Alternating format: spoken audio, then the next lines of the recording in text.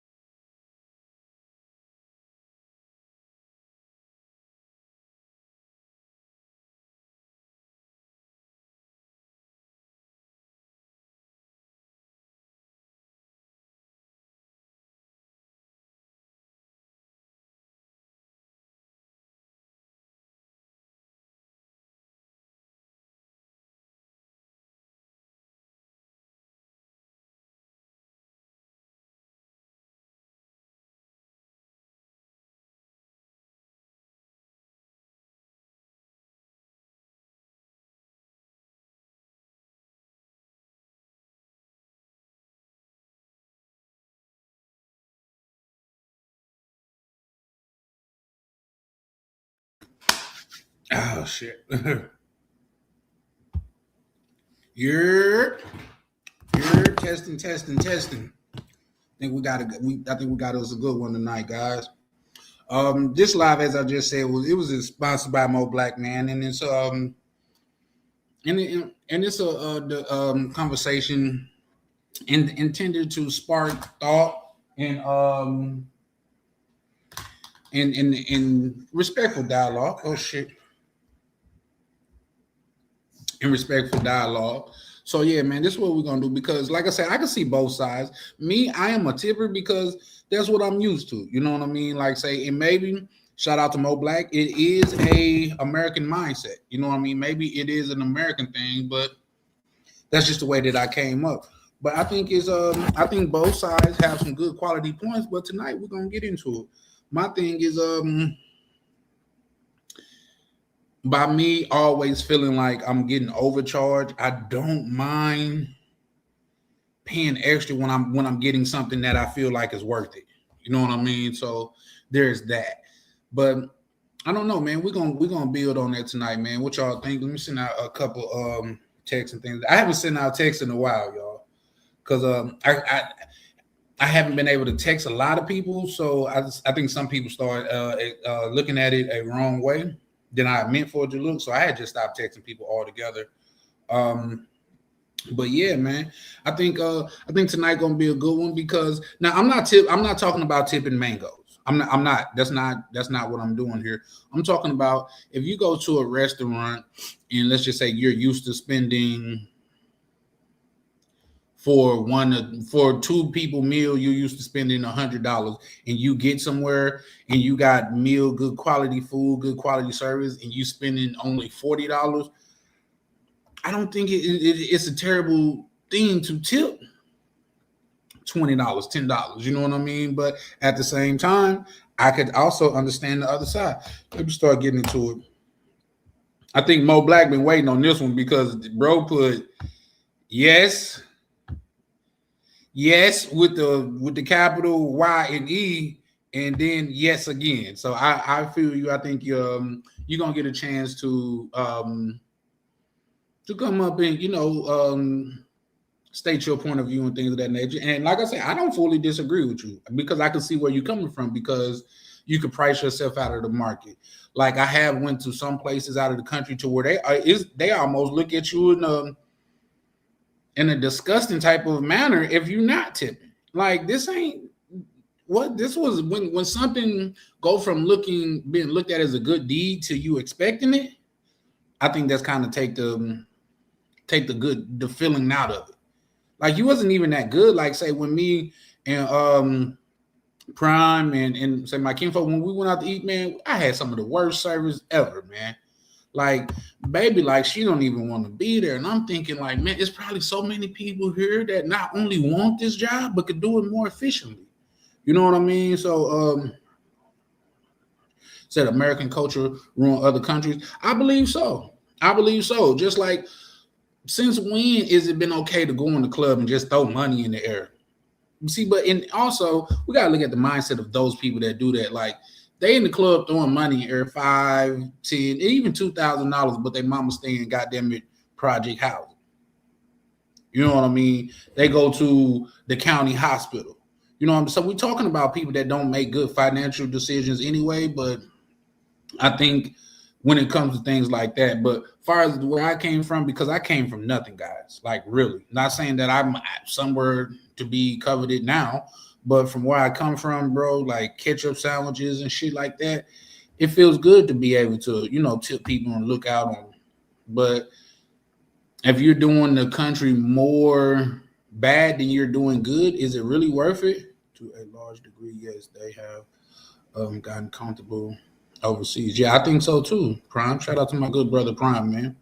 Shout out to my good brother Mo Black and everybody that's pulling up. But I think so too. You know what I mean? They have gotten comfortable, and it get to a point to where they almost expect it. Like you didn't do nothing special. You know what I mean? Like now, if I go from you think you could like who said that? I think he said that. Yeah, right here, the very next comment, he said half-ass service, and then expecting some type of tip is crazy. You know what I mean? That's crazy. That is crazy. 100%. So we're gonna get into it, man. And I'm sure I'm gonna drop the link. I'm gonna try to do it sooner than later tonight because guys, I gotta start getting out of here earlier, man.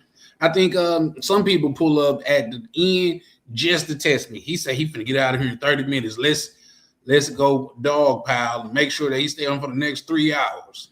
And I'm not blaming nobody because when it's good conversation, I thoroughly appreciate it. You know what I mean? So I'm not, but I gotta start like really sticking to a schedule, especially if I plan on doing more of these lives, especially coming back to back to back, like I'm planning on doing. So yeah. I gotta start getting out of here earlier. So I'll drop the link at the probably in the next 5-10 minutes. Danny. What happened when the chick called the cops on you in the DR? Well, nothing. You know what I mean? I don't know. It's either that bitch was good at AI then, and I still got the shit on my phone. It's either she was good at AI then and AI was out, we just didn't know about it. Or it was a hell of a timing because she sent me a picture of the police at the front desk. You know what I mean? And it was what it was. I talked to my homeboy and he like, bro, you're not gonna win out here. Just get a scumbag some bread and send her on by the way, man. You know what I mean? It just is what it is. And turns out it took for me now Shout out to Unc J and them. They just roasted me on that the other day, which is, I'm an open book, so it is what it is. But turns out it took for me coming out to say that for a lot of brothers to be like, you know what, man, that happened to me too. So it's not uncommon. You just gotta that's why this community is so strong in my opinion, because we got to figure out a way around something like that, especially if we are not those type of dudes, not those type of guys that we just want to go take from. See, we trying to build there. We trying to bring to the community opposed to take away from it. We gotta figure our way around that. Whether having police on the payroll or being able to speak to some type of legal counsel or something like that. But for me at that time, it just wasn't worth it. Like I said, I told my kinfolk, I said, bro, the police might be coming. That nigga start packing up. He was like, bro, we could get up out of here. And I considered that because I felt like I let a bitch with an elementary education outthink me. You know what I mean? And that was the worst part of it for me. It wasn't even the money. So yeah. But it is what it is what it is. But shout out to you. I don't know if you just caught that from the other day when Unc said that, or you seen it when it happened live. But bro, I'm an open book, man. That's what the benefit of being a genuine person, bro. Like it is what it is. It's my experience. I lived it and I own it. It is what it is. And with that being said, I was thinking like, damn, the one chick that I was just like, okay, she was like, oh, I'm not on that shit. I'm not that type of girl and stuff like that was the main one. Everybody else that was a bread thing involved, I had no problems with, no confrontation. The biggest confrontation that I had was a chick talking about tipper, which is which is the topic of the conversation tonight. But other than that, I haven't had no issues. You know what I mean? You state what it is, I state what it is, and shit. It's just that we go on about our lives. But with this chick, if I'm keeping it a buck, bro, I felt like she couldn't. She felt like she couldn't compete, so that was her way of like getting her way in or some shit like that. So it is what it is. I'm not really tripping. Show for 2 hours and shut it down. Make it easier to watch later. You know what? I'm going to goddamn I'm going to take your advice tonight because I was thinking about going 3, but I'm going to take your advice. Y'all got to keep in mind, I'm still fairly new to this. You know what I mean? I'm just true to it. That's why y'all getting used to seeing my face. But I think that's what I'm going to do, man. We're going to shoot about 2 hours, 2 hours and a half max. And after that, we're going to shut it down. I even thought about, shout out to you, Mo Black, because that's a hell of an idea. But I even thought about like setting a time limit. And if I went over that time limit, I would have to pay somebody in the comments $100. And there's nothing more. I don't know about you guys, but there's nothing more to keep me accountable than money. Like, say, I had a phone that called a breakaway. This was years and years and years ago, back when Nokia phones was the thing. Yeah, I'm that old. We called it a breakaway because it didn't fail and hit the ground so many times to where it'll just break into like 3 different pieces. I can put it back together and keep going, which is an idea for moving forward. But it wasn't until I spent a lot of money for a phone till I stopped dropping it. You know what I mean? Just saying, a lot of times money is the motivation. DMV, what it do, good brother, man? Hope you being out there. Hope you being safe on the road, man. We just in it, man. Like I said, I'm gonna drop the link in a minute. See what you guys think, man, because this is a predominantly male community. And shout out to the ladies and stuff like that. That's a part of this community. That's a part of this community. And you got to know the women that be over here, they built different. They not like those like snowflakes, not saying snowflakes as in color, but I'm talking about somebody that's just all tender and stuff like that. Like the women over here is all built for it tough. Like Tam, she's soft spoken, sound beautifully sweet, but Tam will get on the motherfucker ass. We done heard it a couple times. You know what I mean? So yeah, but I'm blessed, DMV, man. Appreciate you pulling up, brother. She said that she was regular. Yeah, she did say she was regular, and she even went so far as to try to shit on the women that wasn't that lifestyle. Now, me coming out of the slums, bro, I don't judge nobody for what they do because, like, who grow up, I haven't met one kindergartner, been around one kid, or even went to one school with a kid as a kid, and heard somebody say, when I grow up, I want to be a scribber. It's just not in the plans, man. So, and we look down on that as a society, but let's just say you're a 15, 16-year-old and as a female and you make a mistake and you get pregnant. I know female that had sex, their first time being intimate, they had a baby. I'm sure they didn't plan for it, but when you go through with it and you had that baby and stuff like that, which is a whole different conversation, we're not going to get into that. But you had that baby, and you looking in that baby eyes, and you see hunger. Screaming don't sound like that bad of an ideal at that point. So me, man, I try not to judge people, man. So that's not my thing. But she was judging. She like even went so far as to judge, like, oh yeah, that's leather. I was like, what the fuck you mean leather? She meant those were tough. You know what I mean? In a derogatory type of way. So yeah, no, it was what it was. Oh, yeah. You say you think it's over with. Foreigners have grown overly irritated with our president. I give it another year or two.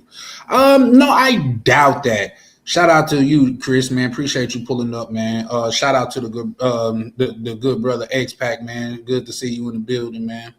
But I doubt that, and I tell you why. I think these places like the big three, well, at least two of the big three, is going to get oversaturated. You know what I mean? I think because it's too accessible. You know what I mean? The barrier to entry is not that high. You know what I mean? And the women are extremely beautiful. You know what I mean? You got people that go out and damn near risk their lives going to a club to holler at chicks. So hopping on the 3 hour flight is not that big of a deal. But going to Brazil, going to Thailand, which they're changing rules in both of those places, and the timing is hella ironic and stuff like that.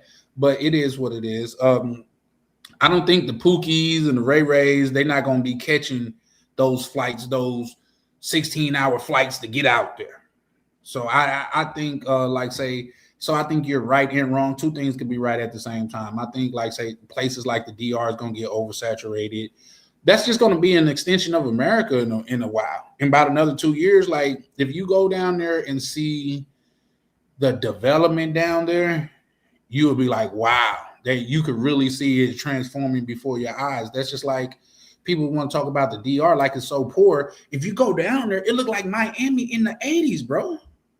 It looked like Miami in the 80s. You know what they say during the cocaine cowboys days? And it was so much development out there to where they didn't even have enough construction companies to keep up with all of that. So I think that, but then they talk about it so poor. That, like, what is it, a Porsche dealership or a BMW dealership out there on Abraham Lincoln Drive or Lane or Road? It was right across the street from my Airbnb. Luxury car dealership. So when they talk about it, it's extremely poor. I don't know about that. Yeah, shout out to you, X-Pac. Two-Tone, what it do, my good brother, man? Appreciate you pulling up, man. We're going to get into it, man. And I really want you guys to chime in because we got to check the temperature of the community. And we got to, come to a consensus as a community just because at least over here, we can stand on code with each other. If it's no tipsy, no. Reason why I say I'm on the fence about it because by that standard, shout out to Mo Black, shout out to by his standard, we shouldn't even look out on the kids that's out there. You know what I mean? You see a little kid that's hungry and stuff like that, man. You shouldn't even look out on them because it creates an expectation. And you guys know me enough to know, man, if I don't think is anything innocent in this world, I think it's kids that are innocent. You know what I mean? So to see kids in famine and they fucked up and shit like that, man, it kind of fucks with me psychologically, especially when I could do something easily that wouldn't affect my day in the slightest bit and affect their day in the biggest way. It kind of fucks with me that I don't. So there's another topic that we're going to dive into within the subset of, are we ruining these countries by being a general? Or am I ruining this little kid by looking out on them? You know what I mean? When I go in there and grab me some chicken or something, grab a couple extra pieces for him, am I ruining them? So, but that's the topic of the night. Say, shout out to X-Pac. He said being generous can be a blessing or a curse. I'm talking about in passport targeted destination. Yeah, I think so, Chris. See, yeah. Like I say, two things could be right at the same time. I believe, yeah. Bro, I plan on going to Iceland and Norway. I'm not gonna see none of you motherfuckers over there. I know I'm not. You know what I mean? I'm going to the farthest reaches of the earth just because I do like traveling. Some dudes just only travel for box or only travel for women. There's not a time to where I just be taking off. I'm gonna dial that back a little bit because going to the DR is kind of expected. But I'm okay with going some places and chicks not being the center of me going out there. I've been traveling the United States for years, and shit. If you go anywhere different, sometimes it's just as hard to go to a place in the United States, especially like in Cali. Man, I was in Cali and I was buying drinks. Like, say, I met some chicks in the parking lot. My homeboy took me to a spot. I'm like, when we get in here, we're gonna get some drinks. And she's like, yeah, I know you're not from around here. I said, why you say that? She said, because niggas don't buy female drinks out here. I said, damn. Ain't no black back then, but the thing about it now, like, damn, I was fucking up the economy out there. And trying to save the folks there in their country. You said brothers got to stop going on vacation and trying to save the folks in their country. Yeah, I get that. But I don't know, bro. Like, because you said that on the back of me saying, like, is it really that bad to look out on a kid that look hungry that's out here? Because now I'm from America. I'm cool with seeing kids out here hustling. Like the water boys, I fuck with them. At least the ones in Minnesota. Because they ain't out there begging. They out there trying to provide a value for some compensation. I'm with that. I respect that all the way. Even if I'm not thirsty a lot of time, I pull up and just peel them off some ducats. Just go fuck it. Because I appreciate the mindset. I want to promote the mindset because guess what? They could be just as easily out here breaking in cars. Just as easily. But they out here in the sun selling cold bottles of water. How can you not respect that? You know what I mean? So, and to see a kid that can't even do that pretty much, like I'm talking about a real child, and to like think like, damn, if I get them something to eat while I'm in here, I'm fucking up the culture, or I feel like I'm trying to save, like, is it? Because once it's over, it's over. I never think about it again. So I don't know, man. I don't know. Like I said, I'm gonna drop the link in a minute, and there's gonna be something to discuss. In Mo Black, I can see you standing strong on that point, but there's got to be some type of leeway in everything. You know what I mean? It's just got to be. In my opinion, at least. But maybe I'm not as cold-hearted as you. Not saying that you are cold-hearted, but maybe I'm just not. Maybe I'm not built like that, bro. Because if I could see my struggle in these kids, why can't I look out on them? You know what I mean? The old heads used to look out on me when I was little. They ain't fucked me up. In fact, that's what harbored the shit. You know what I mean? Like, say, when I was younger, the little homie, I was 8, 9, and 10 and shit like that. The big homies would send me to the store with like a $10 bill, get like $4, $5 worth of stuff, and I get to keep the change. Did they fuck me up, bro? I agree with you, man. Living overseas is an opportunity to create a better life. And Mo Black, he's been, like I said, he's been to Colombia and things of that nature. So maybe he's speaking out of more experience than I am, but where I'm at right now in my mindset, I don't think it hurt to look out on somebody if you can, especially if it's a child. You know what I mean? But I also, like I said, once again, I do understand his point of view. He said, ain't no kids starving in the DR. I call big cap on that because kids are starving all over the world. America supposed to be one of the richest countries that has ever existed, and you have kids starving here. Here, it happens every day, bro. I went to school with kids that wasn't eating efficiently. So I doubt that.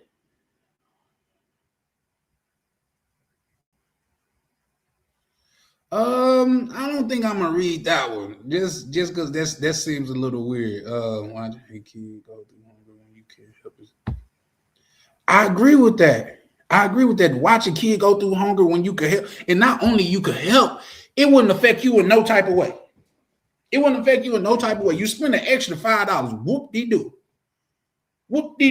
You was finna probably give it to a mango anyway, or go in the casino and blow that shit with a couple more dollars with it anyway.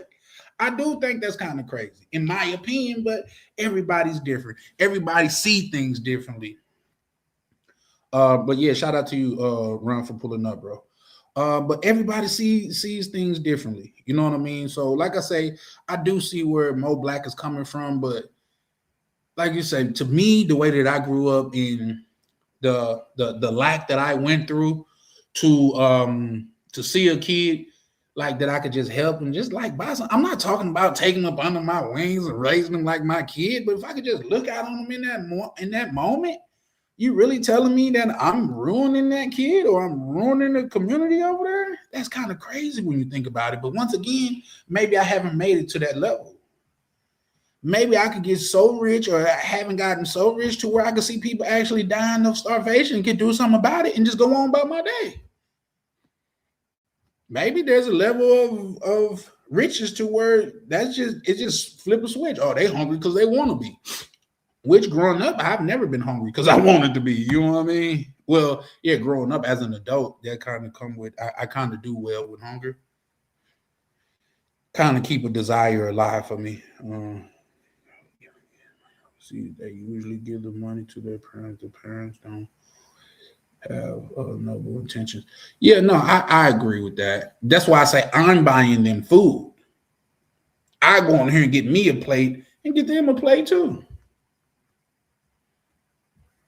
If you could get some money off the food that I just bought you, go ahead. You know what I mean? Go ahead. But I just don't. Just when you think about it, you know what I mean. So, and I've been in situations to where I have tipped, and you can say it really brightened somebody's day. And I've been in other situations to where I tipped. As soon as I tipped, I felt like, damn, I shouldn't even gave you shit because you don't even seem grateful on it. You know what I mean? And I went above and beyond what I was supposed to do to try to look out on you, and you like more respecting of it. So yeah, no, that's different. But let me say, Charlie, when the last time you donated to kids in the U.S.? All the time, all the time. If I'm around kids, especially like, see, because you got to keep in mind, I have a big family here. I got y'all done seen my nephew online. I pull up. I've been thinking about that for the last couple of days. Just pulling up, going to get my nephew and just taking him out to eat. Let him know I fuck with him. He's just turned 12. But y'all done seen him on my live before. You know what I mean? And I was talking to him like they talked to us down south, and y'all made it seem like, damn, how you talk to him rough? Because I called him, boy, hey, listen here, boy. Go somewhere and sit down. But that's the way that we was talked to down south. So we grow and we know. I didn't think about it until you guys started pointing it out. But yeah, I grew and I know. I help people in our village all the time with backstory. Yeah, for sure, for sure. Yeah, I mean, but here's the thing. Here's the thing. Maybe they take it to some unnoble intentions, and maybe they really, really, really need it. I've lived up here with my mother, like say in Minnesota when we first got up here, bro. We stayed in a shelter, and we really, really needed and appreciated the help that we had. And loaves of pass out bottles of molasses and loaves of bread. Yeah. See, but now that I don't know if you bullshit with that, but that's something that I plan on doing in America. You know, like not passing out bread and shit like that, but I plan on like say we give away turkeys, but it's never no turkey drive. Like say we probably come across because you know everything is a play, especially in Minnesota.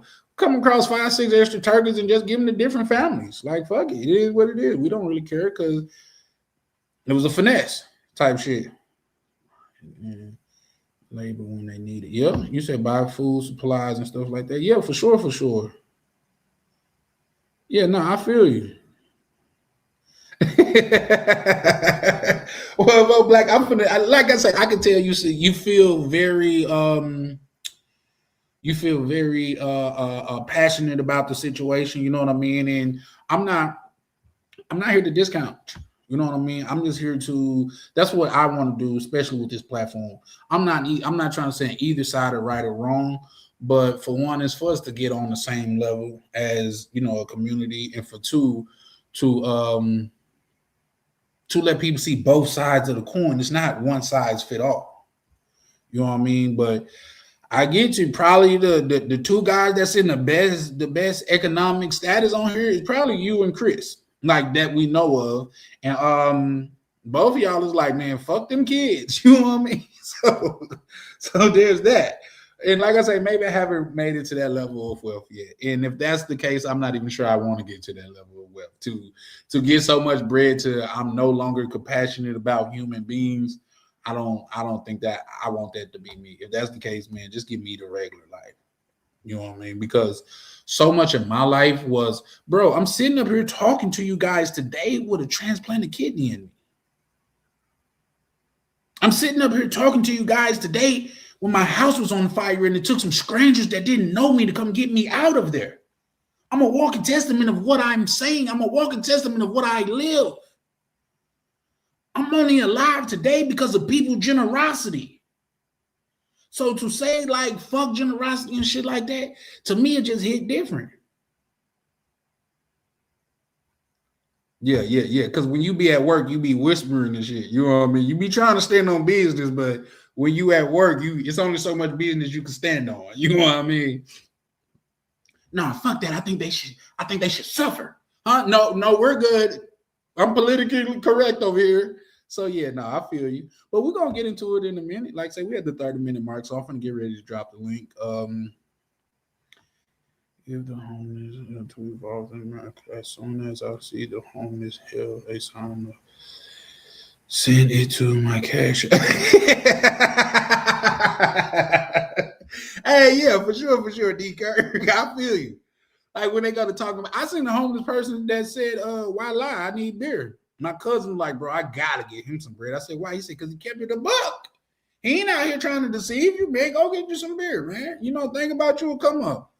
Shout out to my brother Worldwide Navy, man. How you doing, man? Appreciate you pulling up, man. That's my OB right there. Every time I see him, man, I gotta show him love, bro. Real live, solid brother in the space. You say you donate to go Goodwill, but that's a play too.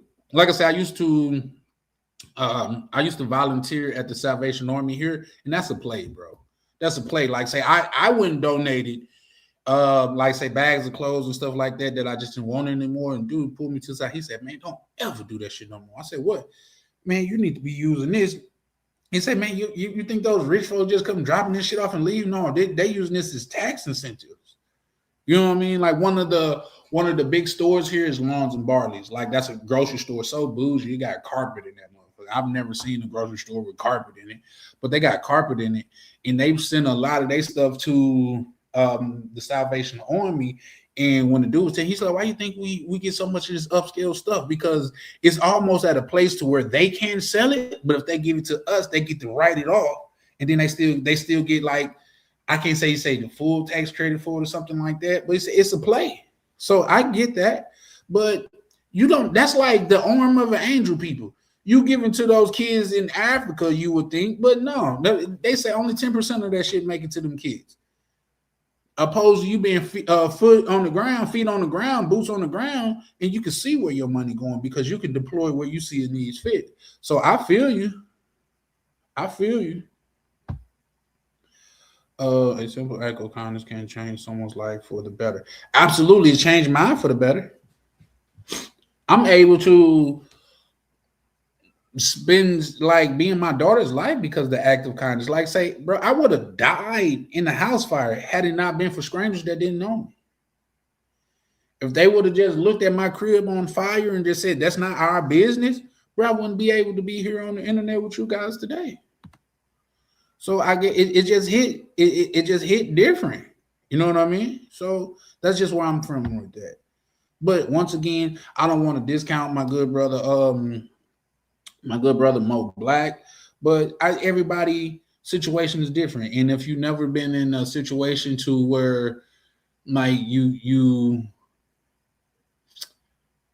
was able to receive the kindness of others in a place to where you need it, I could see you not cherishing it as much as somebody that did. You know what I mean? I feel you.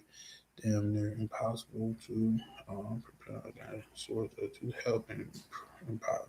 So many people will double and triple dip in the points that need the most will miss out. Do yeah, but at the same time, that's what I'm saying. Like when you're just there, let's just say, let's just throw some facetious number out there. You got $1,000 on you, right?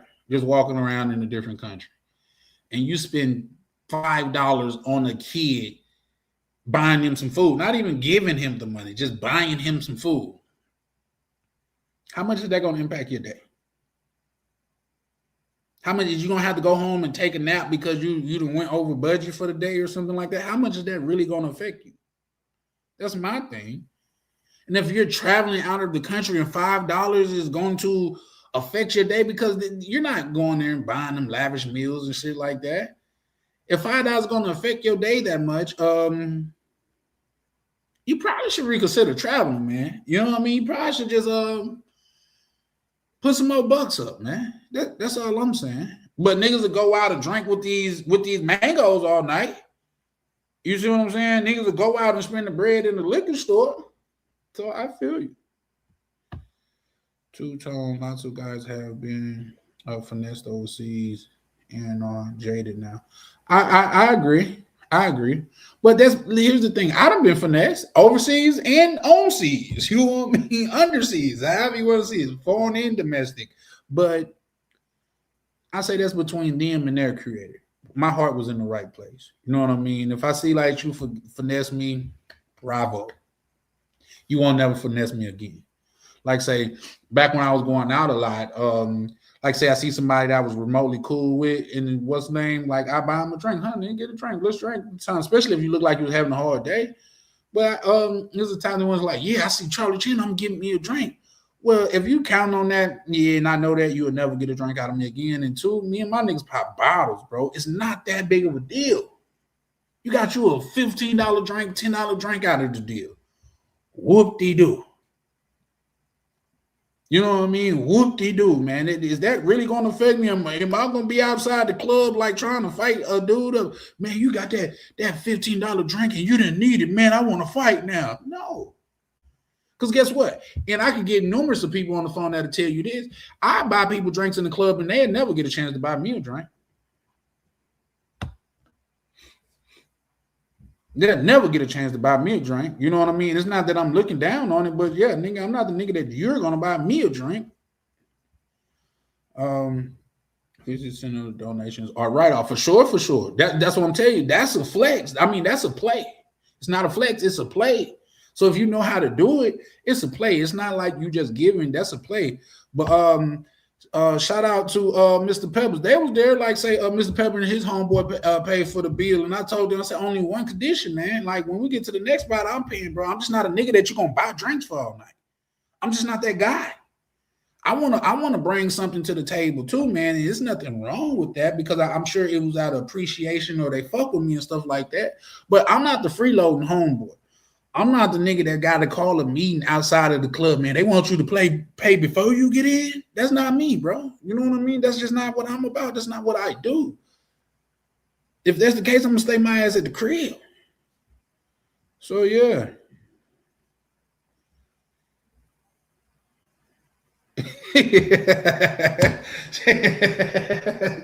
Shout out to my good brother POV. He said, if you say F these kids like Jordan, hit the like button. Even if you don't say F these kids, man, hit the like button, man. We're trying to really and sincerely grow over here, man. And this for like-minded people. Even if you're not like-minded, man, pull up and have some food for thought, man. So you guys hit the like button, man.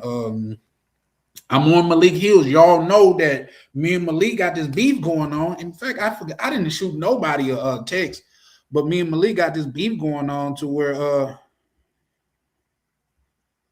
shout out to you, love. I appreciate you pulling up, baby. But don't put nothing in the West Bank because you know we got what we got going on. So just fall back for your boy for a quick second.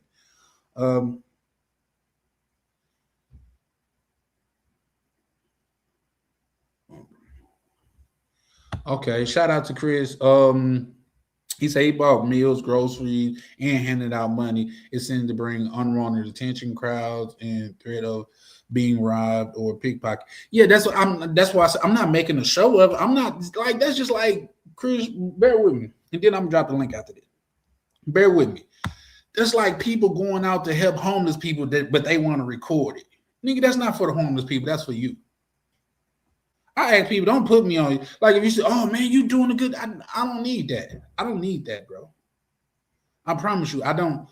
That's cool. And then you want to record somebody at their worst time and shit, bro. I don't need that, bro. If you, I'd rather go home before you try to pin me as a person that's out here doing a good deed and shit like that, bro. Like I'm cool, man. Because majority of the people that helped me behind the scenes. They didn't need no medal for it. They didn't need no awards. They didn't need no goddamn it anything. They just did it out of sheer goddamn it, out of sheer just wanting to help. And I think that's when it's genuine. So yeah, I feel that, Chris, but I'm not talking about like going somewhere and just passing out. Oh shit, my what's name just connected. So if it mess up, my NordVPN just connected. So if it mess up, I'm gonna have to go in and unconnected or whatever that is. But y'all seen last night, because last night I was disconnected from it, and I got a text that said somebody was, and we know who it was. We know who you ninjas. We know it was ninjas that went straight to the Nike store. So it is what it is. But yeah, no, that's why shout out to you though, Chris. I don't need no accolades or people trying to pat me on the back, man. I've been blessed enough. You know what I mean? I've been blessed enough, so I try not to draw crowds if I'm because it's probably something specific. It's something that I seen about that situation. Like, here's the thing: I will give money to people on the side of the road here in the United States, but something got to really speak to me, because if you a man and you standing upright, you got both hands and both feet, bro, I feel like you can go get a job. You dedicated to standing on this corner, dedicated to standing in Walmart and greeting people as they walk in. So something got to really speak to me in order for that to happen.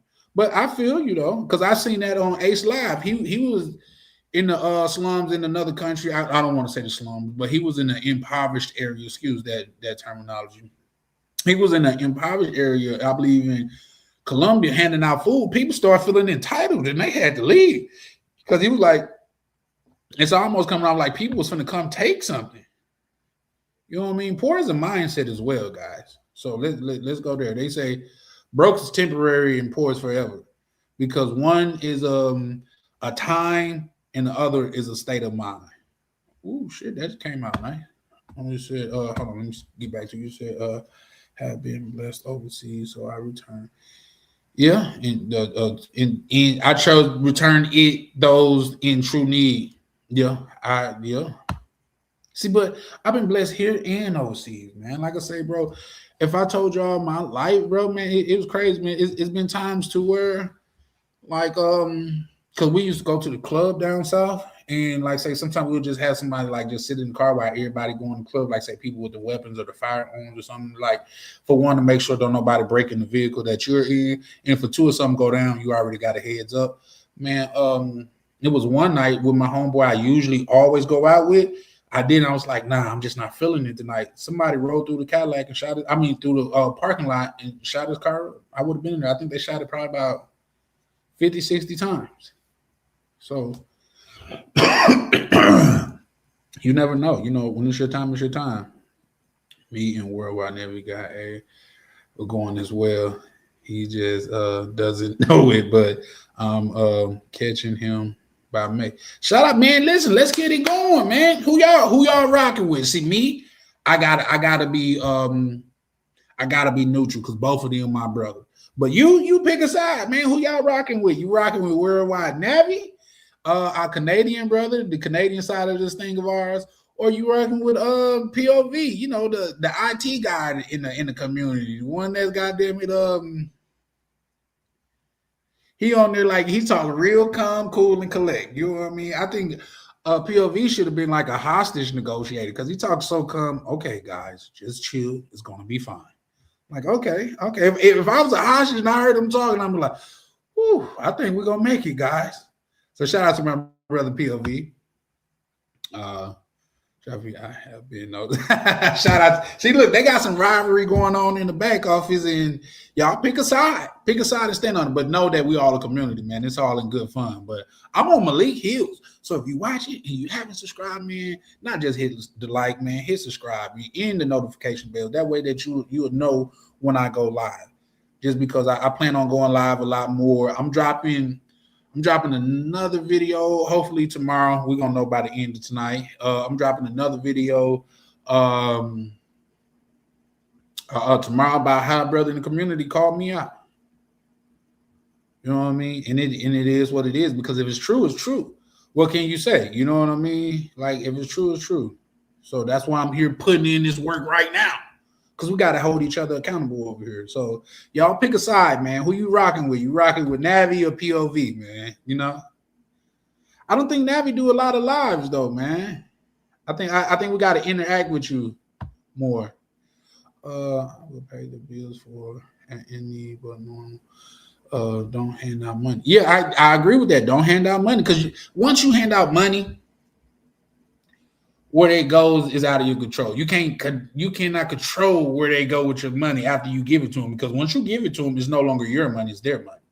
Like I do that in the States. Like, say, and I swear to God, on my daughter, it was a lady just said, "Oh, I'm hungry. It's a Subway right there. If you give me $5, I'll go in there and get a $5 foot long."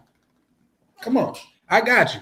Tell them what you want on it, and I'm gonna pay for it out of my pocket. You know what I mean? If you can sell this sandwich, more power to you. You need to get a salesman job. There's a car lot across the street. Go see if you can't sell cars. But yeah. Then you could dictate where your money go. Salute to Charlie in the chat, man. That Bad Bunny halftime show got me ready to book a flight to CO to Colombia. Let me ask y'all what y'all thought about the halftime show, man. I thought it was more of a political statement than anything. I like Bad Bunny, so to that, I'm not really just like heard about it and shit like that. But a lot of people was fucked up about it. Like, for real. Like, I seen I think it was like a Puerto Rican or a Mexican guy. He said white people don't feel alone, because we didn't understand what he said neither. So yeah. I think it was more of a political statement, because when we're going through all of this stuff with ICE right now, you got to aim a person that's of foreign descent to come and do the most American thing in America, halftime show. Do you know how much a 30-second spot on let me drop this link, guys. I've been saying that and shit. Y'all getting me in my bag, and last night YouTube got me ready in the mindset, bro. If they on your heels, you gotta be ready to cook. Sometimes you don't have a sous chef. Sometimes you gotta go in there and do your thing. But I rock with my own principles and values for sure. And I think as men, that's what we gotta do. You know what I mean? But at the same time, I'm never so closed-minded to think that I can't be wrong. You know what I mean? I'm sure Mo Black gonna pull up, and like I say, we had a little bit of this conversation the other day, and he brought up some fair points. I'm never so stuck in my mind to where I'm just closed-minded. So yeah, is it?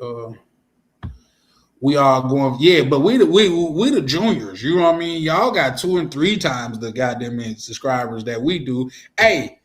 Y'all get me up there with Nav and POV. I'm calling them out too. But right now they the big dogs, man. And sometimes you gotta stay in your lane. You know what I mean? They the big dogs, but at the same time, they deserve it, because they literally really putting in that work. You can't be mad at somebody that when they get to where they going, or they're further along than you, if they didn't put in more work than you. They just do. You know what I mean? So shout out to them. But y'all put me on, man, listen, hit that subscribe button, man. I'm going to start saying it all night. You said, yeah, we all going for $1,000. Yes, sir. Oh, you say you didn't watch the Super Bowl? Okay. Yeah, I feel you. But to me, the Super Bowl, like I say, it was more political than anything to me. But it is what it is. You know, Jay-Z got them. He done came in there since he done got it, because I think he's over the halftime shows and stuff like that. That was doing the whole Colin Kaepernick thing. He done got in there and damn near made it went full hood. Like, they thought it couldn't get no worse than goddamn it, Kendrick Lamar. But the next year, he was like, you think it can't get worse? How about no English at all? You talking about you couldn't understand his English? How about no English at all? Okay, nobody. That's like you and your sibling arguing over like some chips in the car, and your mama just take the bag and throw the whole thing out the window. Nobody get the shit. Nobody gets it. Shout out to my good brother. Oh shit, let me add. Okay. Expat, how you doing, good brother? I'm doing good. How's everybody else doing? Well, as far as me, man, I can't complain. Well, I can actually, but I tried it before and it didn't help. So we might as well just roll with the punches, you know. Yeah, Mhm. So dealing yeah, with my dealing with my health problems. There's many days I don't feel like getting out of bed, but I still get out of bed anyhow and try to yeah. make something positive out today. That's a fact, man. Life is a blessing, you know, and a lot of times because I have those days to where I'm down as well, and a lot of those days I tell myself somebody out there got it worse than I do, so let's try to make the best of it. But we got another brother, my good brother POV. Brr, brr, brr, brr. What you got What going, bro? up? I'm good. How's it going, POV? Hey, what's up? What's your name? I never got your name. My name's Adam. Adam, how you doing? Where are you? Cause you got light. I'm in Thailand. Oh, okay. Oh, that's what's up. I got to get Yeah, there. Okay. Now I him, just They want to live. come up. and brother Eh, Ronan are in Asia, the Asian countries. But my oh, apologies. okay. Go ahead. No, I just want to come up and tell you that I'm gonna beat Worldwide Devi. You know what I'm saying? So if y'all have some sympathy for him, go ahead and subscribe to him, Worldwide Nevi. He does a lot of videos. He just did Panama. I think he did. Damn, I can't always forget the other country he went to. I think no, he didn't Didn't he do do Peru. Costa Rica too? Costa Rica, that's the one he Yeah. did. So check him out. He also has some videos he did in Canada with oh shit, I forgot what he did. But check him out because I'm gonna smoke him in the end. So y'all can give him a little head start. So I just wanted to come up and say that. All right. That's the fact, man. Charlie, I'll be Appreciate you. watching for a little bit until I fall asleep. But you know, you always be on my other TV. So Man, all I right. appreciate you, POV, man. And listen, man, the feeling mutual, man. Like it's brothers like you that make this community what it is, man. So I thoroughly appreciate you, POV. All right, no problem. All right. And nice to meet you, man. All right. Nice to meet you. All right. When calling Mo Black to the front of the congregation, you had all that rah to say in the back on the chat, but now when the link is dropped, you ain't got nothing to say. So, Adam, you want to chime in? He said, thanks for the shout out, POV. He said, hey, he put you up. I mean, he bigged you up and put you down at the same time. They're like the same time. That's like Hurricane Chris. He was talking about how bad the education is in New Orleans. He was like, yeah, the education here is terrible. Somebody put in the chat, man, the man made a point and proved it at the same time. So yeah, he coming at you, man. Listen, y'all pick sides, man. Who you rocking with? You rocking with Navi or you rocking with POV? Because he said he gonna smoke you. But yeah, Adam, how you feel? How you feel about like say the topic of the night? Do you think like being generous is ruining other countries? Um, it just depends if you actually helping someone or you're enabling them. Hmm. You Elaborate know, on that for me. Oh, well, while you like doing that, help it, I'm gonna plug my like computer up and turn on my light. So I'm still here. You could just keep talking though. I got you. like for example, we had a real bad storm here. Fell on trees fell down on the houses on some people. I helped repair them, and a couple of them I helped rebuild them. And then I had a nephew. He was selling the drug here called Yaba in Thailand, and he got arrested, and he could face up to 25 years in prison for it. They want My wife's brother wanted me to pay 5 million baht to get him out of jail. I said, well, he already knew better not to. He already knew better not to sell drugs in Thailand and all that. But instead of paying 5 million baht, what I did is I talked to the well, I'm not sure what they call the military here in Thailand. I talked to the army recruiter. They said if he spent 2 years in the military, they would waive the 25-year sentence. And that's what he did. That's what they decided to do.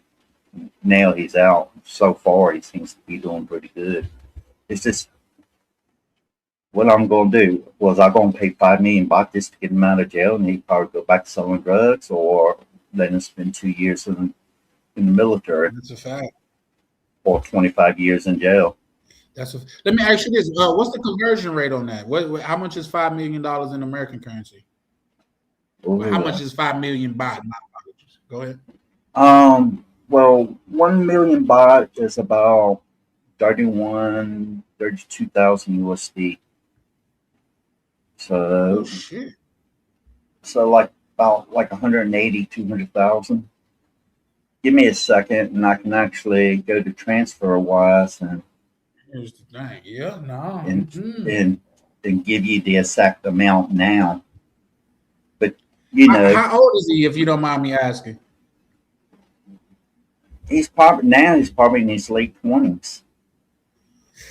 Well, he's still kind of young, but those type of mistakes you just don't want to make, because it's some life altering mistakes that you can make to where it'll be hard to bounce back from. Yeah, selling the drug yaba in Thailand, that's what it's called. It's like I forgot what type of drug it is, but it can carry the death penalty. He got lucky with 20. He got very lucky for 25 years. Let's see. Wow, shit. The devil penny. Hopefully you guys can you hear me? Yep, we can hear you loud and clear, bro. Hopefully you guys can hear me or no. Yep, we can. I'll be right back. We can hear you. He couldn't hear us. He must couldn't hear us, but we can hear you. Exactly. 5 million baht is roughly 161,000, a little bit less than that. It's $160,462 USD. Nah, that's crazy. That is crazy. It'll be a lot less if they was more strict on drugs here like that. It'll be a lot less people selling it. I promise you that. It comes with the death penalty. Shit. PLV, can you hear us? Yeah, I hear you now. You hear me? Yep. We can hear you the first time. I'm probably apologize. I came up. I didn't even talk about the topic. I just want to tell you,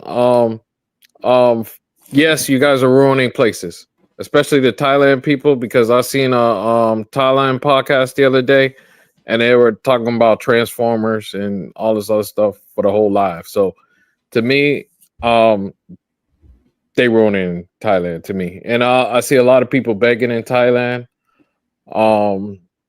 Specifically Thailand, I'm talking about. I've seen a lot of guys and girls. That though, right? What's that? Didn't you just leave? You just went to a whole country and passed out medical supplies and candy and all of that stuff. That's extremely generous. Yeah, I know. I'll be generous and stuff like that, but I'm talking about I'm talking more about like going over there and doing ghetto stuff. You know what I mean? So to me, that's not what we should be doing. No, I agree. I agree 100%. I agree with that. Yeah, that's why this. I was just trying to figure out what Transformers have to do with that. And I know what you mean by the term. It was just. Oh, you don't know what that means? No, he said he I know what it means. I just don't know what it has to do with kindness and generosity. Oh, okay. I was more talking about how we ruined the place. The kindness and generosity. Oh yeah, man. I think I'm always kind and I give out to the people. I just did a short, like I think it came out Sunday, where it's just me passing out candy to kids and stuff like that. So I'm always giving. I gave medical supplies to Cuba and a lot of stuff. So I do believe in giving out to people. I do believe in helping the locals, especially when they're going through something. Ryan just did a video of he asked the guy, what's your salary? I think it was $5 a month or something like that, and he tripled it or something like that, and gave it to him right there on the spot. So to me, it's like I can't understand when you go to places and people don't give or do anything for the locals, especially the local peoples, you know. So do you think that's ruining communities when people do though? It depends on how you do it. meaning like if you out there popping bottles, throwing money, cash around, and doing stupid stuff, I think that ruins the community and adds an expectation to us. That means next time somebody comes there, the prices go up. You know, it all goes up for us, and also prices out the people who live there. So Okay. yes, I think we do ruin it. For instance, like a Thailand, I'm pretty sure prices have went up, skyrocketed in the last 5 years. You know, from doing that. Not saying the people who go there are bad people per se, but you know, it's just so many of us going over there, and we're all doing like so many different things. So What I what that what particular yeah. prices have gone up in Thailand that you think? First, I've never been to Thailand, so I can't really speak. I know, I'm being critical of it. Um, the prices I think that are going up is housing, maybe rent.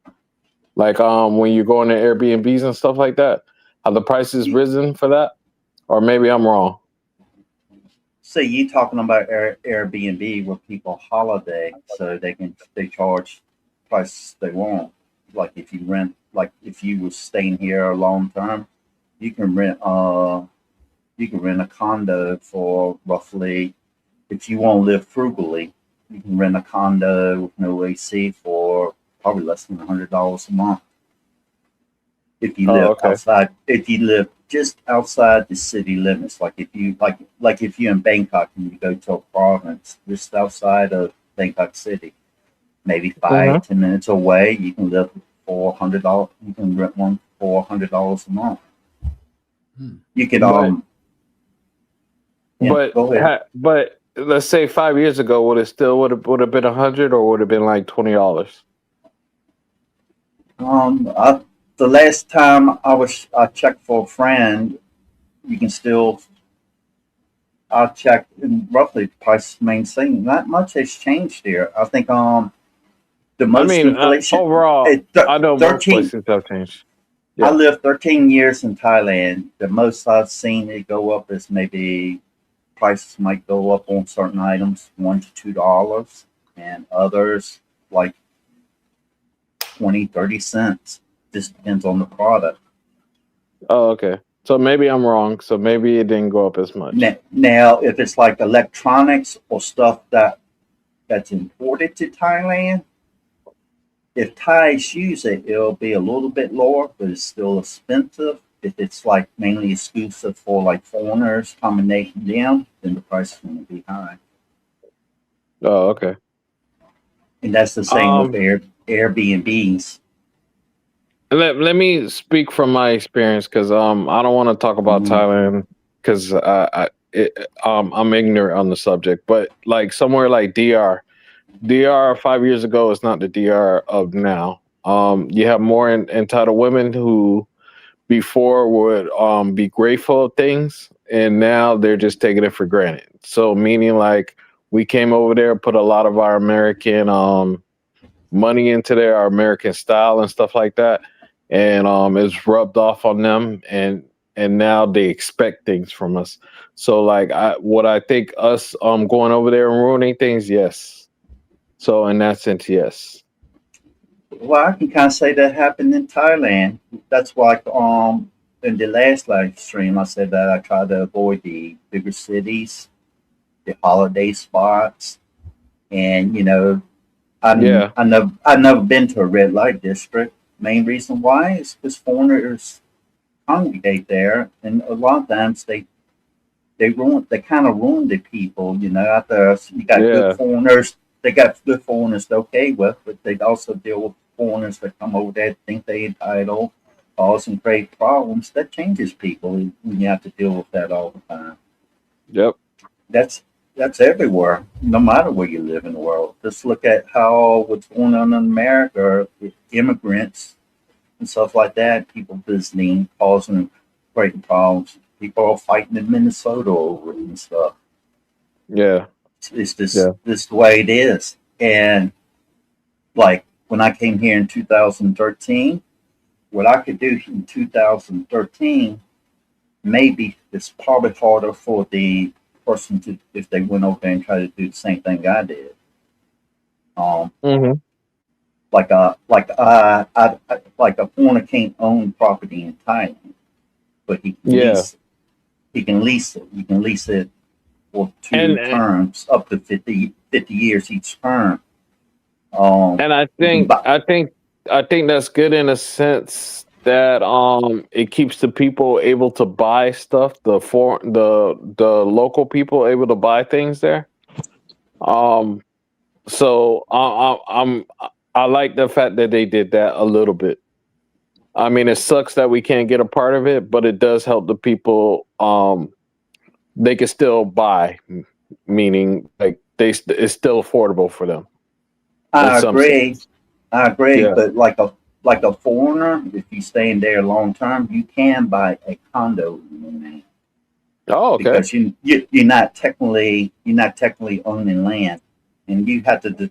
They have, like I said, I've seen prices as low as 100, like renting as low as $100 a month, all way up there to like $2,000 or $3,000 a month. Just depends on what you want.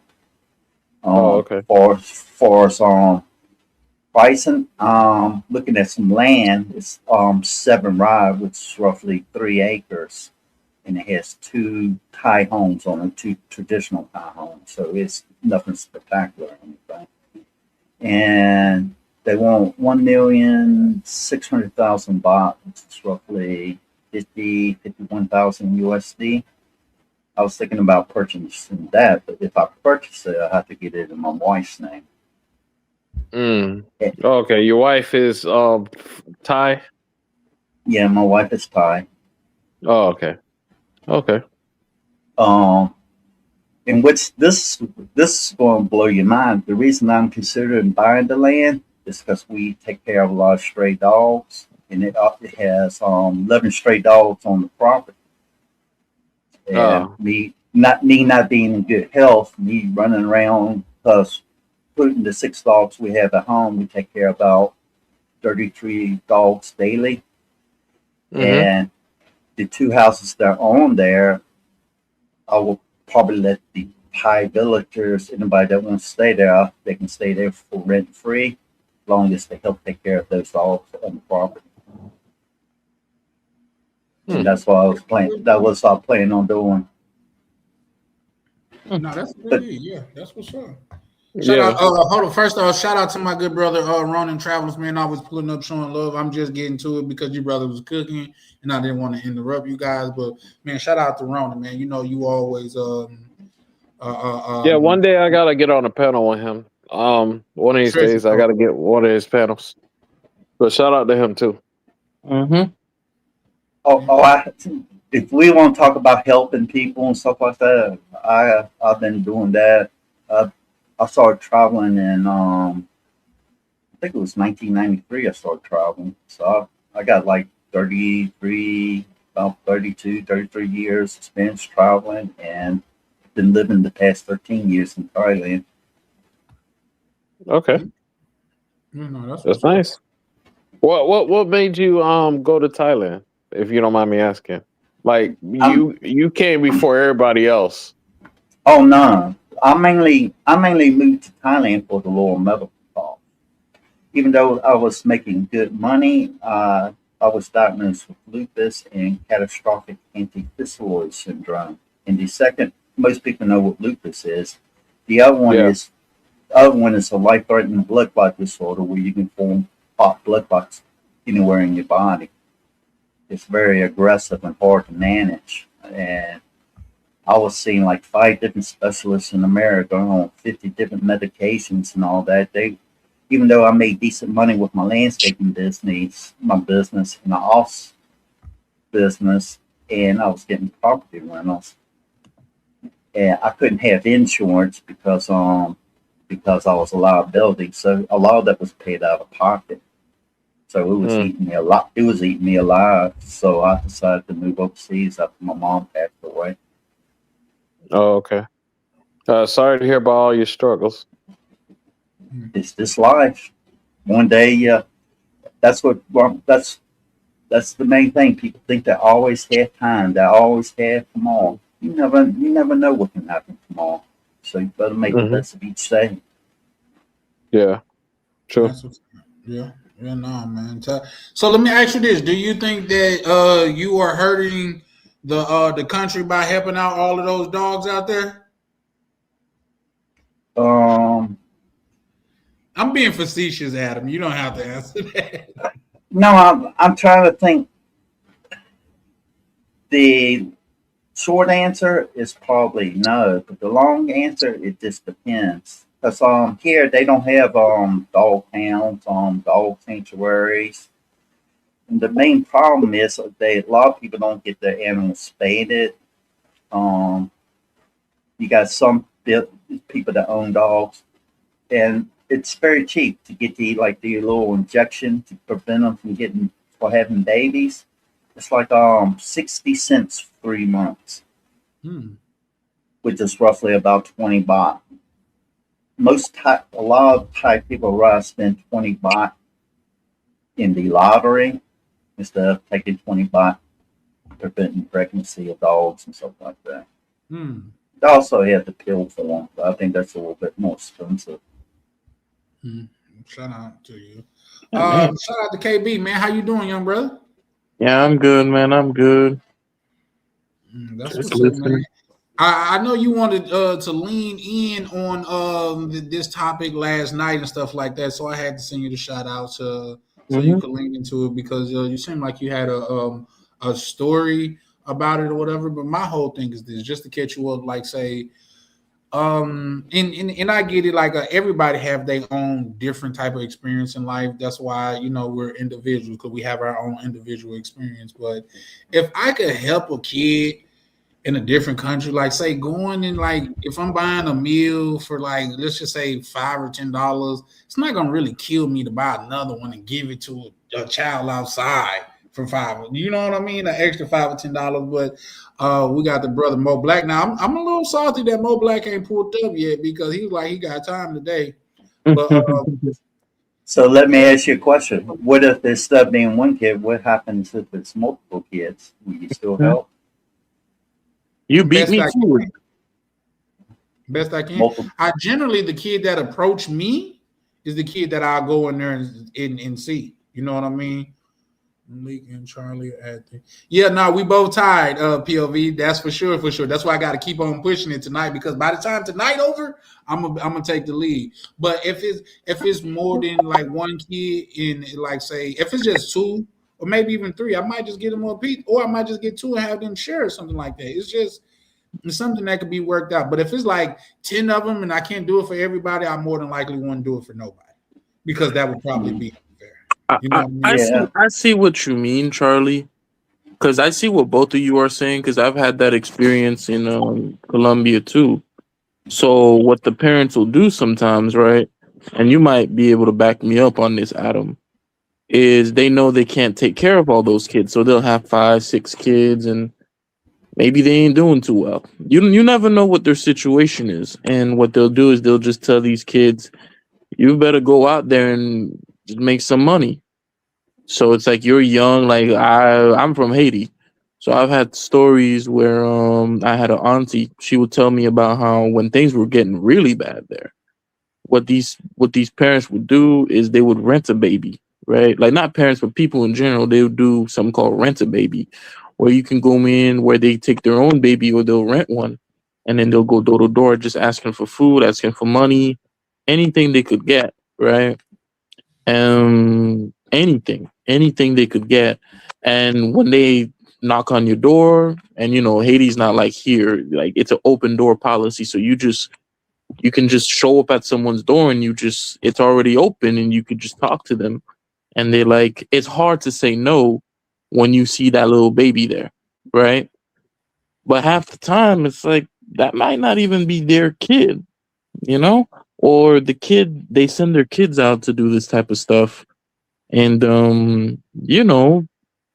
it's just, I don't know if there's any solution. No, it's actually pretty sad. It's pretty sad. It's just, and it's like at the same time, it's like on the one hand you want to help, but on the other hand you kind of know that if you help, then it kind of becomes a pattern where I've had an uncle, for example. He used to help out this homeless man in Haiti. And one day he's talking, he's driving around, he sees the homeless guy, same homeless guy, and he's like, he's in Haiti, he's like, come into the car. So, the dude's sitting there, he's in the car, turn on the AC, and they're talking, and he's like, listen, why don't I help you out? Like, get a job. It's like, I know this guy at this mechanic shop, and he could help you out.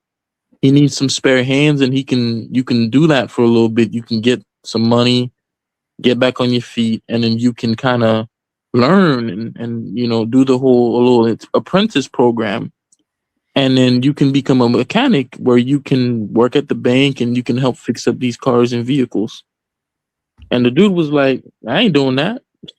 Basically, it's like, you gonna give me the money or not? If you're not gonna give me the money, just let me out this car.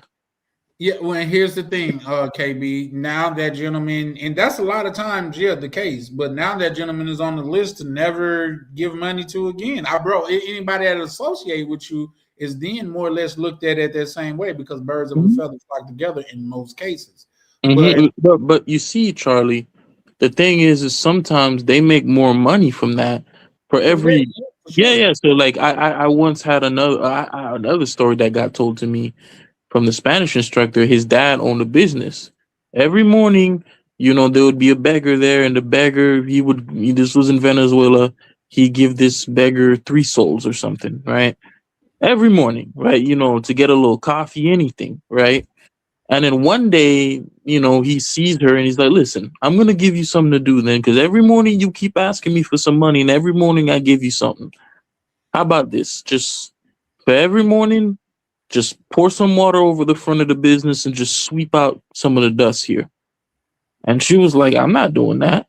I make more money, just waiting here for you to give me something than I could make working for it.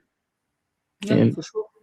in those countries, that's kind of like the mentality. Like over here, when you have to feel like you have to beg for something or ask for something, there's that level of like embarrassment or shame. But for them, growing up in Thailand or maybe Colombia, they may not necessarily have that. That may be like normal shit to them. I got another story in Parquilleras too. It was about 9 p.m. and these kids, I went out with a friend. I didn't partake, but I went out with a friend, and because he wanted to go, he never been to Medellin. So we went, and these kids just kind of came around like, oh, you want to buy some chocolate? You want to buy something from us? Right? And I said, sure, I'll think about it. But like, what are you kids doing out this late? It's Tuesday night. Why ain't you at school? Why ain't you doing anything? He's like, oh, we're just out here trying to make some money. We're trying to hustle. So that's why I don't really, when I see them, like if they just catch me at a time where I'm eating at a restaurant or I'm drinking my drink, I'm like, damn, they got my ass. And I give them something. I ain't gonna lie. I'm like, dang, they got my ass. And I give them something. But half the time, if I just see them, I just pass by. I'm just like, nah, I'm not gonna help. Yeah, no, I feel you. And that's always can be the case. Like say, believe it or not, and this was years and years and years and years ago, guys. Like say, back when I was hustling and things of that nature, it was a dude that used to be at the gas station, and oh man, he had the perfect spiel, man. I can't even say it was perfect because he was involved in the Lord, but he was. I'm only saying that in the context of a lot of people was falling for it. He was like, they go to this church and they got this, that, and the third going on, and the church had burned down. And he out there with the clipboard and everything. And he be like, we got this organization to every dollar that we raise, they're gonna match it and things of that nature. So every dollar you essentially give me, you're giving to. You know what To I the mean? church. Yeah. And you know how people feel about the And church he was in the running it South. up, but at the same time, because I was in the bad side of life then, like I say, back then, it was a long time ago. People like say the same, because we all in the community, same people that donated to him at the store would see him coming to spend money with me as they coming to spend money with me. They like, I'm finna beat his motherfucking ass. Nigga, don't you know I'm thinking I'm helping out the church and you using God's name in vain? I said, listen, 2 things. For one, God know your heart. You know what I mean? You have pure intention, and that's not what he do with it is not gonna affect how God looked at it, your intention of your heart. For two, you gave him the bread, and once you gave him that bread, that's like, you know what I mean. That's you can't dictate what they do with the bread. So I do understand that. You know what I'm Nah, you can't, like, if someone, okay, if somebody just like, hey, just spot me some money. My brother said, hey, spot me some money. I'll give him the money because he's my brother. But if he's like, oh, I'm gonna use this money because I need this money for this, and then you go on and then you don't spend the money on what you said you're gonna spend it on, I'm upset. You know? Yeah, but that's your brother, and you have a certain moral expectation of him. This is a stranger that these people are, and they don't have that moral. They can't. They don't. They're not allowed to have that moral expectation of them. That's just like when the brother on here said he went to go meet a man and have a man on man, a one on one. Pause. That came out weird, but a one on one fisticuff with a man, and he was like he brung a weapon. I said you assume that he was a noble individual. And he wasn't. That's why you got a weapon used against you, because you brought nobility to a place where there wasn't any. You know what I mean? But let me read this coming from Chris right fast. He say, if you pay attention, local ignore that begging ish or snap on their ass. When in Rome, do as the Romans. I'd agree to a certain, but sometimes locals are fucked up too. They just making it by. Like, how can I share a piece with you if I'm fucked up? But go ahead, Adam. In some countries, that is the case, as he described.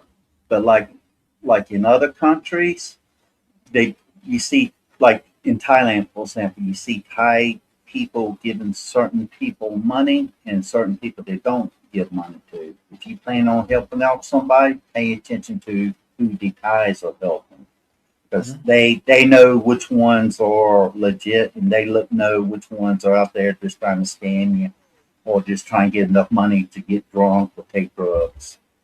So they do know that. You have to pay very close attention to that. Well, here's the thing, and you actually sparked a thought in my mind. Do you know why places like Thailand and certain places around the world, they start making sure that you had enough money to travel there? Because people was making it a thing, and a lot of times it was like white Americans, they were making it a thing to travel through these backpack through these countries, and they would beg their way through. And it became such a thing to where they had to start making it a law for you to show that you could actually travel here. Like that, it was a whole thing back then. Like, I don't know if it's still prevalent, but I remember watching a story on that, and that's a whole thing. Like, say people just they beg they way through the travel world. Now, over here in the black community, we got people on the internet begging to go over to Thailand and clap cheeks. You gotta you have to be careful when you're overseas, because there are homeless foreigners in Thailand. They lose their money, or they put a woman in charge of their account and stuff like that. They lose everything, and then they can't afford to go back home. And then they beg other foreigners to help them get back home, or help them go through the embassy of the country to go back home. Wait, Adam, I got a question, right? Mm-hmm. Okay, so let's say, for example, right? Because I've seen a few of those people. I've heard stories about that in Medellin too. There was this Canadian woman who went there, and I think she got hooked on something, and she just, man, she was gone. But okay, so let's say you're in a country, right? You get robbed or something, for whatever reason you don't have money to return home. I would think like the first thing that someone would do in that case is just go to the American embassy, right? Like, just walk The there if embassy you of the have to. country. Yeah, and then ask them for a plane ticket back home. Tell them my passport got robbed. This got stolen from me. I mean, once you start speaking perfect English, I think they can tell that What scares a lot of those people is they don't have no money whatsoever. The embassy will help you get back to your country, but you're gonna have to still pay that bill. And some of those don't have family back home that can help them out and stuff. So that's why they're afraid. I get that, Adam, but even in the grand scheme of things, you'll be better off working to get the money back home, at least where you're on familiar territory, than being in a whole different country and you're still broken poor. They had some people. They had some foreigners here that were homeless, and the Thai people will feel sorry for them and was helping them with food and stuff like that. And they were sleeping out in the streets, but they were on food and stuff like that. So that, in a way, that's kind of enabling their bad behavior, if I'm saying it correctly. I see what you're saying, but I'm thinking, do they Yeah, just not want to go back to America? Because the embassy, I think, will get them a one-way ticket. Like, you know, they're Americans. They will they say get the them a embassy is ticket. not what it used to be. Well, I could Will be they? wrong. I could be wrong, but I think you have to pay. You have to pay, eventually pay them back. But I could be wrong. I'm not exactly sure how that No, Adam, works. that makes only sense because just imagine how many people would go a place and act like they broke just to get back home, a free ticket back home. So yeah, if you go out there Mhm. and you can't get back, if they pay for it, they not only should charge you, they should charge you interest. In my Hold on opinion, now. No, I don't know. Charlie, you be talking. Who are you associating with that are doing stuff like this to the point? Really? People are really doing stuff like that in mass? Like they're going to the embassy and just pretending like yes, they're yes, trapped? so much so to where you got places like Thailand that has changed the law to where you got to show that you have enough money to travel there and leave. That's why there's so many people, so many countries show that you got to have an exiting ticket. These things happen in mass. That's why they changed the rules, not because of one person done it. If it was just one person, no, that's just a one-off. But so many people have done it, so now you got to show a return ticket. Now you got to show your bank account. Yes, it does happen, sir. See, Hold on, because when I that think about Thailand, I think, okay, there's a lot of Indians there. There's a lot of, And they on their ass. you I know what just I'm seen. saying? But I wouldn't Just expect an seen the story. American to just be on their ass like that. No, but I You just seen the know? story where they was talking about Indian people. They will go. It would be like 6 of them go into a bar and stuff like that, and buy one drink, and they all shared the beer. I swear, I just seen something like that, like less than a month ago. So they it. crack down I on foreigners because they say Indian is like it's a lot of Indians there, like some of them that are not supposed to be there, and other ones that's like say they work visa, some type of visa ran out or something, and they just stayed there. But go ahead, Adam. I just looked online on ChatGPT. They says if the MC helps you get back home because you didn't have money, you have to pay them back. Now Rightfully so. I don't know if you have to pay it all at once or they do it in small installments or whatever, but you do have to pay them back. Rightfully so. I believe so. Because here's the thing: when I travel, I bring enough money, then I bring emergency money, and then I bring my credit cards. Mm. You see what I'm saying? So if all else Yeah, fails, I got 2 exit plan, and I could get on the phone with my family. I Mhm. have. If that fails, you probably shouldn't be there. And if somebody have to bail you out, why should they have to bail you out for free? Them was your own bad decisions. Like me, I have accounts in America, bank accounts. I have ones that I can use all over the world. Like I have Charles Schwab International, and I have China Bank. I use both of them. Plus I have banks in Thailand that I Uh, use. Let me ask you something, Adam, while we're on the subject, because I've been hearing a lot of good things about Charles Schwab. What are the fees for having an account there? I'm looking to get a secure account there. It I don't get charged any fees. Even when you go to the ATM, if you go to the ATM and take out money using your Charles Schwab International No, card, I know, you have to like have the international. You Yeah. get charged. The bank might charge you money, but they return it. They The refund the ATM may fees at charge the you end of the money, month. but Charles Schwab It's that's the because same with China Bank. okay. yeah, The but what only I mean is like, that I know are about they Charles Schwab, for? they have a what's the name with American Express, and you get a Charles Schwab card through them. There's no international fees, no ATM fees, and things of that nature. But I did just get a text that says yes. If the embassy have to pay for it, it is a loan. Repayment is required. So yep, that's what's Yeah. up. Yeah, I was pretty sure I was correct. I wanted to look it up to make sure that I was giving the right information. Right. But when y'all was talking about helping people back home in America, when I had my landscaping business, if I seen somebody with a sign that says willing willing to work for money or willing to work for food, I'll pull up to them. It didn't matter if they were, it didn't matter age, if they were young or old. The younger guys, I would, if they're willing to work, I'll give them a daily wage to help out. And, according to the skills, because they might not know what they're doing. And like the older guys that couldn't really do much, I'd say, well, you can help sweep here, help clean up here a little bit and stuff like that. You don't have to do much. I understand that you're old and stuff like that, and I still pay them a good wage. So let me ask you this though, Adam. How many of those people that once you called them on that, they actually didn't want to go work? I'll say probably about half of them, maybe 60% of them. Jesus fuck. I can believe it. Christ. That was back in like 1993. Well, no, not even 1993, like 1991 or so. So I worked at an early age, 10, 11 years old, and I turned grass, cutting, shoveling snow, cutting bushes, planting flowers, got into building decks and all that. And when I turned 18, I was my own landscaping business. And when I was in 1993, I started doing pretty well. I started traveling overseas. Okay, that's what's up. But talking about helping people, I can give it a sample of helping my sister back home in America. You would give her money and she'll spend it on other things. And what happened was it was around Easter.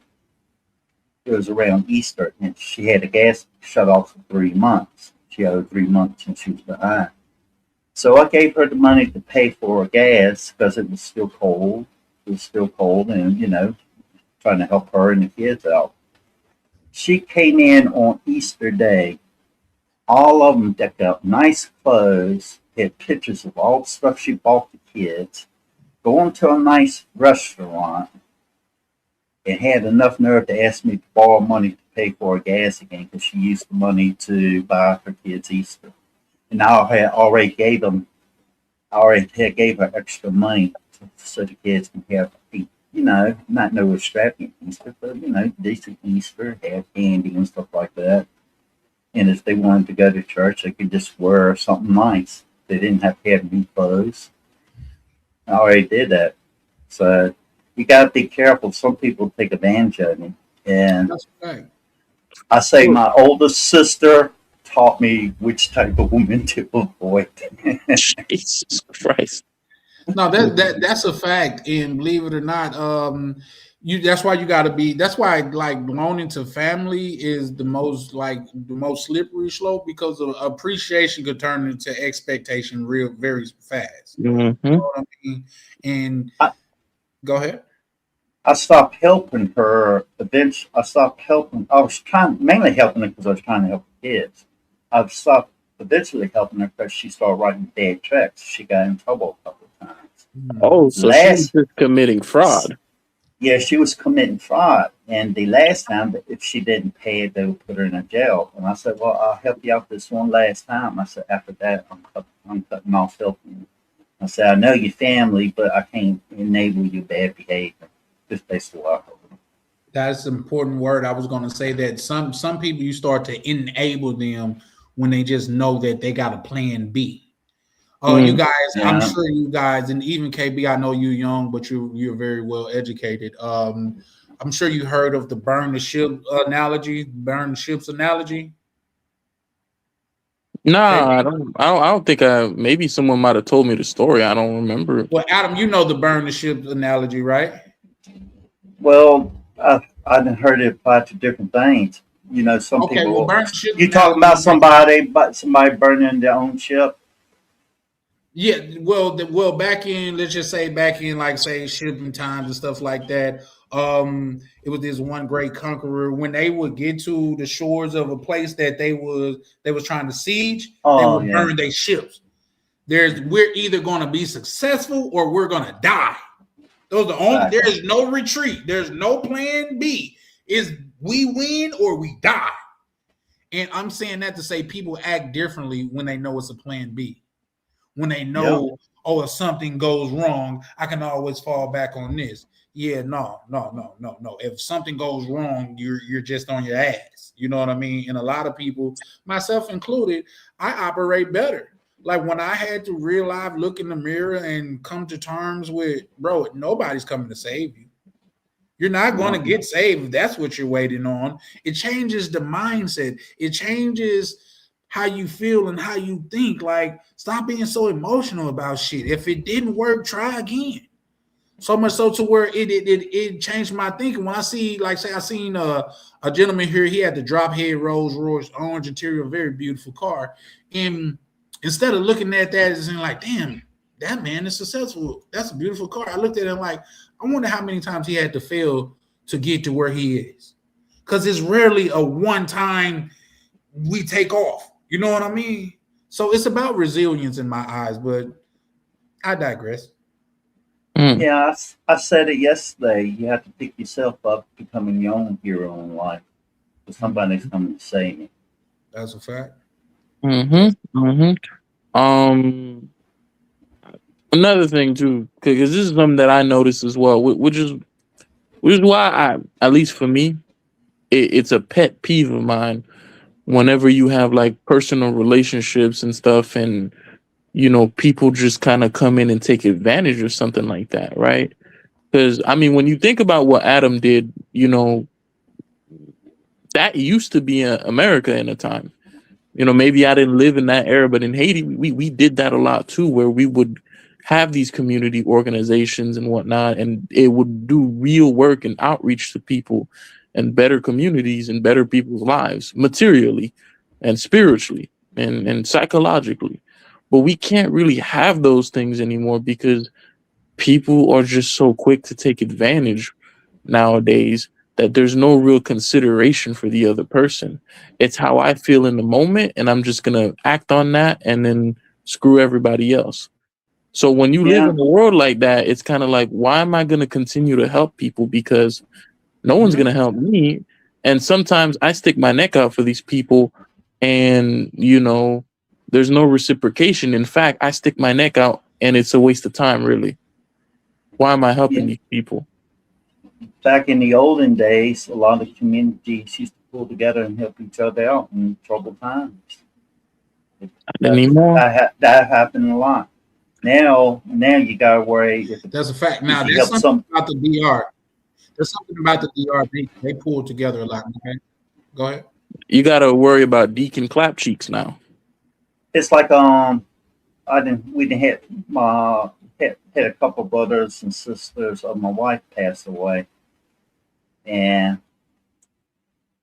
not just that, some people in the village they don't have the money to pay for funeral.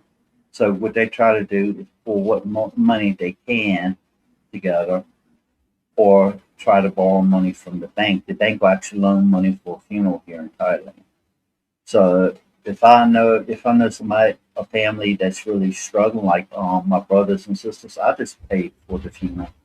Other people that were struggling and stuff like that, and I knew that it was legit, I paid for the funeral. And most the average Thai funeral is at the Buddhist temple, which is a Wat, and like the cheapest one that I know is about 20,000 baht, which is roughly 600 USD, and 30,000 baht for a nice one. And the prices go up. This depends on what you want to get done there. But funerals are different here. Usually they pray for 3 to 5 days before they bury the body. Anybody that comes visit, anybody that comes to the funeral to pay their respects, you feed them. Some people will buy alcohol for people to drink too, and stuff like that. But yeah, $600 to $1,000 every now and then is nothing to me, and it means the world to them, because they taking money that they don't have, trying to gather money they don't have, to pay for a funeral, or try to get a loan that they can't afford to pay back. Mm-hmm. So I do help out with stuff like that. Another guy, tree fell on his house, and it was one of those corrugated tin houses, like 10 by 10 or 12 by 12. I'm not sure exactly how big it was. I replaced the house for him because he was old, he was alone, he didn't drink, he didn't really have any family that was willing to help him out and take care of him. And I think to fix his house, it was like 12,000 baht to buy the material and fix the house, and that's roughly about $400 USD. So I've done that. I also help those willing to learn. I taught English for free. I helped a few people out. One was a nurse. She's going to work at the private hospital, so she had to learn how to speak English, and that helped her get that job. Another one was I remember his name. His name's Sanchai, and he was going into the oil industry, and he needed to be able to talk to people internationally. And English is one of the most common language, so he had to learn English and the terminology for that. So it helped him do that. So it helped him improve himself. So I don't mind helping people if I see them trying. I don't mind helping people see that are trying to improve their life, or people in circumstances beyond their control. But you have to be very careful, because there are people out there that will take advantage of kindness. They'll try to scam you, mislead you, or use that. Like another guy, I bought him. He was a drunk. I knew that he was a drunk, so I bought him. He didn't have a bicycle. He was walking around. I bought him a bicycle. You know what he done? Turned around and sold that brand new bicycle and used the money to buy Drinks. alcohol, called Lao here. So what did I do? I stopped helping him. And my wife's brother is just across the street in one of those gated tin homes, and he's a drunk. I don't give him money or anything, but I paid for the electricity, the water, and help buy food, but I do not give him money to help it. And the reason that I'm doing it is because he's been drunk so much alcohol over the years that it's actually caused problems with his mentality. He's not all there. He was like 2 years ago. He tried to burn down his corrugated tin house because the ghost told him to. They believe in ghosts here, spirits. That's why you see those like little temples at the house. They call them spirit houses. They believe in ancestors and spirits. He's schizophrenic. Yeah, he's kind of like schizophrenic, but he's okay. He doesn't try to harm anybody, but you have to keep an eye out on him. And I didn't try to help him. I took him a few times to the hospital, because in Thailand, if you go to the public hospitals here, they're free. They will help him out, but try to help him out and get the medication. They try to help him out, and then he goes right back to drinking. So if he didn't accept the help from the public hospital, I'm not going to pay for him to go to a private hospital. He basically dug his own grave, and I'm not going to help him dig his grave. If he wants to do it, he can do it all on his own. Well, I gotta ask, Adam, doesn't you providing him food and shelter also, in a way, allows him to live a lifestyle he wouldn't be able to afford normally? If he would be out on the streets begging if I didn't provide that. The house itself belongs to him. It's his house. Mm-hmm. So I'm not helping him with that. I'm just basically paying for the water, the electricity that he used, and the food. water he might use like $4 or $5 a month, and electricity about maybe $10 a month. And I don't buy him food every day. And a lot of people don't give him money to drink. But if he ever gets his hands on money, that's the first thing he buys is alcohol to drink.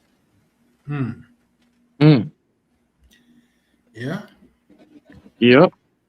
Yeah. So I'm enabling him to live, but I'm not enabling him to drink. But to live is to drink for some people. You know what I mean? Shout out to Joe. She said that sounds like a drug behavior than alcohol. IKD. You know, IDK. I don't know. Yeah, maybe. But at the same time, like here's the thing: a lot of times, if it comes down to because, like I say, and this is just my like 30,000 foot view, man. If I have to help some people that's going to misuse it to eventually help some people to where it's really going to make a change in their lives, fucking so be it. You know what I mean? Like, come on, bro. Like the way I look about money, like especially getting older, and I've said this numerous of times. When I come on the internet and be like, all right, y'all, I done made my last dollar. It's over with for me. I'm not making no more money. Then I'd probably think about it like that. But other than that, bro, long as I got health, I got wealth. If I'm going to generate some money, I'm going to spread it around. It just is what it is. Is some people going to goddamn take advantage? Sure. But is some people going to really be helped? I believe so. Yeah, it helps in a way because, like, if I didn't help him, he probably would have passed away years ago. His Well, name hold on. is his name This might his be a little controversial, Adam. Maybe Mhm. he doesn't want to live. Well, that's the case. A couple times he's tried to end his life, but now It sounds I like your put wife, I more than anything, is the one that's kind of pushing you to help him. I put it like this: anybody that seriously wants to unalive themselves, they're gonna do it. That's a fact. It's gonna happen. You That's a ain't gonna fact. have these little light cuts on the wrist and all this stuff. Taking a bunch of pills to where they get sick and throw them up and stuff like that. If somebody wants to unalive themselves, To it delete happens. themselves, yeah, for sure. They, Well, I mean, it's well, just not it's just like necessarily. that. Thing. It's like you ever heard somebody committing suicide through police? Let's They don't not want use to. that term. Let's use unalive Oh, and delete themselves. oh, okay. Like you ever heard the term of someone unaliving themselves through a police call? So they'll say something. They'll have a weapon, and they'll be like, they don't want to do it, so they call the police. And then when the police come, they just start waving it around, and stuff like that. And the police tell them to drop it, and they eventually gotta unalive him. But Yeah, no, for him, like he when I knew. say I've You been see what there, I'm I saying? was talking about it in a different spot. Like, say, it was a time in life that where it was so hard, bro. I was thinking about like doing a caper, and I don't even want to say the do a thing, but I was like, if I make it, all of my money problems are over, and if I don't, living is overrated anyway. So who cares? But luckily, I came out of that dark place as well. You know what I mean? So it just is what it is, you know. But at the same time, I mean that's a fair point. But like I had somebody around me, and it was a dear person of mine, a person that was close to me, and it was a whole thing to where they was going through it, and they had barricaded themselves in the house to kick the barricades down, like really fought to get in there.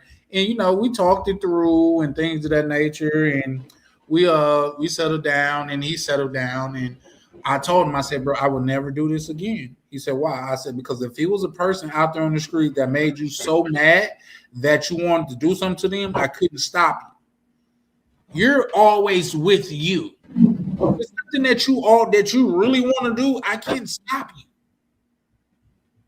you. And that there's just, Yeah. you know what I mean? But that's just my Oh, view on it though. But go ahead. over the years, I've been in ICU probably about like 6, 7 times because of my health problems, and sometimes it was pretty bad. Uh, I never really wanted to unalive myself, but I have thought to myself, I wish I was never born at times. But that's just emotions you go through. Everybody goes through emotions and feelings. Yeah, You feed the positive and you starve the negative emotions. The emotions, that's a the fact. negative emotions will still be there, but the more you starve them, the farther they go away. So that's why I say the emotions you feed will determine your mindset, I agree. and that's true to my life. Now, does it apply to everybody? I couldn't say if it does. No, I agree with that wholeheartedly, Adam. That's why I was telling we was having a conversation in the back office not too long ago, and I was telling somebody that I can't allow my mind to go to certain dark places because I'm afraid I won't be able to get it out. Mm. So I just can't do it. You know what I mean? Because I heard some there's not a man more violent than a man that's trying to be peaceful. Once you push him over that edge, is it's no holds bar at that point. You see what I'm saying? So I don't even play sick or nothing like that because I think for one, your mind is so strong. Like people underestimate how strong their mind is. Your mind is so strong that it could kill you. It can kill you. Excuse my vernacular. It can kill you. When I say that, I mean somebody could be scared to death. To death. Literally. That means nobody did anything to you. It was all psychological, and it could unalive you. So your brain is very, very powerful, man, and you'll be wise to keep that in mind. That's why when I see people fall into depressions, it's hard for them to come out. I knew a person that was in depression that didn't even get out of the bed for a long time. And I'm not talking about hours, I'm talking about weeks, months. They didn't even get Yeah, out of the bed. I agree with you. Because the catastrophic intestinal syndrome that I have, life threatening blood clot disorder, 50% of the people uh, that has that disease or disorder, whatever you want to call it, they die within the first 5 years. Mm, And I've been dealing with it for roughly about 26 years now. No, 25 years, 2001. And mm, why? Because those people are the type that says, poor little old me. They pity themselves and yeah, instead of try to do what they can to improve themselves. yeah, And me, I did what I could. I do what I could each day to do like that. And it's kind of hard when you're sitting in the hospital. When you get out the hospital, you can't really speak that good. You can't move around. You're in adult diapers, having somebody to have to take care of you. Whether you have to pay him or like my housekeeper at the time, she helped me for nothing, changing adult diapers for me to help me recover. You know how hard it is to recover from a stroke? That's very hard to do. So if I can do that, everything else just it's like sweating the small things. Don't really worry about it. There ain't nothing worse living staying in the ICU, waking up in the ICU, and you worried about taking your next breath. When that happens, that changes. yeah, I can agree. And once you, because I done been through a lot in my life, and my goal is not to turn this into some type of, like sad violence, because this community, in my opinion, is a community of celebration to where that little blue book that we have is almost like the key to the world. You know what I mean? To where we got the ability to go venture out places that wasn't always available to do. You know what I mean? So I I don't want it to be that, but let's just see a couple things. For one, being a man is not for the weak. You know what I mean? For two, like life is hard a lot of times, period. You know what I mean? If that's just your cross to bear, that's your cross to bear. And three, life is what you make it, because no matter how bad it is, that's what I tell myself. I can't say for anybody else, but and I done been through a lot. I haven't even told you guys 10% of the shit that I done been through. But no matter how bad it is, I always tell myself it's somebody that done been through worse and it came out on the other side clean. They done came out better. They didn't I, overcome worse. My apologies. Go I, ahead. I usually tell people, and some people have a hard time understanding this. I say you need to become the light within your darkness that leads the way. Mhm. And what does that mean? even in your darkest times, focus on that little light still inside. Let it let it burn bright. That will get you through a lot of things. It's like when people lose loved ones, they focus on all the bad things that happen and stuff like that. I tell people to focus on the good times you had, the good memories, and that's how I deal with my parents passing away because they were good to me, and I took care of them until they passed away. I carry them in my heart every day. Why? Because I'm part of my mother and I'm part of my father. I mean, I do have my own mind, but a lot of things that they taught me growing up, I still use in my daily life today. And I was lucky to have a mother and father in my household. You know, a lot of people don't even have that. That's sad. Yeah, that's a fact. Shout out to Joe. She said this is taking a deep turn. I like conversations like this. Yeah, I do too. But at the same time, like I say, I don't. My goal is not to, to remind people of, like, say, dark times. Like, say, my whole goal of even going down this road to, like, man, no matter what you go through, a lot of times in life, you could either be the victim or the victor, and a lot of times it's your decision. Is you gonna let this situation make you a victim, or is you gonna let this make, if you're gonna make the situation make you a victor? Decide. Mindset determines the outcome. I agree. They say life is only 10% of what happened to you and 90% of how you respond to it. So there's that. I always tell myself, man, there's people that didn't, like, when you look throughout history, man, there's people that have overcome some major obstacles. And although me myself, I have been through a lot, some people have been through more and then got more. You know what I mean? When they say, well, I think they said, and these are facetious numbers, but it's up there when they say 90% of millionaires are self-made millionaires, which is to say they didn't come from money. They're the first millionaires in their bloodline. They're the first. I'm sorry. Go ahead. Well, I know what you was going to say, but yeah, I have a life-threatening blood clot disorder. Yes, it could unalive me, but there are people that have like terminal cancer, for instance, or terminal illness. Yeah, and there's nothing you can do about that. So, in essence, they're worse off than me. You know, that's a fact. Comparison, and I think that's how people get into those little dark and deep comparisons. They're comparing their lives to what they don't have, and people that's what they perceive as living a better life than them, and not comparing their lives to the people who got it worse off than them. Because when you do, you have no choice but to be grateful for even the little that you do have. You know what I mean? And that's just my thought on it or whatever. But just circling back, KB, I don't think I got your full response on it. Do you think being generous is ruining other countries or helping? Dang, that was a quick. I was paying attention to what you guys were saying because I thought that was probably more important. But yeah, to answer for sure. But like I yeah, say, because I was going through a situation recently too, and I'm like, that shit kind of pissed me I off. I understand what Charlie's trying to say. He don't want people Yeah. Like, you don't want people having My- existential crisis, from a YouTube video. Exactly. Because like I say, I've said things on here and I meant it another way. I meant it one way and somebody took it completely different ways. And that's why I really try to be careful of what I say on the internet, because I would hate for somebody to like misinterpret it, what I say, and then go apply it to their life.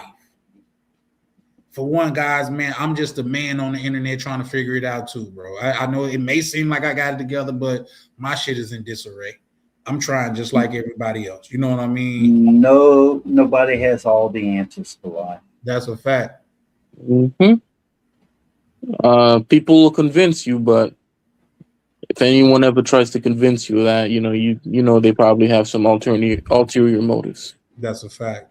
I don't think one thing a good lesson that I've always learned, or I've always kind of kept in mind, is that if you're ever in a situation where someone is promising you something And whatever it is that's the most difficult thing in your life, whether it be your faith, your money, your health, and they tell you that it's just going to be something easy, that it's going to be one simple trick or this, pay this, and you can just achieve it. And with money, listen, if money was the sole obstacle to whatever problem that you have, you probably don't have a lot of problems, you know, up to a Yeah, certain point. No, no. Up to a certain point.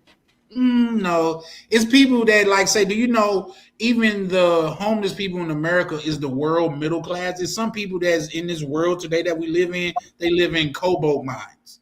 They live in landfills and things of that nature. These are real places that where people live, and money could definitely change their situation. So, Oh, I'm talking about strictly for the U.S. I'm not talking about oh, from okay, most okay, places. No, okay. no. Like I mean, if you living in a cobalt mine, man, you need money. You need to get out of there. you need But money. Yeah, yeah, that's a fact. but for the most part, if you're living in the U.S.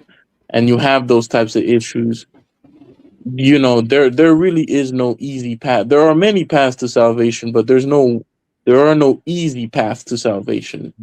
You know, I hope that makes sense. Yeah, But yeah, for the most part. yeah, so Jody said, so "No, please tell your stories. We want to hear them." I'm not sure people do though, Joe, because here's the thing. My thing is like I say, I don't want to trigger that thought in somebody. I don't because sometimes emotions are contagious. infectious. Yeah, infectious. There you go. And I don't want to trigger that in nobody, man. My whole thing is like, man, we could, like I say, we could be the victim or the victor.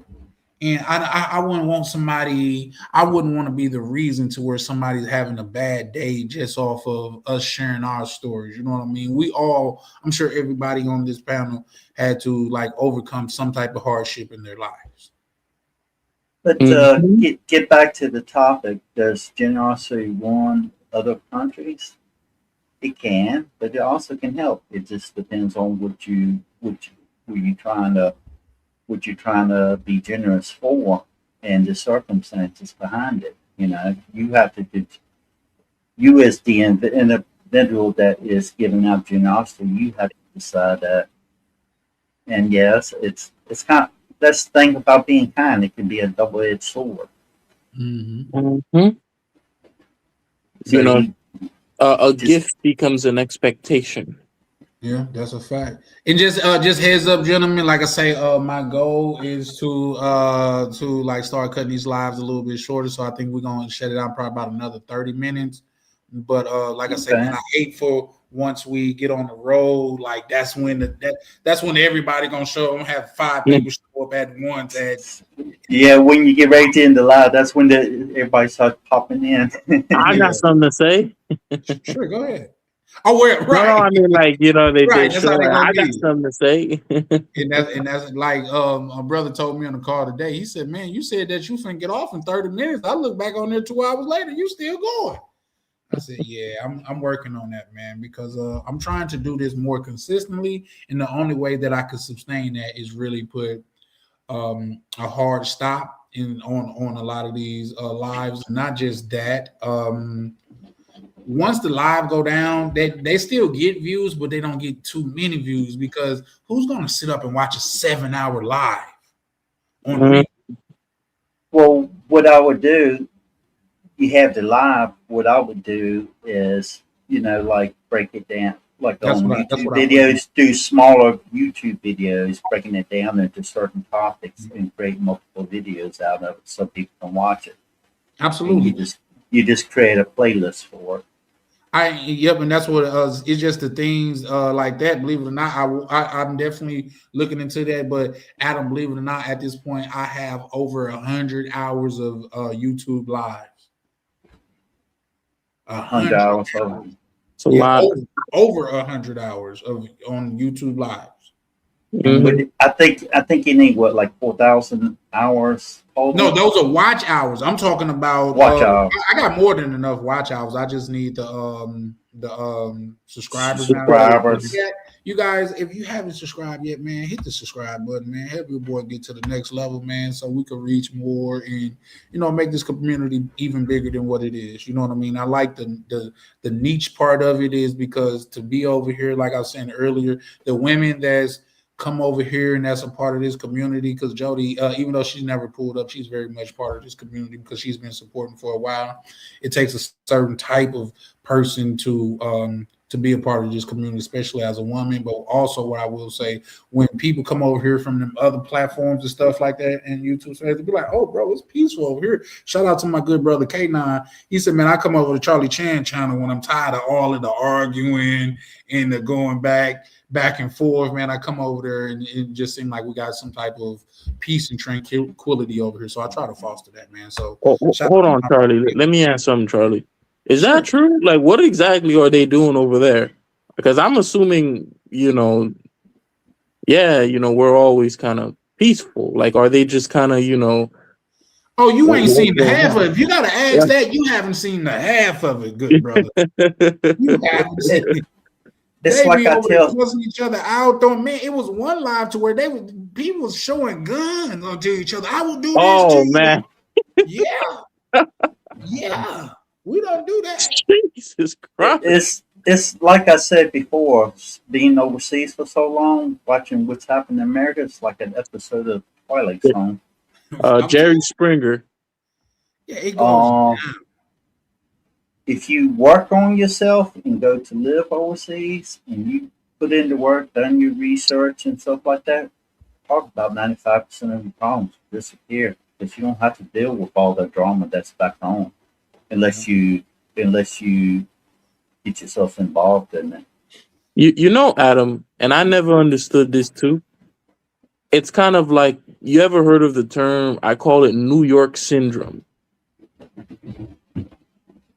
Like, okay, so it's for people who they don't live in New York, but they go and visit in New York, right?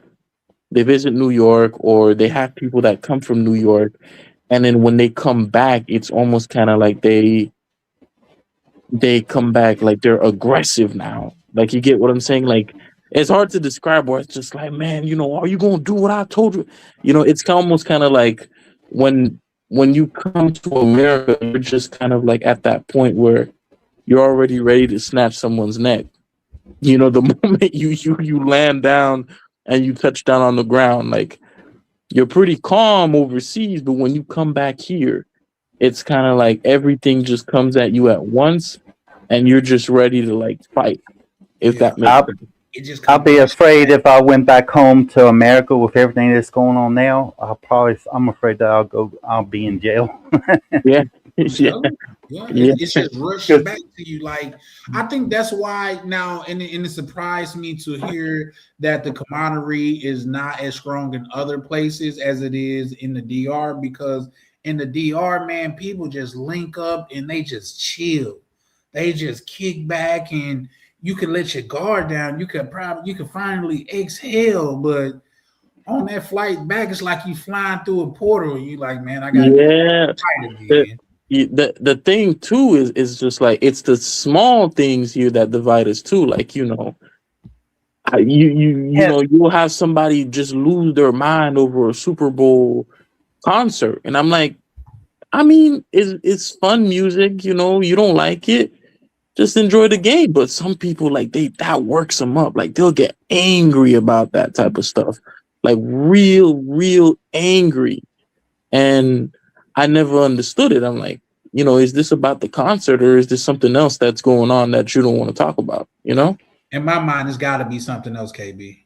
It's Yeah, got to it, be it can't it I can't just be a concert. I have exactly. a question. Have y'all ever heard or looked at the mouse utopia experiment that Yes. they you Could you done that? could you say that again? I couldn't hear you. The mouse utopia experiment. Hmm. If you watch that and then apply it to the modern world, it will blow your mind. Let me see if I can because pull. it's talking about how you what they do basically with this experiment is they put a bunch of rats in a small environment simulating the city and then all the different things that happen. It's just crazy. The population booms, but eventually the mouses they just Decline. start breeding and they all die. Yeah, that's what happens. Oh, that's kind of like what they said about Rome, though, right? It just like almost like imploded on itself, almost. Yeah, but they doing studies. It hasn't been confirmed yet. Like the Roman Empire when it fell, Right. the water the water pipes were made out of lead, and Yeah. a lot of those people had lead. They believe they have lead poisoning because they find lead within their the bone marrow and in the DNA. Which And the is So weird brain. because that could have contributed to the fall of Rome. yeah, which is weird because I hear it's still like water ducts and water wasn't they're still working to this day and Aqueducts. they aqueducts just Yeah. because it never had to deal with rust because it's always moving and rust can't build up. So The aqueducts are built over top of land, or they do have some under, but like to the homes, they were saying they had lead pipes to it. And oh okay. that was towards Mhm. the end of the era of the Roman Empire. Also, what helped is they was bringing. Also, what they considered helped decline of Rome was the where they start bringing in tons of immigrants and stuff like that. Yeah. And the main problem with having too many immigrants, or as the term they say, illegals and all that, it in one area it just brings in too much diversity into a country. Everybody has their own ideas, their own culture and stuff like that. They're not Americanized in America, and it just creates too many problems and conflicts. You have people say they're for illegals, and you have some that says that they should leave the country. It just Right. creates too much diversity.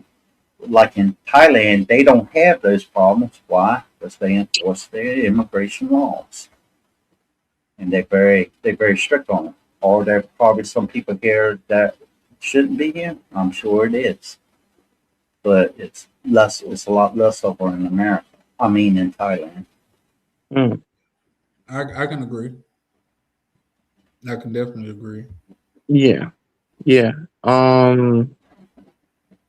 And at least I think with America and people say it's social media, but his theory anyways is just that things are becoming to the point here where there's just a grown inequality here. That's what he's saying.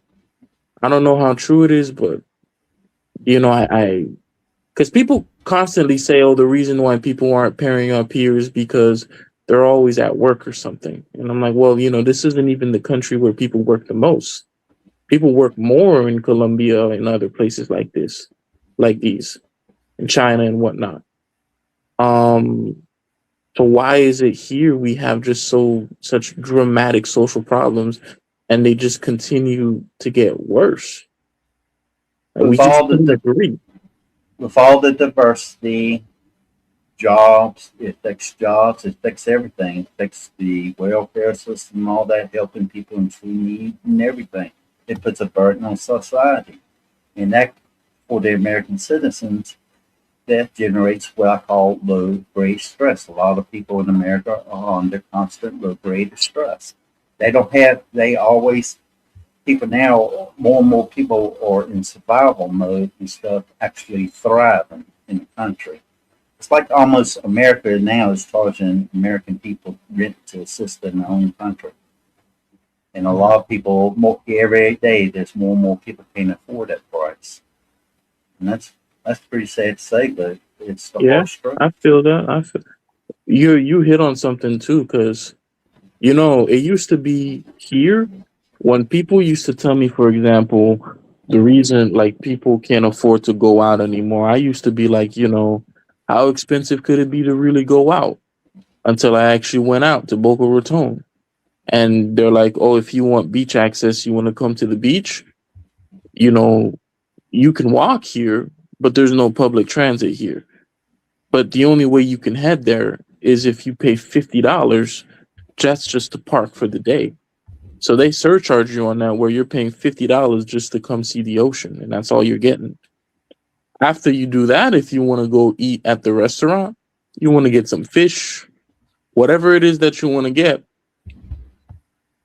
it ended up costing me for two people, a salmon and some pasta.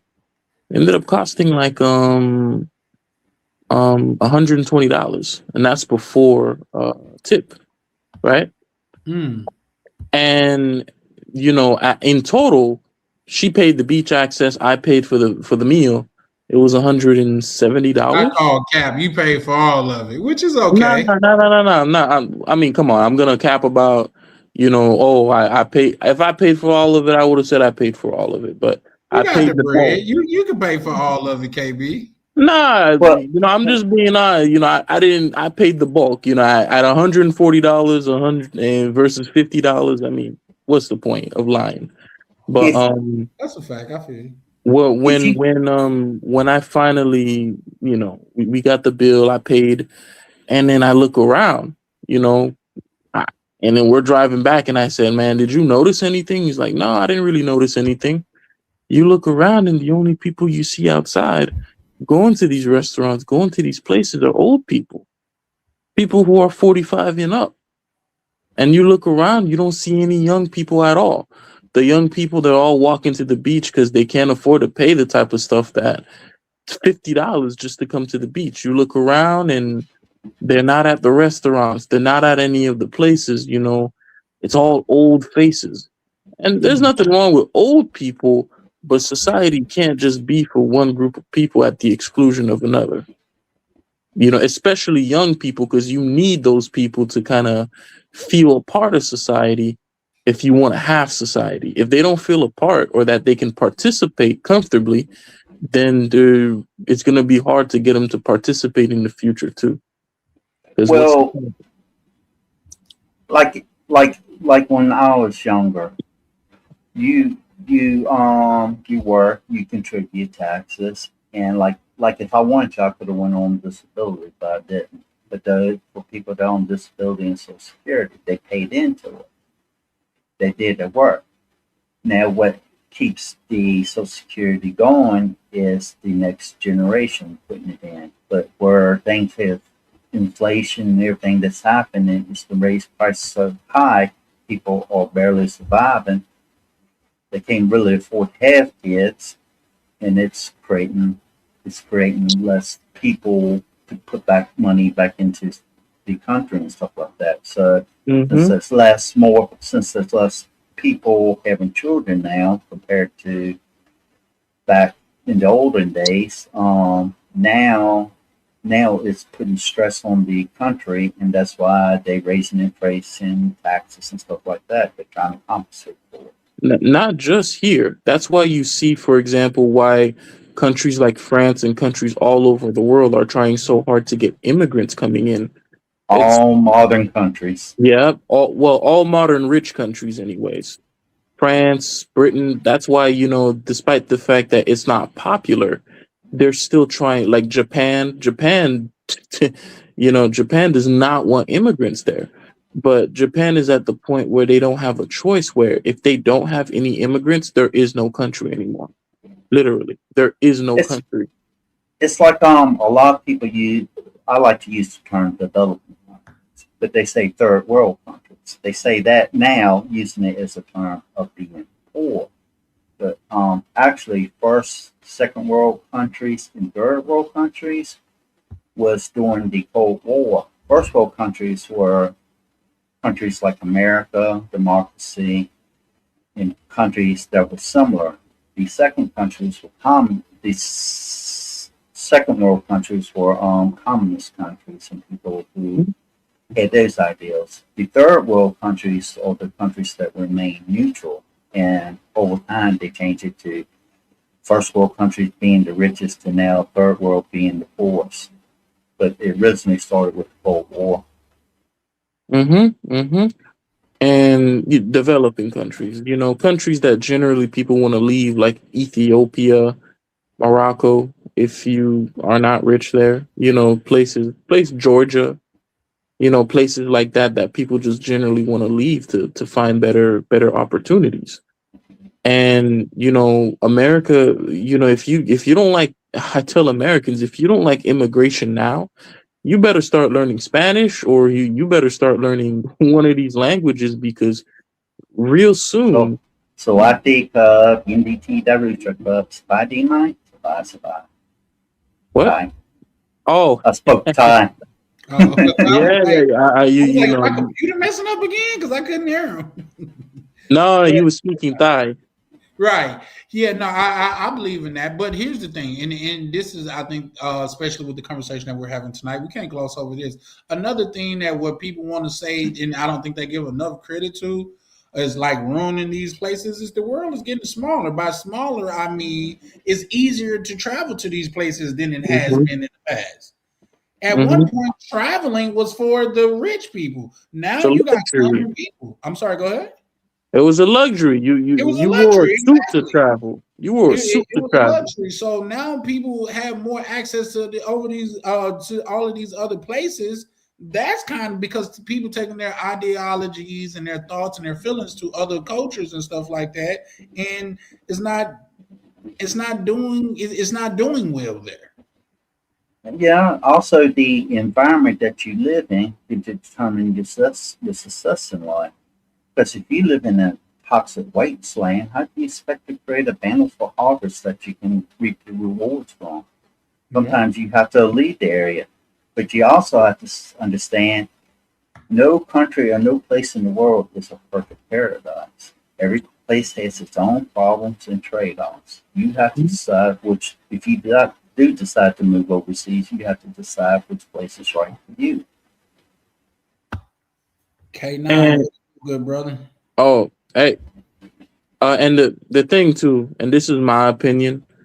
I think when I've talked about passport bros in the past, not passport broing, but like going overseas, and I tell guys about what you can get, what's out there. I get a lot of pushback from women, from men. I think, in my opinion, we're gonna reach a point in society where it's gonna be like 2016 on Tinder again. There was a time where, if you were on online dating, you were a loser. You were just kind of seen as weird. But I think we're gonna reach a point where, international travel to date is gonna be the it thing. And I think when that happens and that becomes accessible to the masses, I think it's gonna become a lot less effective, and it's going to be ruined too, like everything else that catches on to a lot of popularity. It gets to Ne- the point where it's to the lowest, where it caters to the lowest common denominator, where you have people that normally they shouldn't even be there, but because they have enough money now, or the price of entry is so low, it becomes something accessible to them, and it ruins it overall. Yeah, that's a fact. K9, what's up, good brother? How you doing? Hey, Oh man, I'm blessed, man. You already know, man. Charlie Chan is the man. Man, kicking it, Talk man. to me, man. I What's try, good man. with you, brother?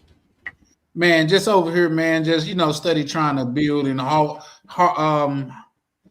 build something that that's gonna be right and welcoming for all. You know what I mean? Like moving past the future and the J Rello type of content to like we building, man. We building a global society over here. So that's just what it is.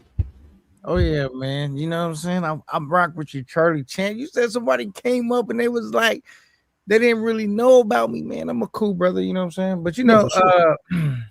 everybody, everything ain't for everybody though. You know what I'm saying? Yeah. hmm? Up to everybody that rock with me, and those that don't rock with me, maybe in one day they will. But in the meantime, I rock with Charlie Chan. You're super cool, brother. Cool on a hot day. You know what I mean? Appreciate it, man. Appreciate Shout it, out to the man. travel POV. I see you, man. Yeah, that's what I was telling. Oh, see, yeah, I know it's a conspiracy now. I know it's a conspiracy now, y'all, because Misha didn't pull it up and everything.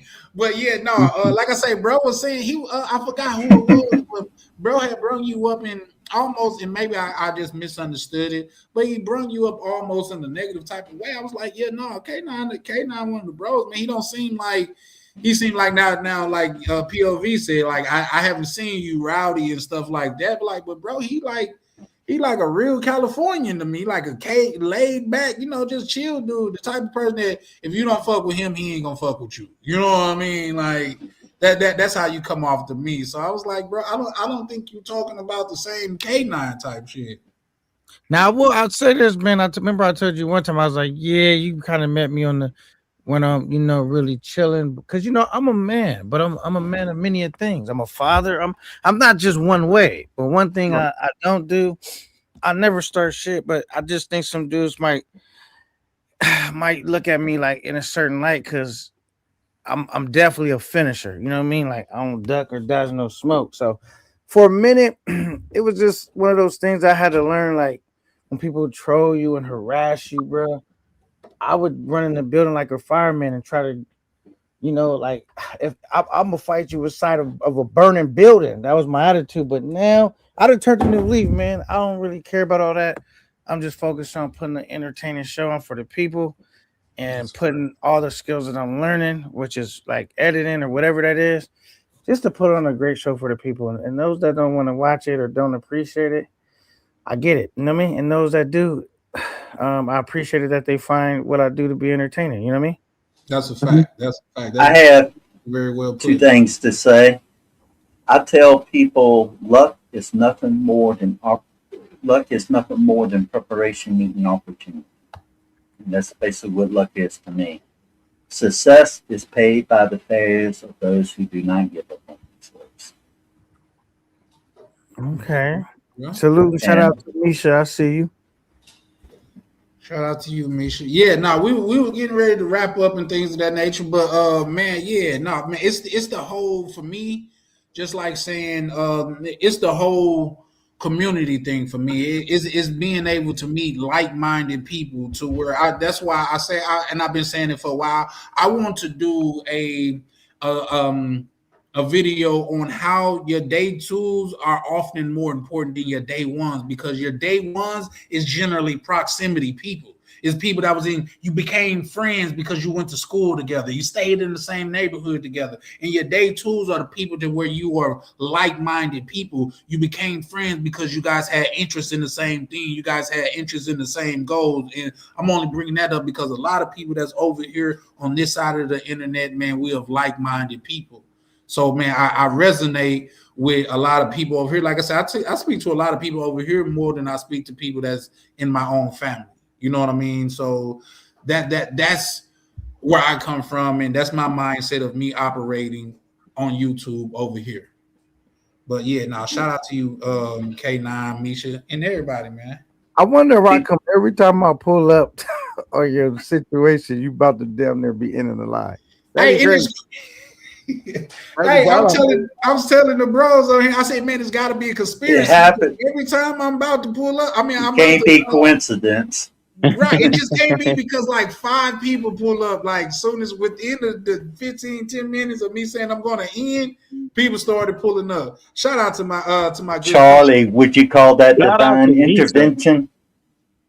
You know what I said? What I said was I was gonna have to I'm gonna have to do something to where I'm gonna punish myself. If I make a time, I say I'm gonna give $100 to a certain subscriber. Hold on, Charlie. Listen, don't worry. I'm gonna help you out. All right.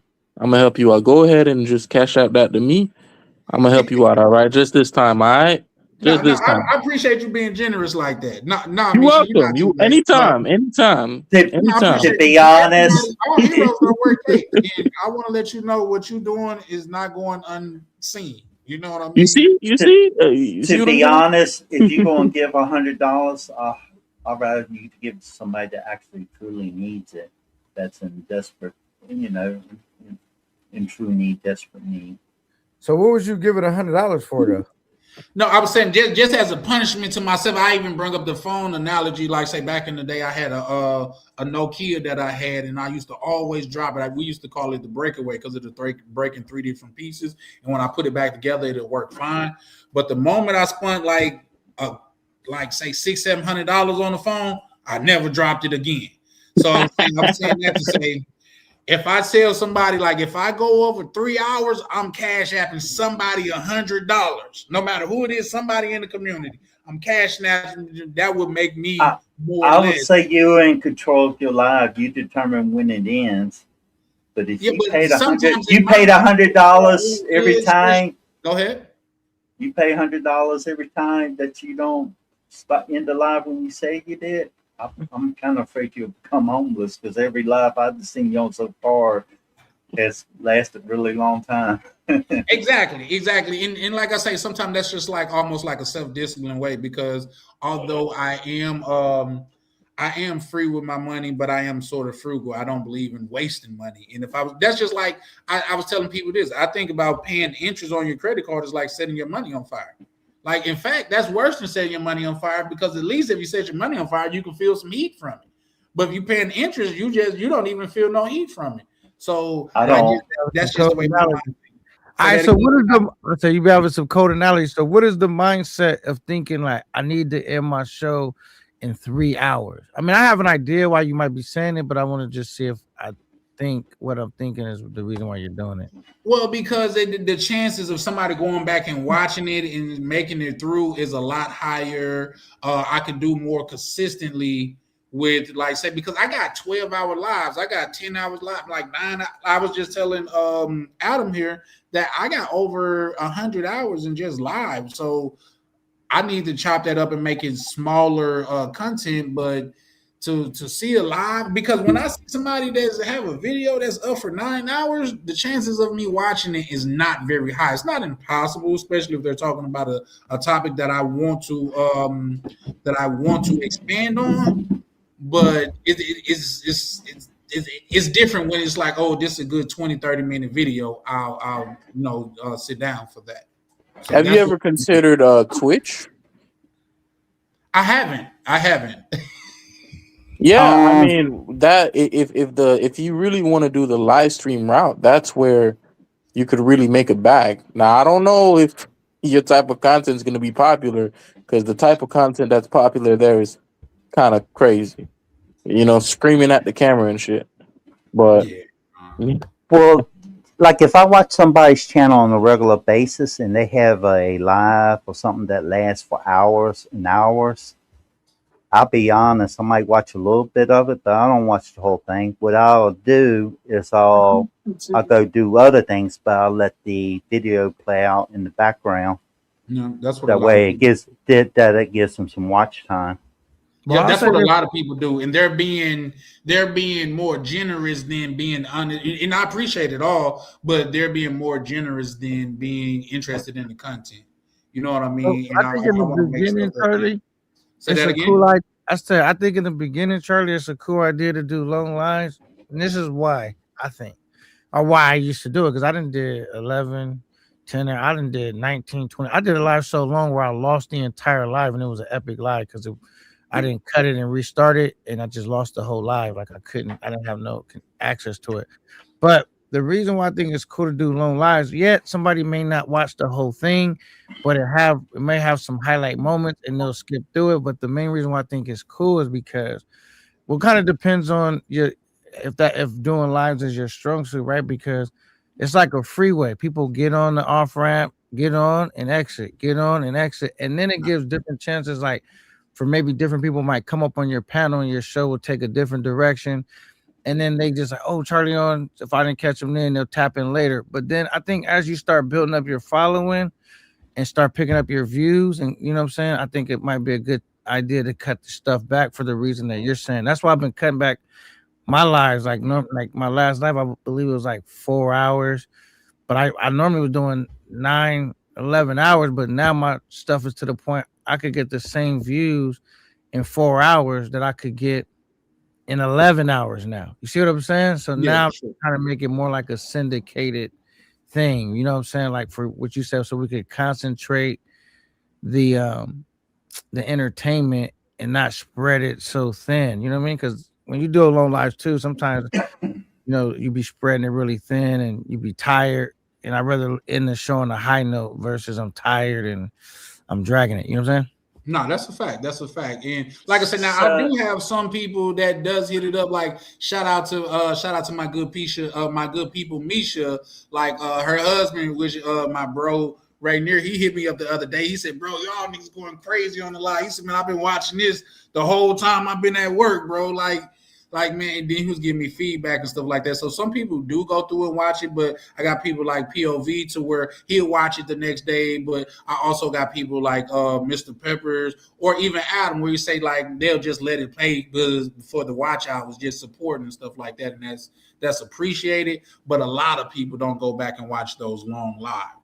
But I see what you're saying because it is like an on ramp, off ramp. Like say, that's how I got my watch hours up. When I was doing lives every day because I ran a marathon, that's my watch hours shot up like that, and I really seen the difference in the numbers.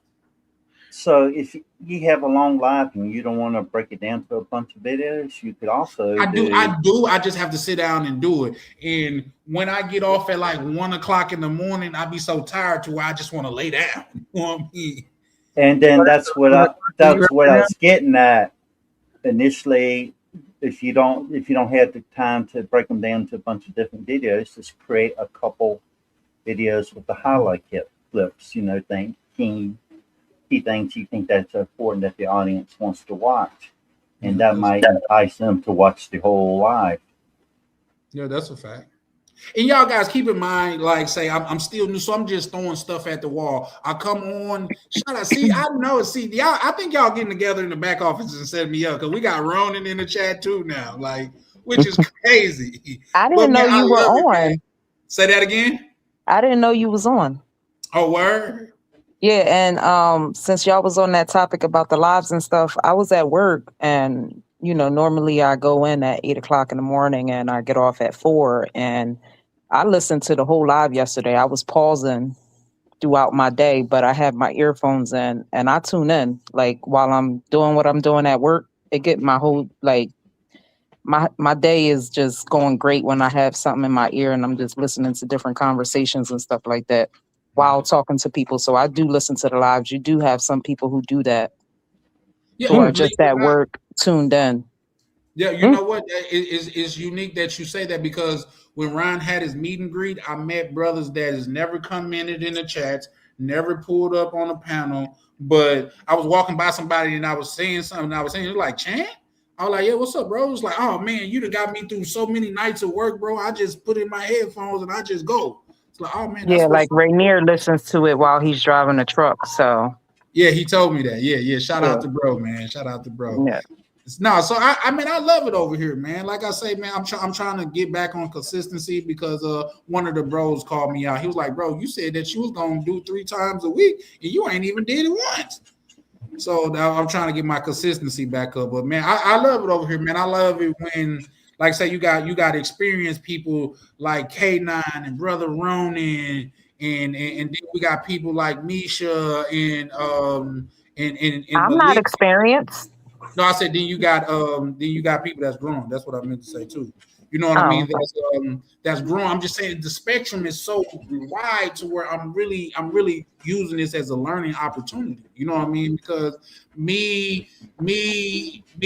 Malik, and like say even POV and things like that, we're all in the same boat and we're just trying to figure out what worked. Then you got people like K9 that'll pull up and share a mouthful of game. You got goddamn brothers like Ronan that'll pull up and tell us how to do things in the back office to where to help with our numbers and stuff, man. To me, I'm loving it. That's why my lives go so long because y'all could be outside of me and be like, we all gonna pull up in the last 15 minutes, and when he say get off, and we're gonna make him go a whole another 3 hours.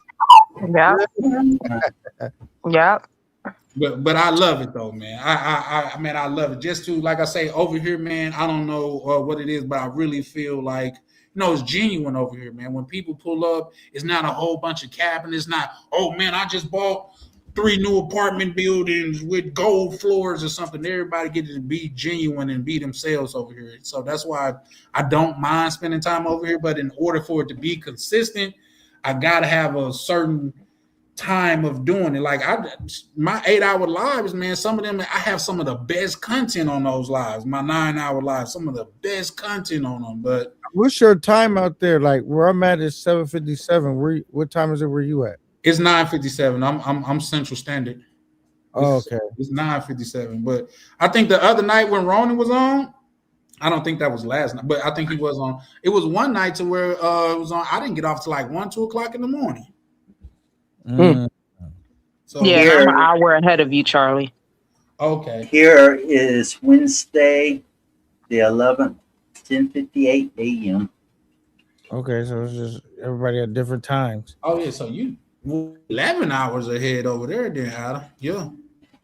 And I Yeah, also the did see, like, it didn't have to keep on resetting my NordVPN because I cut it off for an hour and then it'll start right back up. I'm like, damn, it only feel like it's been 10 minutes.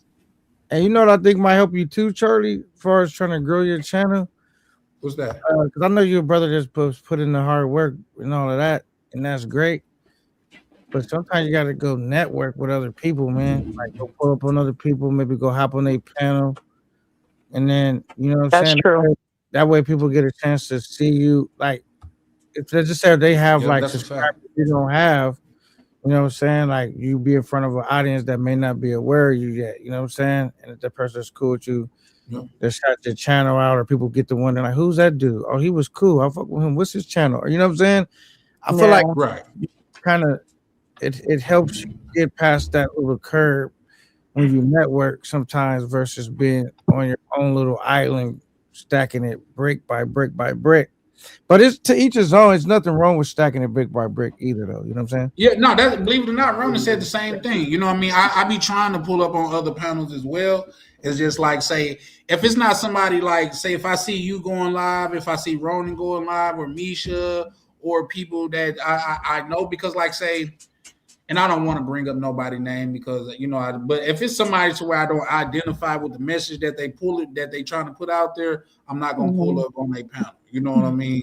But like say Ronan, they always over there talking about something about like building and becoming better. Like say when I see y'all be over there kicking it, man. Y'all like what you got over there. It's like a lounge. You know what I mean? You get to go over there and just kick it and chill. So I watch a lot of your stuff, but Ronan said the same thing. I'm trying to like expand. Like say when my brother when my brother Ryan go live, I'm most always pulling up on his panel. But that's probably the same community. But it's a lot of validity in what you're saying, though. And another, Yeah. you can put those hashtags, like get like good hashtags in your description, like stuff that's like widely searched or that. Even I struggle with that a little bit, but like I'll be putting them in there, and it definitely helps. Like not a gang of them, but put a few hashtags in there, and that could kind of help too. You know what I'm saying? Right. And also look at your analytics and see like when do people mostly view and tune into your channel because of the Well, Yeah, I definitely got to get into those analytics. what I Yeah. do is I write a SEO description for the part to describe the video, and then I put in a few hashtags.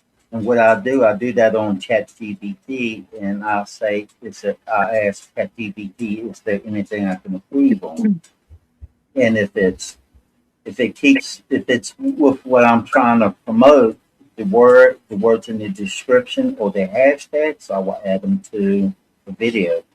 But I haven't been from my channel because I've been so busy. I haven't been really had the time to make any videos. It's just recently I just came back on live, spending 2-3 hours when I couldn't be making a video. But it is what it is. Yeah, I enjoy my retirement. And it's not retirement, in my opinion, if you're not enjoying it. But now my question to you, K. Now you put hashtags on your lives?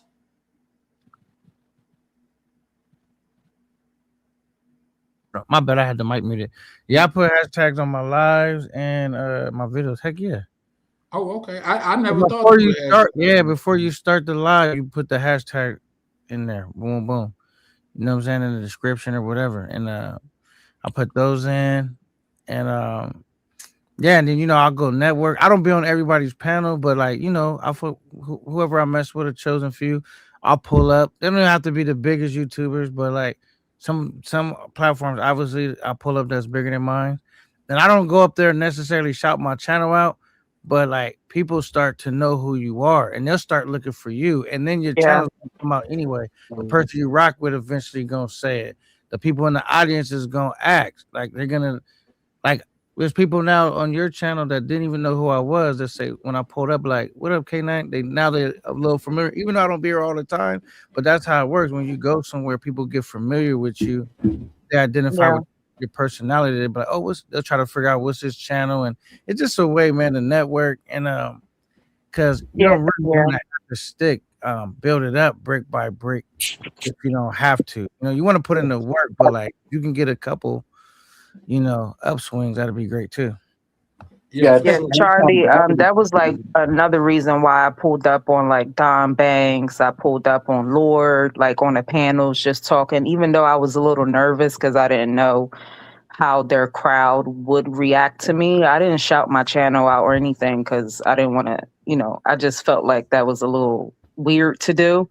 But like just off of the conversation, and the things that you may be into and stuff like that, people are going to be like gravitate to that. They're going to be like, "Oh snap, let me follow such and such," without you even having to say, without you even having to shout your channel out. They're going to follow you because they just rock with how you are. So now when I pull up on the chat, they be like, "Oh, what's up, Mish?" And I'm like, "Well, who are these people?" They like Misha the GOAT, Misha for president, 2027. I'm like, "Well, who the hell are these people?" But shout out to y'all. So it was a good thing that I went on the panels and stuff like that. But that is very true. Sometimes you gotta do that. Yep. I got to start putting time aside for that. But like I say, I see people that I see. Man, shout out to my good brother Ronan that just pulling up, showing love. But I see people that I be trying to emulate, or I would like to emulate. Like no matter what people say about him, Anton Daniels doing numbers on YouTube. O'Shea Duke Jackson's do numbers on YouTube. You know what I mean?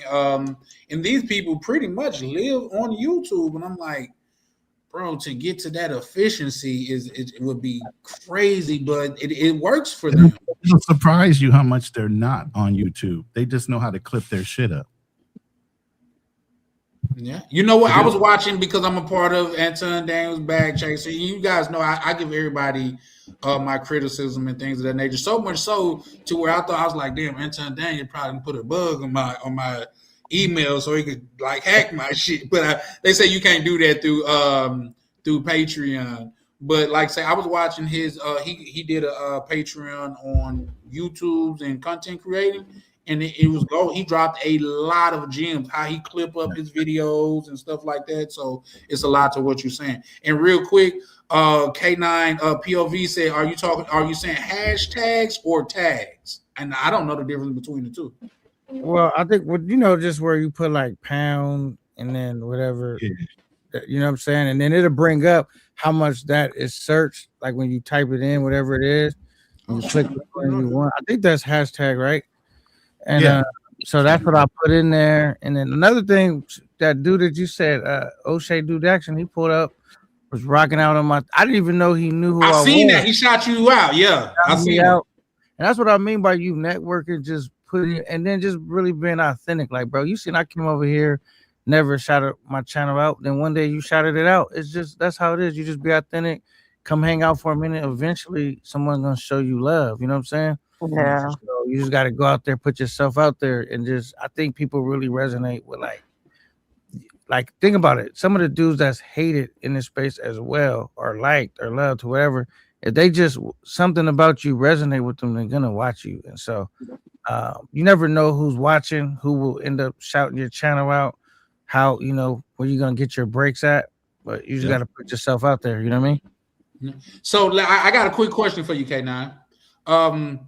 Since O'Shea Duke Jackson shot you out, have you seen a change in your subscribers or your watch time or something like that?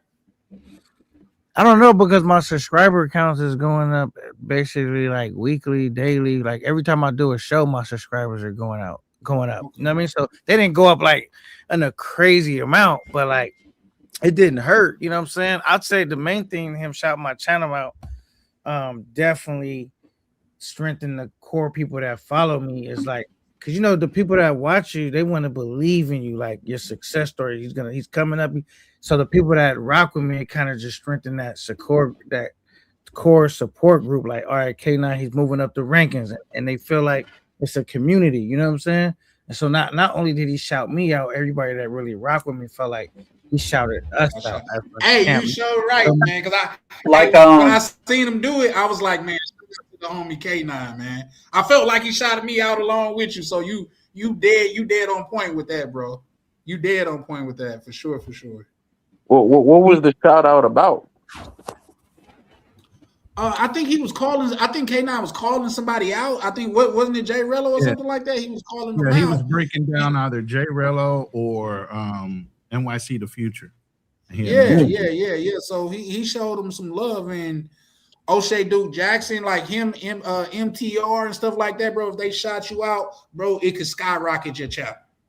It could skyrocket your channel. I think MTR did that for Zoom, and Zoom even said it skyrocketed his channel. So yeah, What's K9? What's your YouTube? It's basically it's my name that you see on that he have on the that on my that's why I took the what's the name down so everybody could see everybody's name. Okay. If you on the panel and you want to promote your channel, just put it in the back chat and I'll just post it and that'll make it clickable. So you know what I mean? I wasn't sure if K9 was KBS. That's why I'm like, let me just ask real quick. I wasn't sure. It's the way it's spelled on here, K9. Do you guys know about Nightbot? And you should come up, Charlie, too, man. Nightbot is used on live streams. It can help regulate the chat, the comments, and stuff like that. You also can type in mine, and it will automatically, if the person wants to promote the channel, they type in mine in lower cases, and it will promote the channel for them. It's free. It's free, and you have to look it up. It has you can create different commands and stuff like that. Also, for like ideas for videos, if you're having trouble coming up with idea videos, you can type in general which kind of topics you want to talk about, and use like use ChatGPT or vidIQ to help you come up with ideas.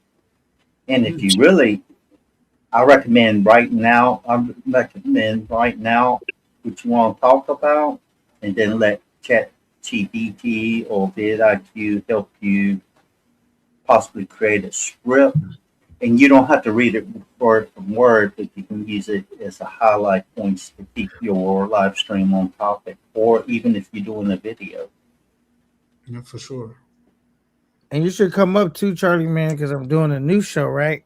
I'm launching it in 2 weeks called Baddie for Baddie. You should probably, if you don't got to come up on the first one, whatever, man, come up on the panel, rock out. I'll shout your channel out, man, show you some love, drop your channel, you know what I mean? And just come rock out with the fellas, you know what I'm saying? Okay, now even if you didn't, bro, like say, man, I pull up just because everybody that pull up and show love over here, like I went over there to where I just seen Ronan because he simulcast. I just seen Ronan. I said, bro, I see, and he came across my way. I said, let me go over there and show Ronan some love. Bro hopped on me from the door. He must think I'm friendly.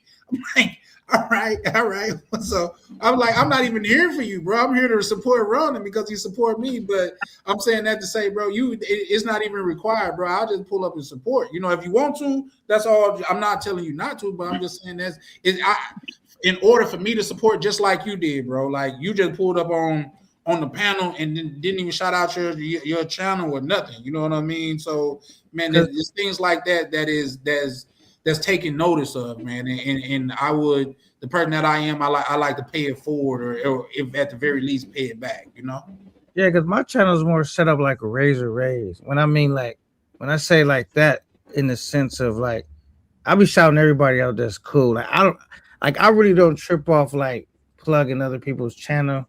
It don't really mean nothing to me. I mean, unless, obviously I don't like them.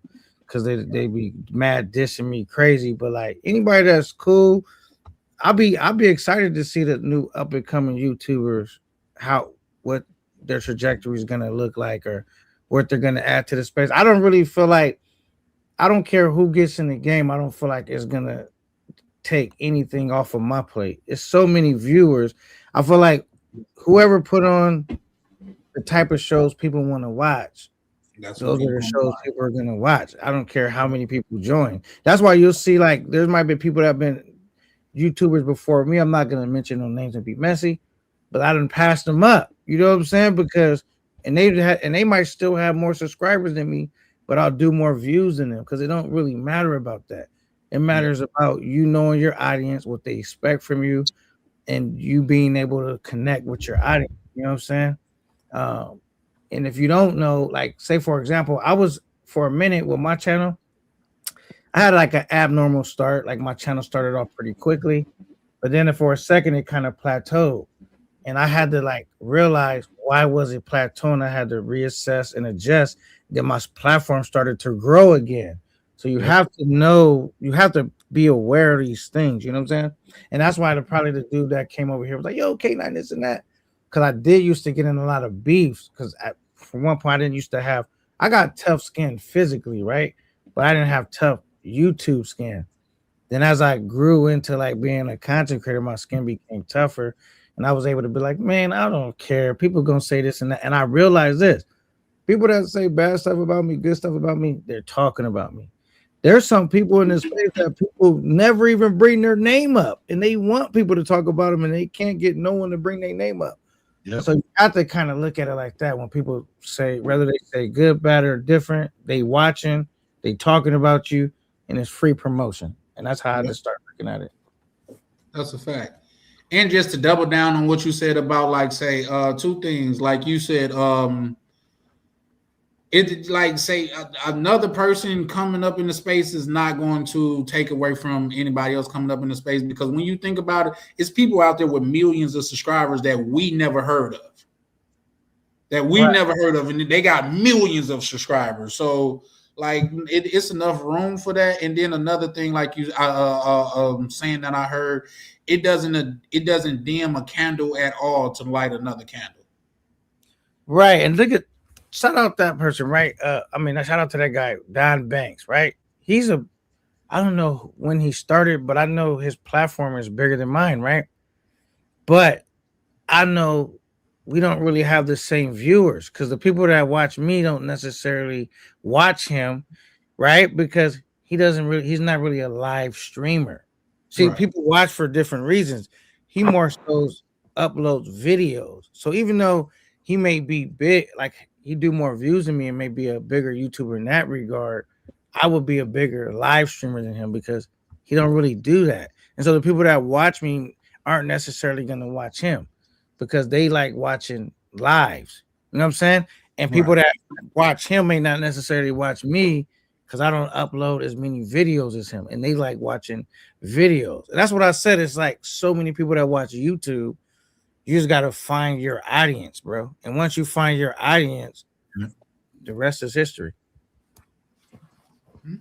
You know, more people watching YouTube. Go ahead. When you look at your analytics and you see a lot of people beaming that shit to their TV, not on a device, not on a PC, but if you look at your analytics, it'll tell you how they're viewing you. There are a lot. No, I didn't know that. I didn't know that. YouTube on TV as if that's their entertainment. They don't look at regular TV anymore. They stream. Yeah, that's what I do. Listen, you see my TV's on in the background now. I don't look at regular TV. So yeah, for sure. Just fine. What's up, brother? Yeah, no. I don't watch regular TV, and I very seldom ever watch the news. Anything that's important eventually reaches me here in Thailand. Most of it is this drama or distractions from the real problems. That's a fact. Yeah. Misha, I'm gonna do it live tomorrow, but it is kind of, I'm not gonna say contingent, but Misha, you gonna pull up because I got a surprise guest pulling up tomorrow. You gonna pull up tomorrow too? Yeah, I'll pull up if you got a surprise. Yeah, I pull up all the time on you. I just didn't get the notification today. I was doing a lot, but yeah, I'll pull up for sure. Yeah. What is the Surprise top? gifts. Just Vaughn, salute. What is tomorrow's topic? Um, is Uncle Sam really cooking the citizens here? You know what I mean? And it's just an all around topic. It's gonna be a panel type of thing, and just with everything that's going on, like how, and just this is just a view into it, like how it's almost okay to fuck the little guy as a big company. How something just came out with Walmart to where they're selling these hams. What if it came out like say they selling it by the pound and they selling you 5 pounds of it, you go weigh it only weigh 2.5 pounds. How something I just experienced with Verizon Wireless. Not only can you not turn your modem into the store, the Verizon Wireless store, you have to then on your own terms go and turn it into the UPS store. And they called me almost at the 30-day mark, talking about we didn't get it, so we're gonna have to charge you. If I didn't have that receipt, they would have been able to charge me, and it would have been nothing that I would have done. And I started to throw that receipt away. Yeah, Hey, I'll pull up, Charlie. Just let me know. I'm gonna drop down because I got to get ready for work tomorrow morning. Shout out to the panel. Shout out to the chat. I'll pull up tomorrow. K9. I'll even pull up on yours, not on the panel, but in the chat because you said something about baddies for baddies. That sounds kind of interesting. Shout out to you. It's a Well, nice Yeah. meeting you and take care. we pull up. I appreciate it, but have a great, safe day. I mean, have a good night and a great day at work tomorrow when you make it there. All right, thank you. Shout out to y'all. Have a good night. Shout All right, out to you, Nisha. Appreciate you pulling up, sir. All right. I believe Republicans and Democrats are two wings of the same bird that spouts the same crap. The only difference is they switch back and forth between good and bad cop. Well, that's just the overall topic. I could go even further into it. I'm sure a lot of people don't know who Bill. Oh, I can go a lot deeper too. I'm I sure got a a lot of people story. don't know Hold who on, Bill Charlie. I got Ackman. a story about that too. Now that you mention it, I bought a pair of pants from Men's Warehouse. I'm still mad about that. I bought the pair of pants, right? I know what you're talking about. I bought the pair of pants and I held on to the receipt. I bought the pair of pants on Monday. I was gonna buy it on Amazon, but I'm like, you know what? I need the pair of pants today, and I want to dress it and fit it. So I bought it. The guy sold it to me. Same guy, right? First day I put on the pair of pants, it ripped right in between. It ripped right in the middle, like right in between when I sat down. So I'm like, okay, I just got another pair of pants I had. I put that on and went to work for the first day. I came back next day and I went to the store and I told the guy, listen, you just sold me this pair of pants. I put it on first day and it just ripped. And he's like, oh, we don't do like returns. I'm like, what you mean you don't do returns? And he prints out this receipt.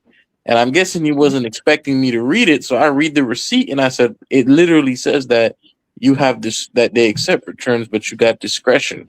So are you going to give me my money back or not? And he's like, nah, I'm not going to give you your money back. What you can do though, is you can wait 2 weeks from now when the tailor comes and then he's going to stitch it and then give it back to you. I'm like, nah, just give me my money back because this isn't even something a tailor can fix. And this is shit. So we get into an argument over it and the guy banned me from the store. you know, And after he banned me from the store, I go back home and I call corporate office and I explain to them what happened and how the guy banned me from the store. And they're like, oh, we're sorry, but we still can't give you a refund. That's Right. crazy. So I told the lady, I'm like, listen, if you bought a brand new pair of Converse or Nikes and the first day you put them on, they rip. And then you call Nike and then they tell you, no, we'll stitch it back to you and give it back to you. Would you be okay with that? This bitch told me yes. She told me yes. So Of course, she's gonna say that. Right. I'm like, listen, you buy something new and then now you just sold me something used. I buy it like new, but then you give it to me used, right? So I'm like, okay, so if you had a phone, you get it, you bought a new iPhone, you get it at the box, the sound doesn't work. And then Apple's like, you know what? we're not going to give you your money back, but what we can do is we can send this back to the factory, and if you wait 2 weeks, we'll send it right back to you. They're going to send it to warranty repair instead of give you another one. Yeah, yeah. Right. And I'm like, would you accept that? Like, you just spent money on a new Oh, she iPhone. said yes. I was like, yeah, it's not a big deal. That's I just them. couldn't cuss the lady out, but I'm just like, you know what? Just kind of She's lying for her company, but that's the whole thing. She's not going to agree with you simply because they're paying her a check. You're not. Right. And that's what it mainly depends if the product can be repaired under the warranty or whether it's damaged or it's lost its value. Well, if you got something and it ripped, like say, I used to listen to this motivational thing and it was talking about how America is like so this, that, and the third. It was like you're buying toys for your kids that can't even withstand the strain of being unwrapped before it's broken, before something break on it. You know what I mean? And and like I said, that's not the whole thing because I don't want to become that guy, but at the same time, we shouldn't have to be like the little guy that these billion-dollar conglomerates could just take advantage of and say, "Ha, what are you gonna do?" You know what I mean? Like with the Bill Ackman thing. I'm sure a lot of you guys don't know who Bill Ackman is, but he's a billionaire and he has something to do with the opioid crisis and stuff like that. Made so much money off of billions of dollars, they only find him a couple $100 million. When you break the law at a certain status in life, you just get to pay your way out of jail. Opposed to a person that makes a mistake and you're not extremely rich, you have to go to jail. Yeah. Bill Ackman, I know who you're talking about. That wasn't even the first time he got in trouble. The white community be on his neck, and he got in trouble again during the pandemic for insider trading. So what he did is he put a bunch of options and he dumped them into the market. He put $2 billion in, and then the next day after the market dumped, he sold them all. And then CNBC was asking him, well, you don't think what you just did was market manipulation? And he's like, well, I was just a little concerned about it. And then, I calmed down. And then people just kind of looked at him like, bro, are you serious? So you just dumped $2 billion. You made $1 billion on it. And then you turned around to trade the next day. And then you want to say that you weren't trying to manipulate anything. Right. So it's stuff like that. It's stuff like that. I know what you mean. It's a two-tier justice system. Yeah. And furthermore, that's going to, because like I say, we didn't damn near started that conversation tonight, but like I say, the panel tomorrow night supposed to be a little bit more not verse, but diverse, for lack of a better term. But that's going to lead to is having dual citizenship or having a passport somewhere else. Is it worth it? Should you be able to have a backdoor to what's going on here? You know what I mean? So yeah, for sure. I know what you ever get the feeling in America sometimes. Drop your Cash App so my mom can run your Cash App, bro. Okay, for sure. So how with business, he'll drop everybody. How deep do you really want to go into that topic? Well, once again, right now you sound like what this is open chat. You say what's your Cash App? Open chat. I don't. Do I supposed to click on open chat, Ronan? No, just give me your Cash App so I can, or drop it in your line. It's at the bottom of the screen. It's on the ticker. Is Mr. Monopoly 601 right there? It's scrolling across the bottom of the screen. Hook him up. All right, go ahead. For sure. Definitely appreciate that. But yeah, no, like I say, we you sound like KB last night when we was talking about, when I was bringing up tonight's subject. KB was ready to dive into it, but it's just the whole thing of what's going on here in this country. And are we as valued as we once was? No, you're right, Charlie. You see, the problem that I tend to feel like with America is I think America, we reach a point where adults can't have adult conversations anymore, in my opinion. They can censor you. They can censor you. Some people that come on the internet that they don't belittle anybody. They don't threaten anybody. They don't even use profanity. But because of what they're talking about, they get censored. Yep. So that's something that we also got to tread a fine line on that, because I don't want no trouble. Like they used to Well, say down south, man. I that's don't want no that trouble. was for the next. That's for the topic tomorrow. But what I was getting at, do you want to talk about like what they consider the elites that runs the world and stuff like that, or do you just want to stay in basic conversation within America?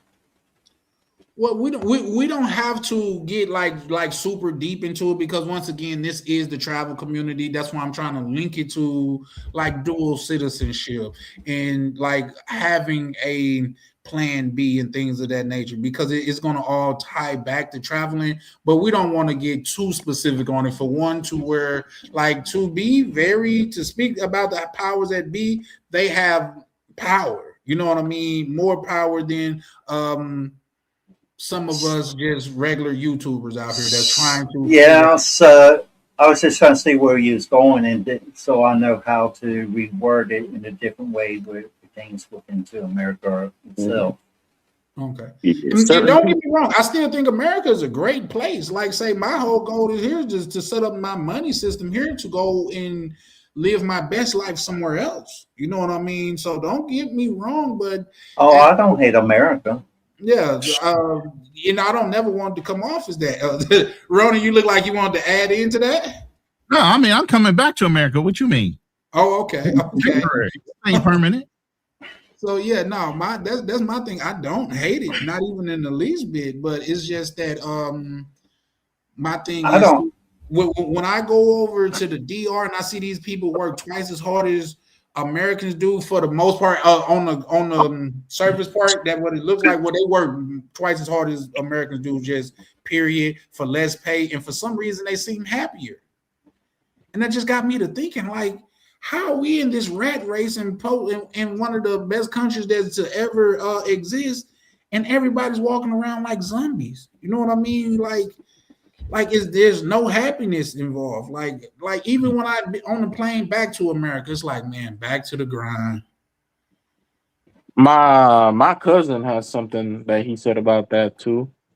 He said, the theory he had was he was like, because he's from Haiti and he moved here. The theory he had is like America is just an awful place to be poor because you're surrounded by so much that you're reminded every single day what you don't have. But when you're in the DR, everybody's poor around you. Everyone you know is poor. Everyone is just trying to do everything they can. But when you're in a place where you can literally just leave your neighborhood, A mindset. Let's get out of that, bro. I'm sitting in a country right now where they barely make $300 to $500 a month, and these motherfuckers got smiles on their faces and they're pleasant. That's a Yep. mindset. You're living toward whatever the society dictates as your fucking success, and you brought into it instead of thinking outside the box and understanding your happiness comes from you. You set your own level of expectation. Don't live towards somebody else's level of expectation. Happiness begins from within yourself before you. That's why you're fucking miserable, because you're living towards somebody else's goals and not your own. What is your fucking goal? Your level of success. I talk to millionaires all the time. What's your fucking number where you're going to stop and say, I got a fucking enough? Same thing with your happiness. Where are you getting your happiness from? Is it from your children? Is it from your job? What is it that causes you to be happy? I like that. It has nothing to do with I'm 6 figures, I'm over 6 foot. I have all those things. What's that got to do with anything? So many people commit suicide every day and they're fucking successful as hell. They got all the kind of money in the world. There were actors that killed themselves. Military guys killed themselves 27 a fucking day. So it's not about fucking money. Y'all got to get out your heads about that shit. You really need to get in your head and figure out what makes you happy. Stop living towards everybody else's perception of what success is and live towards your own. And then you'll walk around every day with a smile on your face. Yep. I tell people I do what makes me happy, regardless what the world expects from me. As long as I'm not hurting anybody, I'm going to do what makes me happy. No regrets. And I would agree with. Oh, my bad, Adam. If the world disagrees with that, then they can stick it where the sun don't shine. I mean, I tend to agree with Ronan for the most part, but a lot of and I think the key part to take from that is you need to figure out what it is for you and almost like deprogram, because from day one you almost, I think I related to, I seen this where y'all guys remember back in the day they was like wife swap, and like say this wife from a city I remember family that show. suburban. Say that again. I said I remember that show. That shit was dangerous. Yeah, it was, because here's the thing. I seen that and I almost learned a life lesson from it, because this suburban mom traded places with this Amish mom. And when she traded places with the Amish mom, she really felt bad that the kids was out there working all day and doing this all day, working in the field, and didn't have any games. So she told the husband, well, since I'm here, we got to do the things this way. No more kids working all day. She went to the store while they was out learning or working in the field and bought like game systems and TVs and stuff like that. It's just things for the kids to do, I guess. And the kids told her, it wasn't even the father. The kids told us, like, this is what we think is fun. This is what we know to be our lives, and we are okay with that. And I'm saying that to say we have been brainwashed so much to where we think the path that we're on is happiness, and it's not. It's the pursuit of money. Yep. And who do that you don't think equate to happiness. What do you think put that pursuit in your mind? Society, corporations, whoever's Yeah, sure. controlling the media. All those Government, reset. everything. That was the whole idea behind education in the first place. If we really think about it, it was to educate you enough so you could work in the fucking factories. Yeah. What most people spend their whole life chasing money, and then when they finally have enough to enjoy life, they have not much life left to live to enjoy it. Mm-hmm. You know, you have to decide what's right for you. For every person, that is different. And you guys are almost making me rethink the whole thing, just because I don't I don't want it to turn like into a hate thing to where it seems like I'm protesting, because here, like, you guys, I've shared some of my medical history with you guys. And when I was younger and I was going through it, people's like, man, you got man, you got such a good attitude. I don't know if I was your age and I was going through what you was going through, I would be able to be as happy as you are. And I say, man, I'm just focused on years. And if this would have happened to me 30, 40 years ago, it would have been a death sentence. You know what I mean? And I'm just lucky that, I think that happened last night too. Anytime you're ready to come back up, Ronnie, you know you welcome.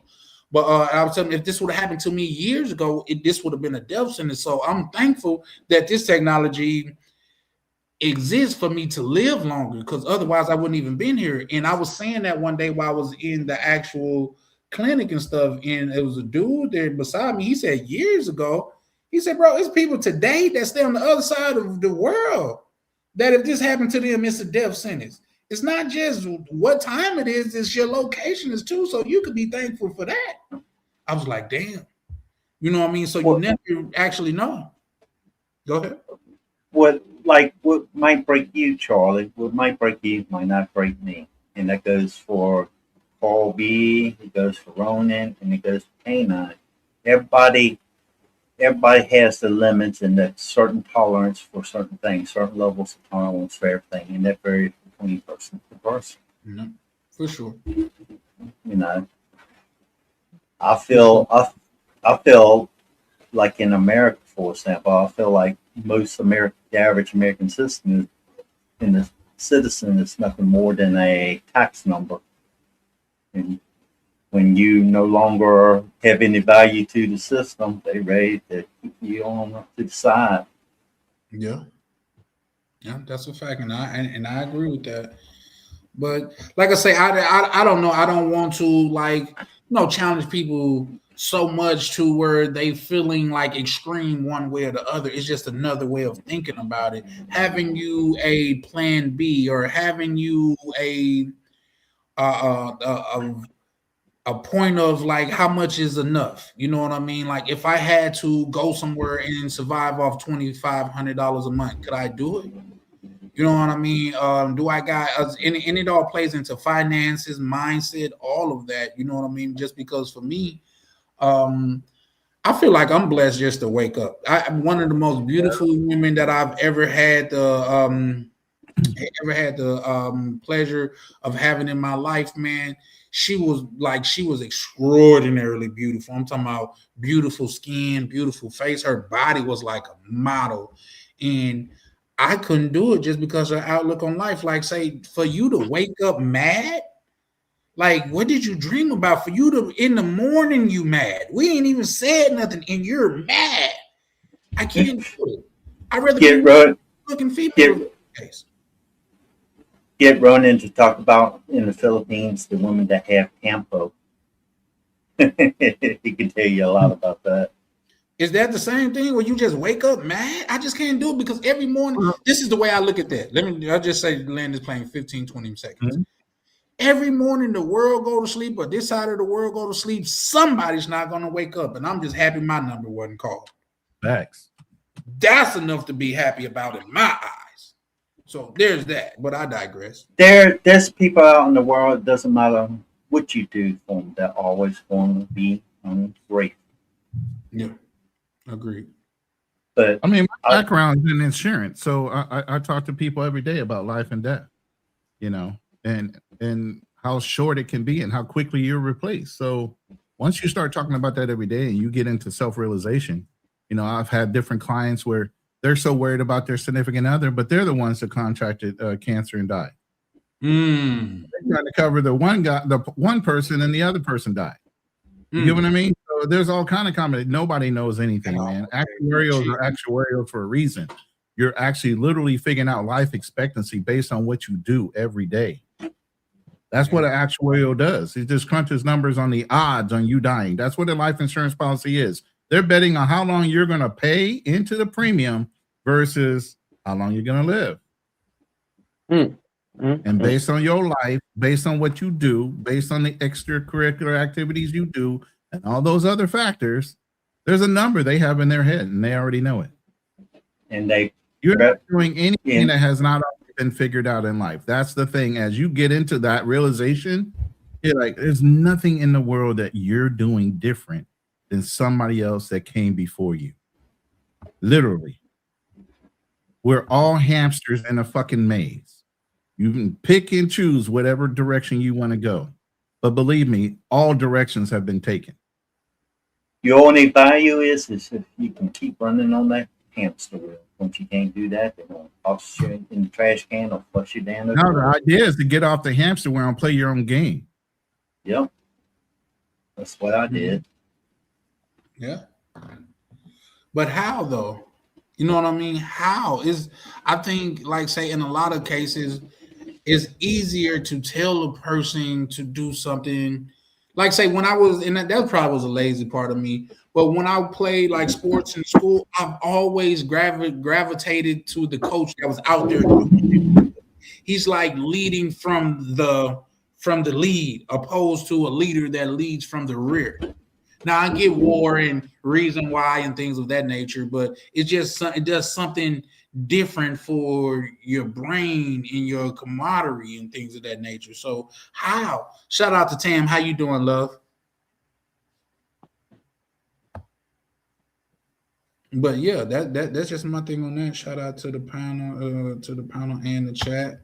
Love me some Tam. But yeah, you can you hear me, Ronan? Yeah, we can hear you. Oh, okay. It just went silent for a minute, but yeah, no, and you guys know that that's more or less what I'm pushing as well, is to become better men. You know what I mean? I think, like, say, we live in a society of weak men or weaker men. You know what I mean? To where, like, so much so to it's okay for a man to feel like he's a woman now. And I don't want to get into that because that's a whole different conversation. But over here, that's what I want to foster: men being men, us holding each other accountable, saying, "Oh, you said you're gonna do this and you didn't do it. You need to be held accountable." Well, that's what's so complicated about it. There's no perfect formula that suits everybody. If it was, everybody would be happy in life. I agree, but at the same time, would you also agree is certain ways that men need to carry themselves? because it's certain being a man is dangerous. That's why I always use the the formula, the synopsis, or the metaphor of if you and another man was sitting across from the bar and he kept on staring you in your face, it'll feel like danger so much to where you have to be like, why? And it'll be different than if that man was a beautiful, attractive woman looking in your face. It's different. So by that, I'm saying men have different guidelines and bylaws that we have to follow. Just like when we was in Colombia, one of the friends that was with us, he was talking about he was a guy of shorter stature. He was like, a dude just walked up to him and snatched him up. And then when other people started paying attention, he started laughing, talking about he just playing. I said, bro, I don't care where you at in the world. A man snatching up another man is never a playful thing. You can't go to Afghanistan and snatch a man up. You can't go to China and snatch a man up. It's something that's universal about that. So we got universal rules as men that we got to abide by, in my opinion. Well, yeah, I see what you're saying, Charlie, but I think it's more like how do I explain this? I see what you're talking about, but I see what's going on really is, most things nowadays are detached from their consequence. You might only get consequences for something that you persistently do, or if you do something wrong, you might only see consequences years down the line. For a famous example of this is maybe I don't want to get political, but the president too. There was a time where he's known down here in South Florida where he could hire you for a job, you do the job, and he just doesn't pay you. And there's a lot of people down here who went bankrupt. Now, if you were in Haiti and you did something like that, or somewhere where you have like a tight knit community, you get killed for something like that easily. There was somebody who. I forgot. Let's stop using those type of Oh, terminology. sorry. You would get like deleted for something like that. Deleted. Yeah, yeah. So it's like over here, it's kind of like you can have a situation where you're in an argument, someone slaps you. If you do something back, hey, you both could go to prison. So now people are just kind of like more wary, where it's just like, even though you might know that the other person is wrong for what they did, they might have lawyers or they might have something to where you just back off. And the thing that would have corrected that person at that moment, the consequences, that person never gets to experience it because they're protected. Well, I get that, but we have to agree just because something is accepted don't make it right. Oh, of course, but I'm saying like you could see it visually sometimes when you look at, what Gen Z and young people are like looking at, even streamers, for example. Like, let me give you an example. There was a streamer, I think like a few years back, what he would do is he would record himself going to like a restaurant, and then he would just start stealing their tips, stealing these people's tips. I don't know what country you couldn't do that in a place like Colombia. People would stomp on you, right? Like you couldn't do that. But America's becoming such a place where it's like you can do practically almost anything, and you're not gonna face immediate consequences. People are gonna like restrain themselves, and then that person will go out and do the same thing over and over again because they never really dealt with real consequences And for the actions that they did. I get that, but I think that comes from a lot of sways in leadership, because that's still a thing to where if you wrong a community, that community will deal with you. Like I spoke about the favelas in Brazil, there's zero crime there because there's no tolerance for crime. You break their laws there, your consequences is unaliving. You see what I'm saying? I get that. Like in the community to where people that are wrong children, and it could be proven that you're wrong for children. I'm not just saying a woman accuse you, but it could be proven that you wronged a child. The penalty is unaliving. We'll have a lot less of that, opposed to you thinking this human being could be rehabilitated. We live in a world, we live in a society to where a person that is involved in a non-victim crime will get a harsher penalty to a person that took advantage of a child. So just because it's accepted, don't make it right. Hey Charlie, Chairman, I want to say I appreciate you having me up. I gotta take off. Shout out to Rolling Travel. Shout out to who's this expat living Adam. overseas. And okay, and Corey B. All right, man, shoot. I think y'all Carl and thanks for having me up, bro. I really Man, appreciate it. anytime, Yeah. Now you know, anytime that you see me in this my panel, bro, feel free to pull up, man. My panel, your panel, bro, and I sincerely appreciate you pulling up and sharing the game with me as you've done numerous of times before. All right, much love and respect. Nice meeting you. All right. Yeah. Nice too. With that, also, guys, with that being said, too, I'm gonna close out in a few minutes. I didn't went already like almost an hour I over. won't say anything more. No, you good. Thanks for having me on the panel. No, you good. Like I say, we could go ahead and close out on this one, but like I say, I don't. Whether you're a man or a woman, you are. Life is a never ending learning experience. You always got to work with your mind, your body, and your soul. You have to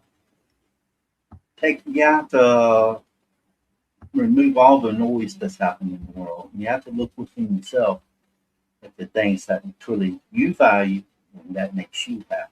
And you work on those. And how do you work on those? You do it through small, consistent steps to reach goals in life.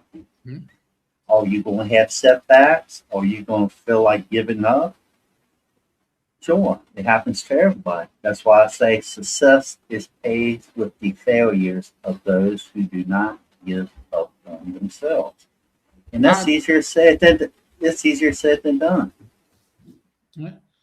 But let's just if I could just put things in the context more. I think the more that men was accepted as men, society was better off. Even if we looked in, like, say, the let's just say the white community back in the day, the men that they had to look up to was Chuck Norris.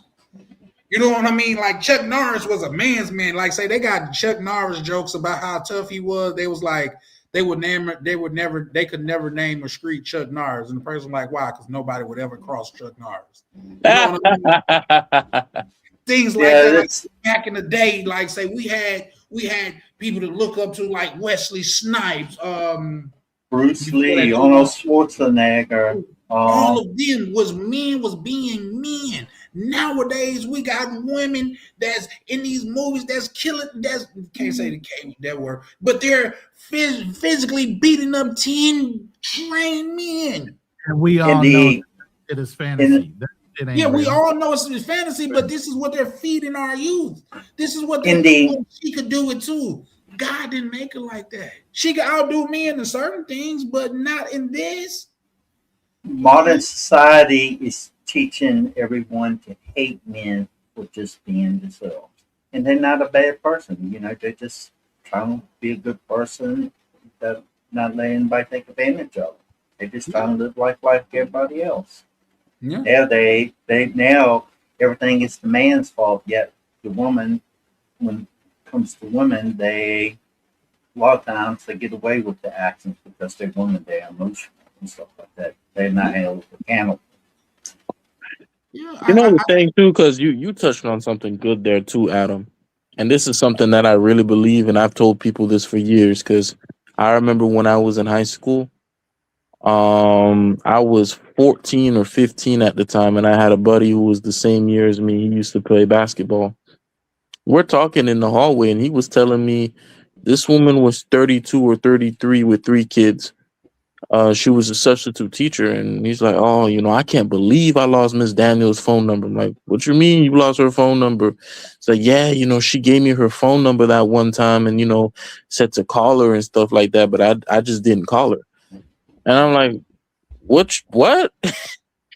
And you see a lot of those situations where I really do believe that there is like a whole class of some of the most dangerous women out there. Dangerous like you wouldn't believe, but because society doesn't see that from a woman, or they don't think it exists, we just kind of we just ignore it. Like, I think the current case that's going on in the government, that lady, that the Voldemort's wife, bro. I That sounds think like Harry Potter. because I can't say his name. I can't say his name. You Oh, know, because okay. YouTube. You know, Voldemort's wife. Right. I think she's probably one of the most evil people on this planet. But when people see like a very feminine face, it like their mind goes to sleep. That is me Yeah, though. for sure. Yeah, no, for sure, for sure. And like say, I'll say this, and then we can start to close out. I think, like say, decline of society and things of that nature. Like say, and I could tell you, like this is something that I've just necessarily seen. Participation trophies. Like I remember when they tried to give my brother's son some participation trophies, and he went the hell off. He was like, "Why the hell are y'all giving them trophies? They lost. Losers don't deserve trophies. If they get trophies for losing, what's going to be the incentive to get better? You don't need no participation trophy. You know you participated. Why would you want a room full of eighth place trophies? It's only 8 places to get, and you in the last one, and you got a trophy. But the difference is when a boy loses and his mom's there, when the game is over, the mom talk about how the referee didn't like the team. The mom talk about how the other kid on the kid on the other side of the ball, like he was much bigger, didn't look like he was their age.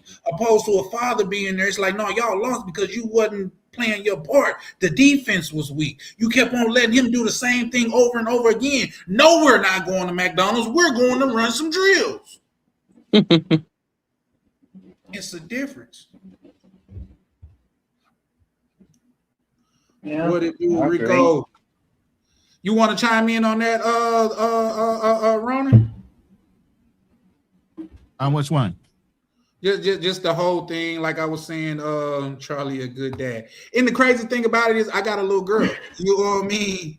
So I've been very active in my nephews' and them lives and things of that nature. But I teach. You know what I told my daughter about dating and picking a boyfriend? I What's said, that? pick somebody for you that you would pick for your daughter. So if you accept it for you, you are essentially accepting it for your daughter.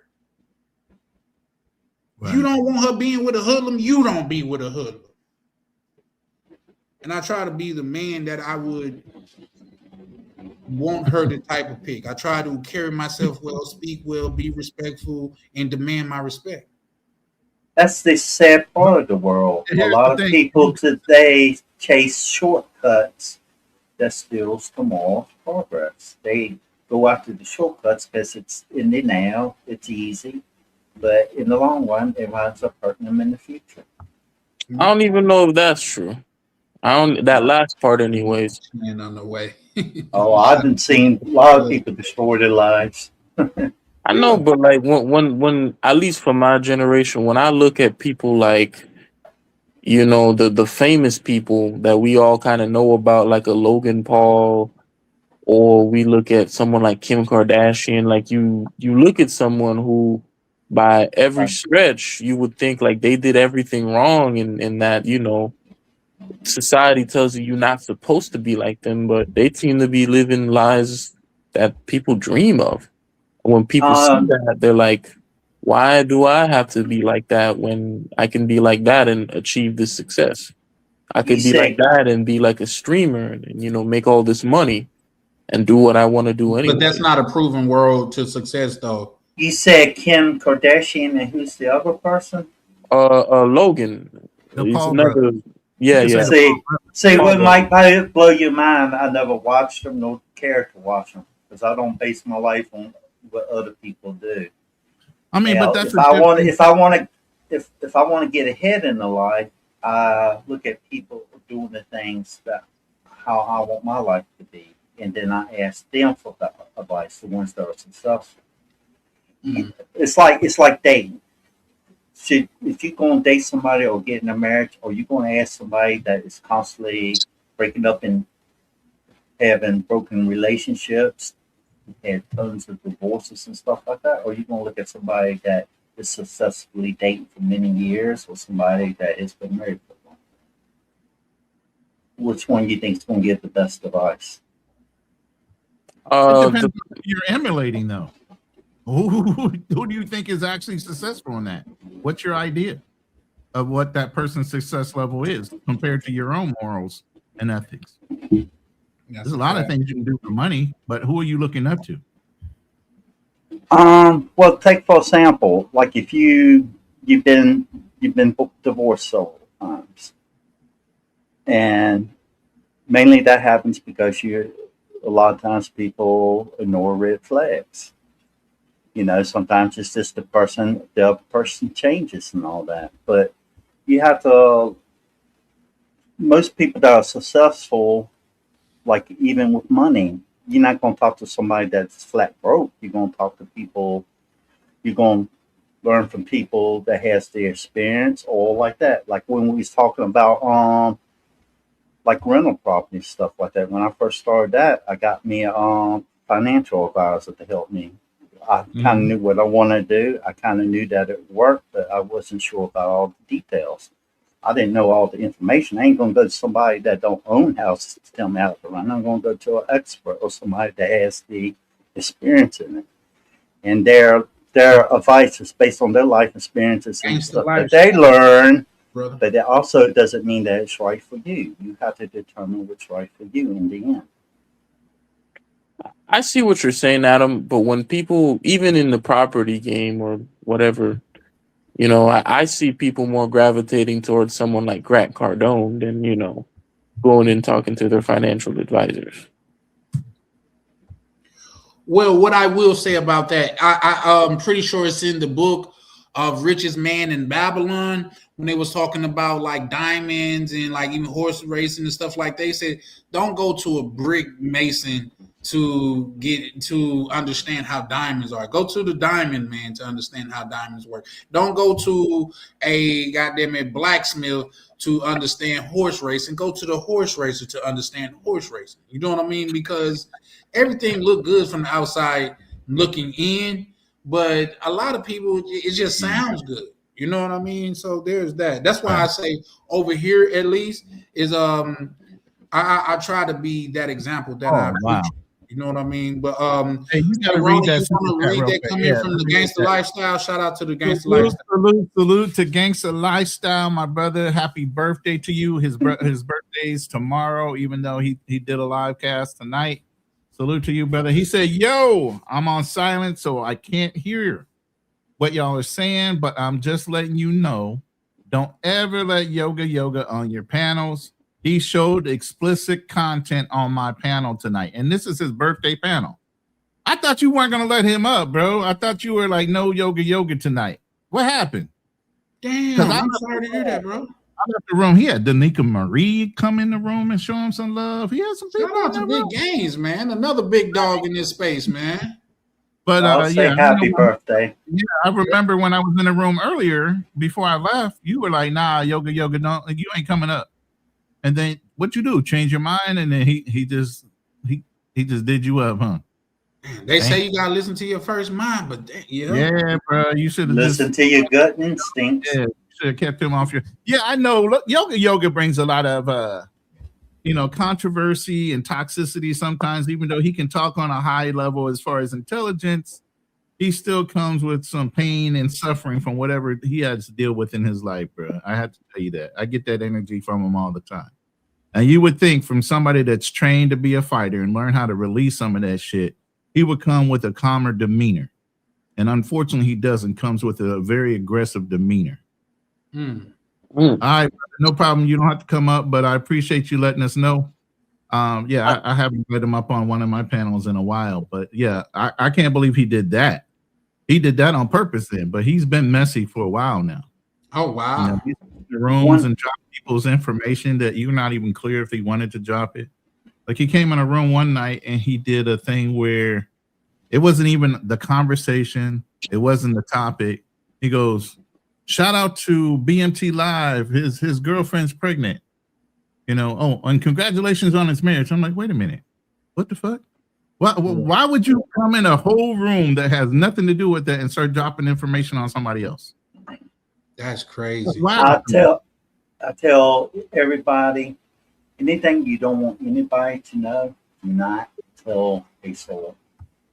Well, no, I think what Ronan is saying, you come to a whole nother man's platform to Right. shout out somebody else's platform, and you don't even know like how he And then feel you about got that. hurt. Yeah, being messy. Right. That's Yeah. not necessarily a thing you're supposed to be doing, but hey, but Yeah, yeah. that's like with the gentleman that came over here to tell on Uncle Rico. Like, nigga, I'm not his principal. What you want me to do? Right. I can't suspend him from Oh, you YouTube. talking about What the Carlos hell? Red. You talking about Carlos Red at this point. Yeah, he's a weird. Like, he's no longer like welcome over here. But man, shout out to him. You know what I mean? It just doesn't. Then he telling me, tell him to come on my channel and debate me. Oh, I see what this is now. Yeah, no, we're not gonna do that, sir. I say something untrue about you, and then you got to come in to debate me and clear it up your name while I get the views from it. Right. Ridiculous. So yeah, no, shout out to my good brother Prime. Probably one of the hardest things to do is learning how to channel your emotions into great positive outcome. And it's very hard. Well, if I'm being honest, like far as this channel go and things of that nature, some of the best lives that I had is with a brother. I don't want to say his name just because we're past that phase, but is a brother coming up and just starting a lot of chaos over here, and people obviously gravitate to take chaos, but that's not what I'm trying to build over here. That's not what I'm trying to foster. If I was just trying to get numbers and things of that nature, sure, why not? But I'm trying to build something. Like, I think I was taught down south, any structure in the world is predicated on its foundation to be how strong it's going to be. So if you build something on a weak foundation, the whole structure is going to be weak. So I had to nip that in the bud right away. Even though we did numbers, that's not something that I could sustain. Right. Yeah. A house will crumble if it's built on a weak foundation. It always starts. Well, actually, it starts with. But this is consistency of character and morality. You say you're one thing and then you turn out to be a whole nother thing, then you become the wolf in sheep's clothing. You were never that person to begin with. You lied to get where you were, and now where you're at, and you have the availability. Unfortunately, I'm gonna have to say this, Charlie. I know you look up to him. Anton Daniels does that on a consistent basis. He flip-flops a lot on his word as a person. I wouldn't say I look up to him though. That's a little bit. I know. Okay, I'm going to let you define it the way you define it. I know you're on his bag chasers. The only reason I said that. Well, yeah, for sure. And I've been part of that because, like I say, when I originally signed up for it, he was giving some tax game in. Right. Just because, like I say, just because a dude, like I got friends to where I would take them to, like, say, if something went down and I had to go and we got physical with some people, like far as fisticuffs, I would take this certain amount of people, this certain person with me. But if it comes to going to a business meeting, this is not the person I'm taking to a business meeting. I got another friend for that. Just to say that all people are not for all situations, and saying that about Anton Daniels, he's not for everything. But when it comes to business, when I hear him talk and I listen to the game that he put down and he does shows receipt, he tend to be like on point with that. But far as a person that's like keep their word and stuff like that, he's probably not that guy. And he has switched and flipped and stuff like that far as a public image, but that just is what it is. But I wouldn't say I look up to him. Oh, okay. What's the sad thing is, what's the sad thing is misery creates profit and business is good. People buy into the drama and stuff like that. Most people ain't worried about that you having a happy life with your wife. They want to hear that she's divorcing you, taking everything that you have, cheating on you and stuff like that. They want to hear the drama part. They don't want to hear the good stuff. Mm-hmm. And the other thing, a lot of people sell drama for clicks and views, sell soft porn on YouTube and stuff for clicks and views. I think we got to say corn. We got to say corn with the C. Okay, soft corn. Yeah. Well, and that would, like say, we seen a person channel get took for that because he's doing exactly what you described, but like Gamio or Gumio? That Yeah, guy, right? yeah. That dude. That dude. Charlie. Yes, Like sir. you can do like two streams. You can do one on YouTube and you can do another one on Kick. It's Right. called Kick. On YouTube, you talk Yeah, about your general stuff. Yeah, but don't go on detail on that. You don't have to go on detail with that. We get it. Yeah, you can on Kick, you can be a little bit more open with what you say. Right. I've heard that, and I am going to sign up for those alternative platforms. Like, shout out to the good brother Ronan.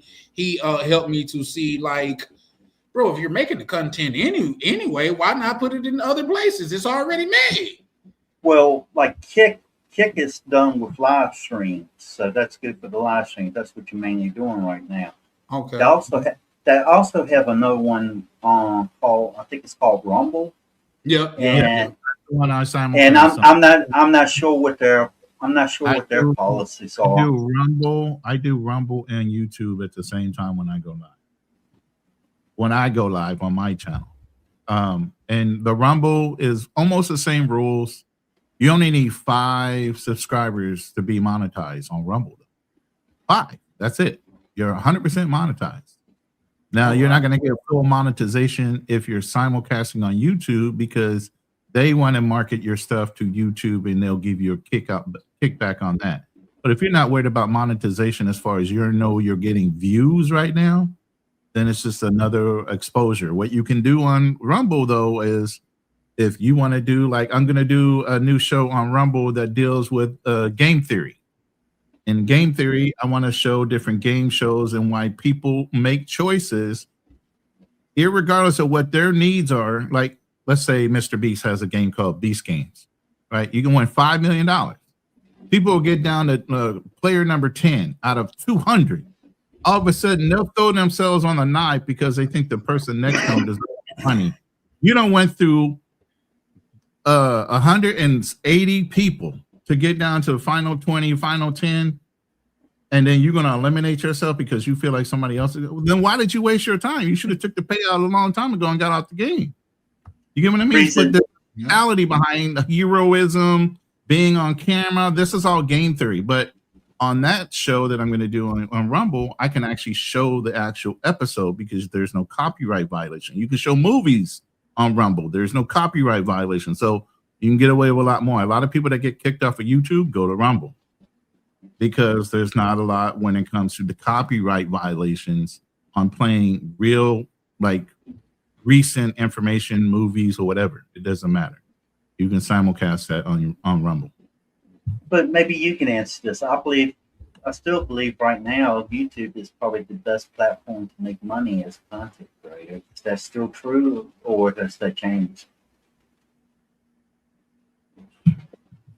To tell you the truth, I would say OBS. OBS? Best platform, not platform, but app that you can use because it's independent. You can get money directly paid to you through OBS. It doesn't matter what channel you're on, whether you're simulcasting through OBS on YouTube or Rumble or whatever. It has its own pay system. I'll have to look. For 10% on OBS through PayPal. So I heard. Yes, you're only paying 10% out of whatever your profits are on gifting versus YouTube or somebody else is taking 30 to 40%, depending on the situation. You know, so I heard. Cash App is the best way. Obviously, Cash App or somebody paying directly into your PayPal, you're barely getting anything taken out of your percentage. Like when I get my checks on the 21st, obviously YouTube is getting their cut first. They didn't do anything to make that. They're a hosting platform that gets paid out. That's what they're gaining, you know? Yeah. I heard people talking about OBS on other lives, but I never really looked into it. I have to. Well, you can use it to simulcast on, like I use Restream, and you can simulcast on a whole bunch of channels all at once. The main thing is the app that you're doing is like OBS will do the same thing as Restream, but OBS has its own direct pay system. You're not relying upon Rumble.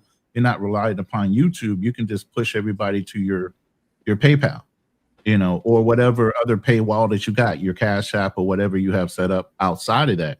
You can even run them to, like I have, buy me a cup of coffee. That's outside of YouTube. YouTube does not control that. You get that Yeah, money. I've seen that. You get that money instantaneously, like you would know, Charlie. When somebody sends you a cash app, you ain't got to worry about YouTube. Listen, You ain't got to worry about YouTube taking 30% off your top. You get what that's I'm why. saying? My apologies. I didn't mean to cut No, you fair. off. No, that was saying that's why I'm kind of skeptical because, like, say, I do have a couple supporters here and there, like, say, especially when I was running my marathon, like, to know what YouTube would have took from that is almost like it's almost discouraging. You know what I It mean? is. But you got to wait for your money. It's not instantaneous. You got to wait Not till even you're just wait for them to take 30% of it and they didn't do anything. That's come on, man. That's like I'm on the block and I'm hustling your pack or That's something. why Like a you lot of just people push. That's Sounds like the government. That's why a lot of people push their cash apps, their Patreons. That's why they push their PayPals. They push whatever paywall they want you to run through outside of YouTube. They run their affiliate marketing links through YouTube and get you outside of YouTube to pay them. yeah. You get what I mean? Because they don't want that involvement. You don't have to have YouTube take your money. You can have them, and people that are loyal to you will go and hit that paywall. They'll go hit PayPal. They'll go hit the Cash App. They'll go do what they need to do because they understand. Why would you want YouTube to take your money? They're supporting you, not YouTube. Exactly.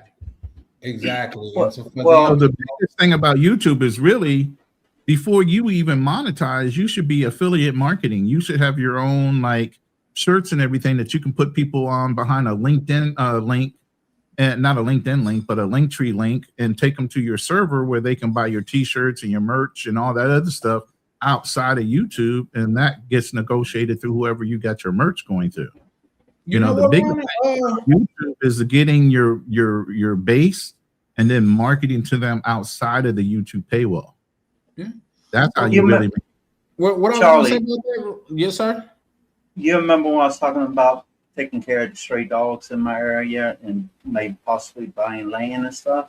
I did a video on that. And then there I was talking about, I said I deal with a lot of stuff. It'd be sometimes nice to have a little extra help with money and stuff like that, for donations and stuff like that. That actually shows some of the dogs that I was helping and stuff like that. Also on my channel, I show where we had the flood in October, where I was up there helping doing things, help sandbagging and placing the sandbags, stuff like that, and helping families. Well, I didn't show the families or anything like that, but help them clean up. If they didn't have the money to fix the homes or whatever, I'll help them out a little bit and stuff like that. Yeah, no, I'm with that. I'm definitely with that. And like I say, it's a beautiful thing because, like, and let's just say putting things in context before, like lame and lamer. That's what I call fresh and fit. They lame and lamer. You know, they say they were some of the top. What's that said? Super chatted community on YouTube, like millions of dollars, and they blew it. And I'm like, wow, if they was getting all of that, like through Cash App, it probably would have like tremendously changed their bank accounts, even though they were still good and things of that nature. But what I was going to ask you, Ronnie, how do you feel about us doing a? I guess I could talk to you about that in the back office, so we don't have to. If you're talking about doing a collab, we can do collabs all day. I'm with that, man, because I really want to know like the t-shirt thing, because I have been working on some merch because I do my research, and they do say there's other ways to make money around YouTube other than just YouTube. Oh, yeah. You know what I mean? So I'm like I want to get into like the t-shirt thing, like because I know you were saying that you would utilize a print on demand type of company, right? Yeah. There's I think it's Amazon. You can get like a promotion gift code, or like you promote like Amazon. And if somebody use your gift code and buys through Amazon, you get a small percentage, like 1 to 3%. Well, it depends on the product. It depends on your product, first of all. If you're in electronics, you're getting a certain percentage. If you're selling a book, you get a certain percentage. It depends on that. You get an Amazon affiliate link. You can market your own products. You can pick certain products you want to market yourself. You use your affiliate link. You can run those through either your description or whatever you want to do. But the trick is, it's like a lost leader for somebody to pull you into a store for a sale, right? If they go into there on your link, even though they might buy something you did not market, anything in that basket, when they push buy, you get the percentages on those commissions. Yeah, I seen Doesn't something. matter what it is. So Yeah. that's a great thing about the affiliate link. When they go in to buy, if they're in a buying mood, not only are they going to click on your product, but other products in that room. At the time when they buy, if you're the affiliate that brought them in the room, you get the associated commission with whatever brought them in that room that they bought. Mhm. Yeah, Yeah. man. That's why I say I love this community, man. I definitely do, man, because it's not like people be over here trying to gatekeep and you know what I mean. Oh, I don't want to see you do well because I want to do well too. Like it's enough room for everybody to eat and gain weight, so to speak. Well, That just means I we say eating good when we gaining weight. But go ahead. living overseas, I'm in a position where I don't have to worry about money. I have like if I didn't make any income, I'll probably have more than enough to live the rest of my life here. The thing is, so when I was starting my YouTube channel, it wasn't really about making money, which I'm not making money anyway. It's small. It's nothing. It's nothing at all. But if it ever if it ever became something, if I made any money from it, most of that money would go into helping people in true need and stuff like that. And of course, if I help multiple people, or I have to hire people to help out, because most people don't donate their time. You have to pay people to help you and stuff like that. But as far as like generating revenue for me, I'm not really too concerned about doing that. I'm not rich, but I'm happy and content. Yeah. But Like I said, there's so many different angles once you have a YouTube channel. The biggest thing is you're a traveler, right? As long as you're filming your content and you're documenting your travels on YouTube, do you know you can write off or offset the cost of your flight, your hotel, your food, your excursion? All that shit can be written off. So at the end of the day, if you're doing it right, most of your trip bounced against your YouTube AdSense. Say you don't make a fucking dime off of your travel, that's a net loss. Yeah. That you get to run up against your earned income. So instead of you paying for a trip and actually taking the loss on the trip, not getting any YouTube, anything, it doesn't go against your earned income. But people don't think like that. Well, it was just a trip I'm going to go to. No, you just made it content. It just became business. Now you can write that shit off against your real income. Yeah. Well, just because I'm actually looking into that now, that actually come with some caveats, and like just say I'm not an expert in it, nor do I claim to be. This is not financial advice or entertainment. Your mind is like really going crazy. Your mind, you ain't got no minds, man.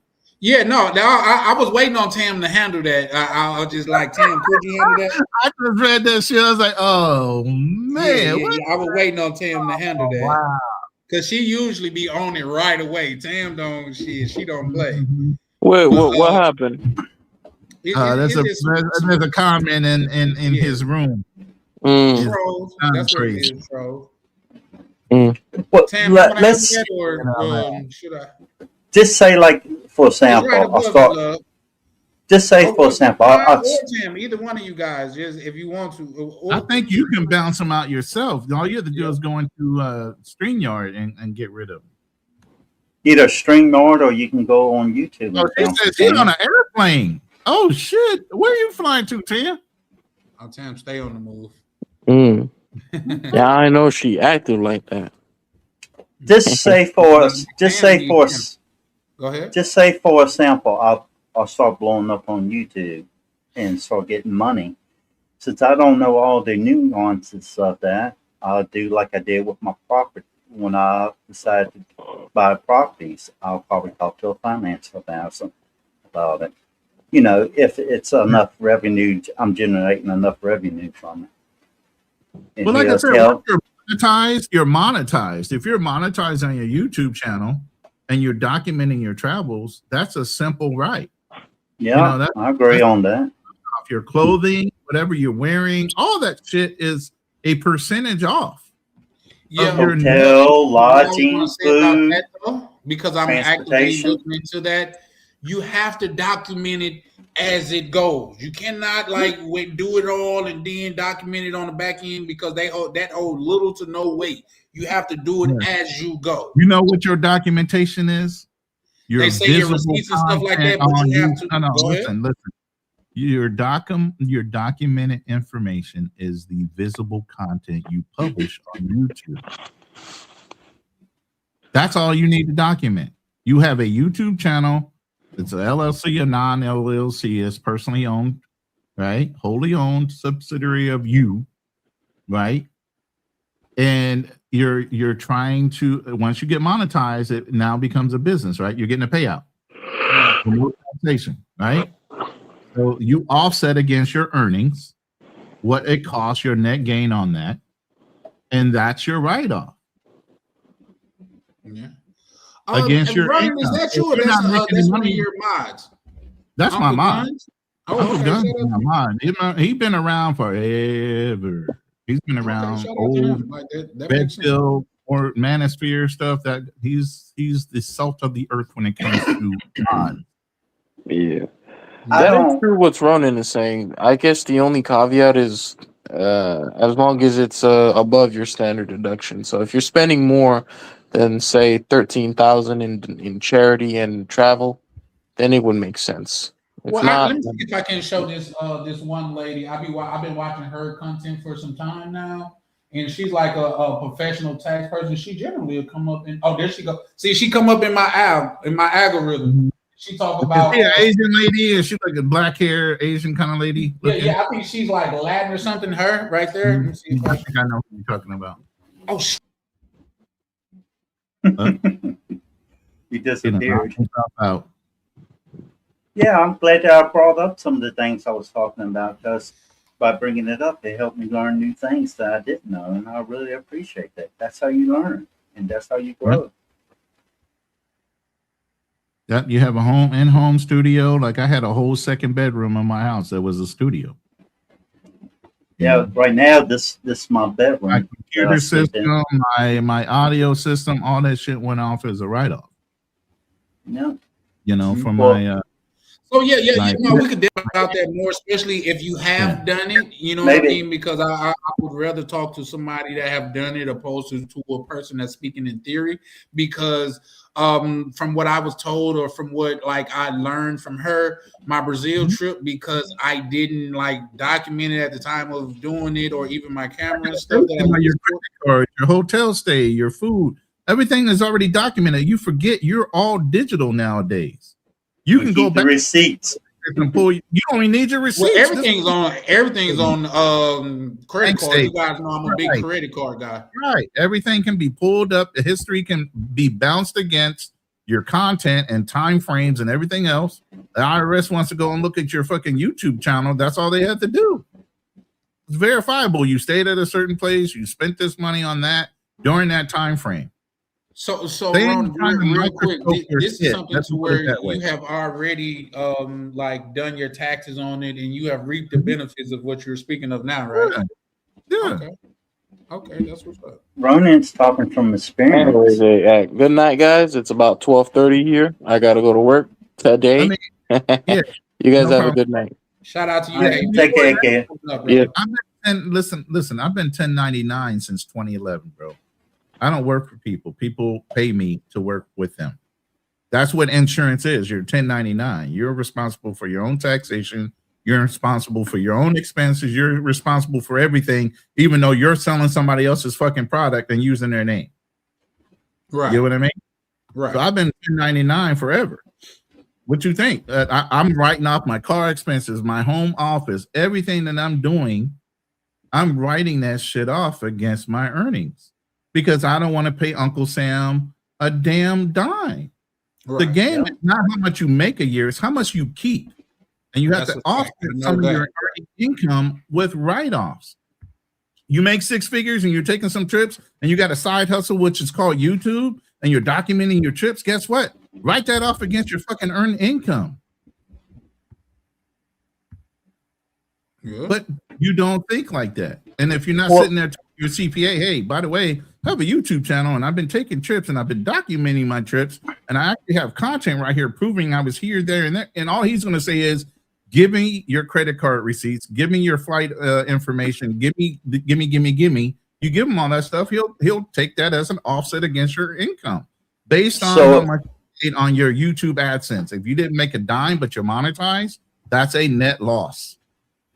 Well, let me ask you this. I mean, because that is So but a person I'm not starting- monetized, Ronan, but I Yeah, have but once made you do, money yeah. from my Cash App from YouTube.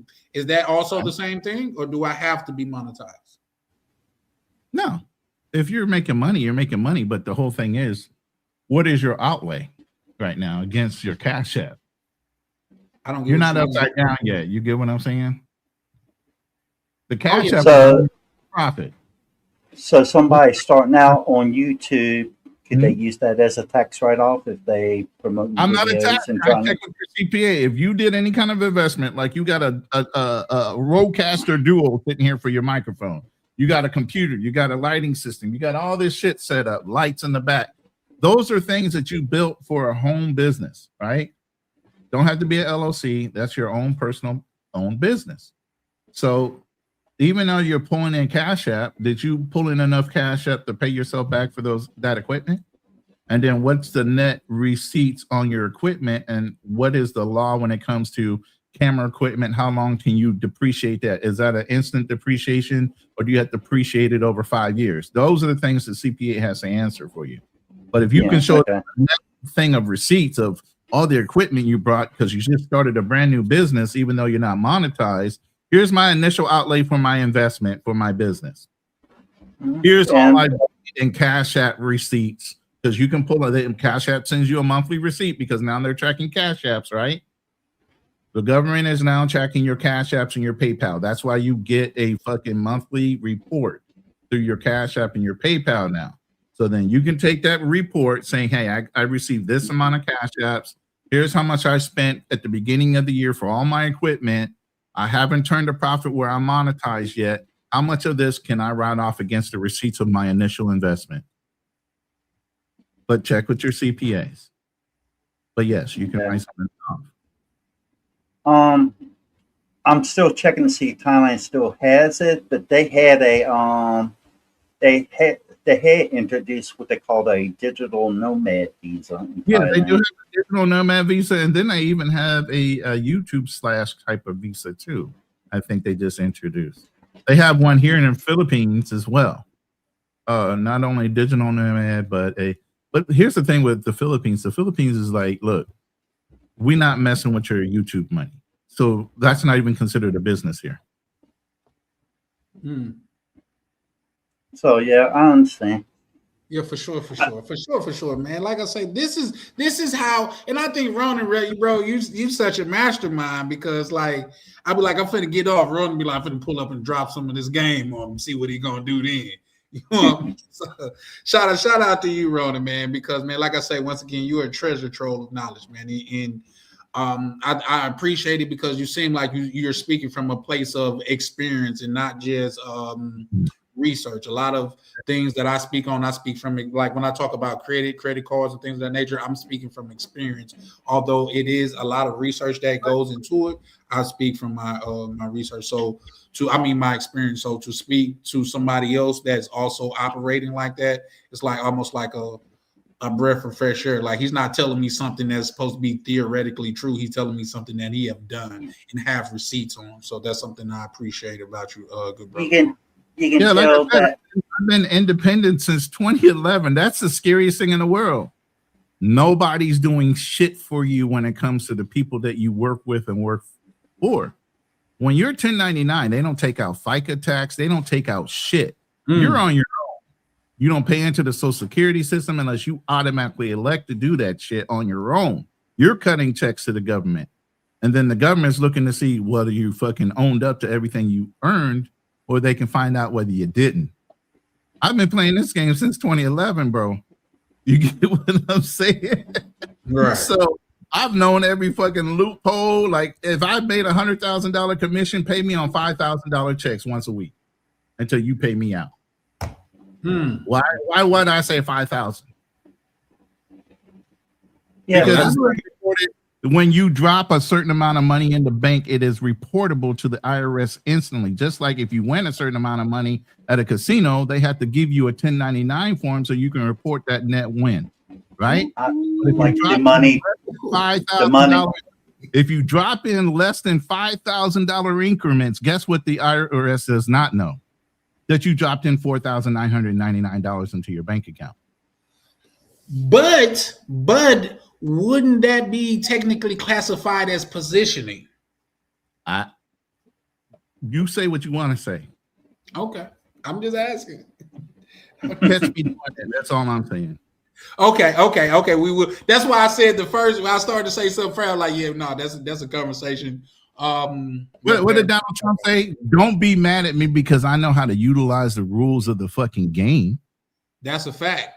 And he also said y'all doing the sex. He told all those rich people they doing the sex same thing he's doing. Yeah, they was like tell them to stop it, but she won't stop it because the people that support her are taking advantage of this. I just told you I've dealt with millionaires for almost 10, 15 years. Who do you think is turning me on to this game?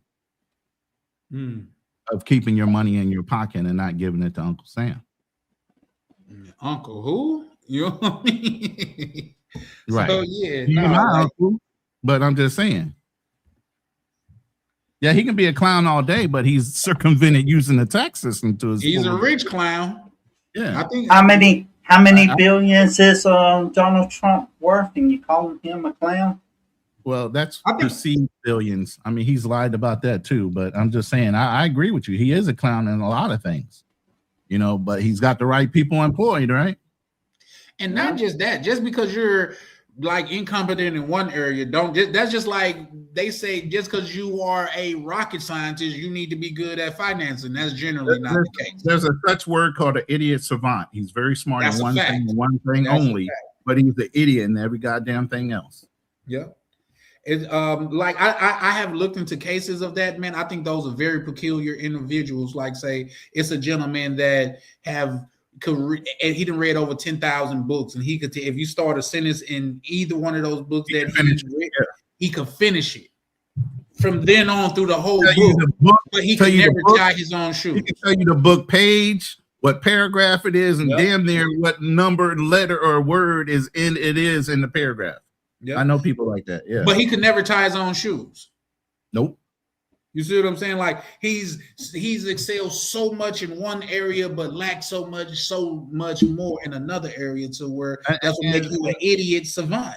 And just to tell you, my background is in architecture, even though I never obtained my degree because my high school sweetheart got pregnant. But I've always been an out of the box thinker, and if you know anything about architects, you make something out of nothing just from your imagination. You mechanically make it, mathematically make it stable enough that you build it. That's how my mind works. I can take difficult things and break them down to make them sound real simple. That's what's up. So, man, we're going to continue this conversation again tomorrow night. Gentlemen, I'm finna have to go to bed in a minute because I gotta. I mean, we're on the other side of the planet. We looking at you like, damn, you holding on like a big dog. You know what I'm saying? What R. Kelly said in that interview, I'm fighting for my life. It's 12:36 p.m. here in Thailand, and it's what 11:36 in Philippines. It's 1:21. 1:21. Oh, that's right. You're an hour ahead. I was thinking an hour behind. I think they flexing on me, Chad. I think they flexing on me. They like, we finna go outside and get our day started. You finna. I'm downstairs cooking right now. What you mean? I'm starting to smell all kind of goodness up here. I'm waiting for my wife to cook me lunch. We just finished taking down the Christmas tree, and now she's warming up some stuff for us to eat. So, you know, and I did all that before I even got on this live with you. So. I can't wait to get on that side of the world too, because I plan on visiting both the Philippines as well as Thailand. It's just that I got some business here that I got to get in order, and like hopefully like being in circles like this with very informed brothers like Ronan, K9, a lot of other brothers that's in this community, even you, Adam, because I'm sure you got a treasure trove of knowledge when it comes to Thailand. I think that's gonna better equip me for the journey that I have ahead of me. Well, I could talk about other countries as well, but it's been years. It's been a few years since I've been gone. It's probably been over. It's well over 20 years since last time I visited the Philippines. Things have changed since then.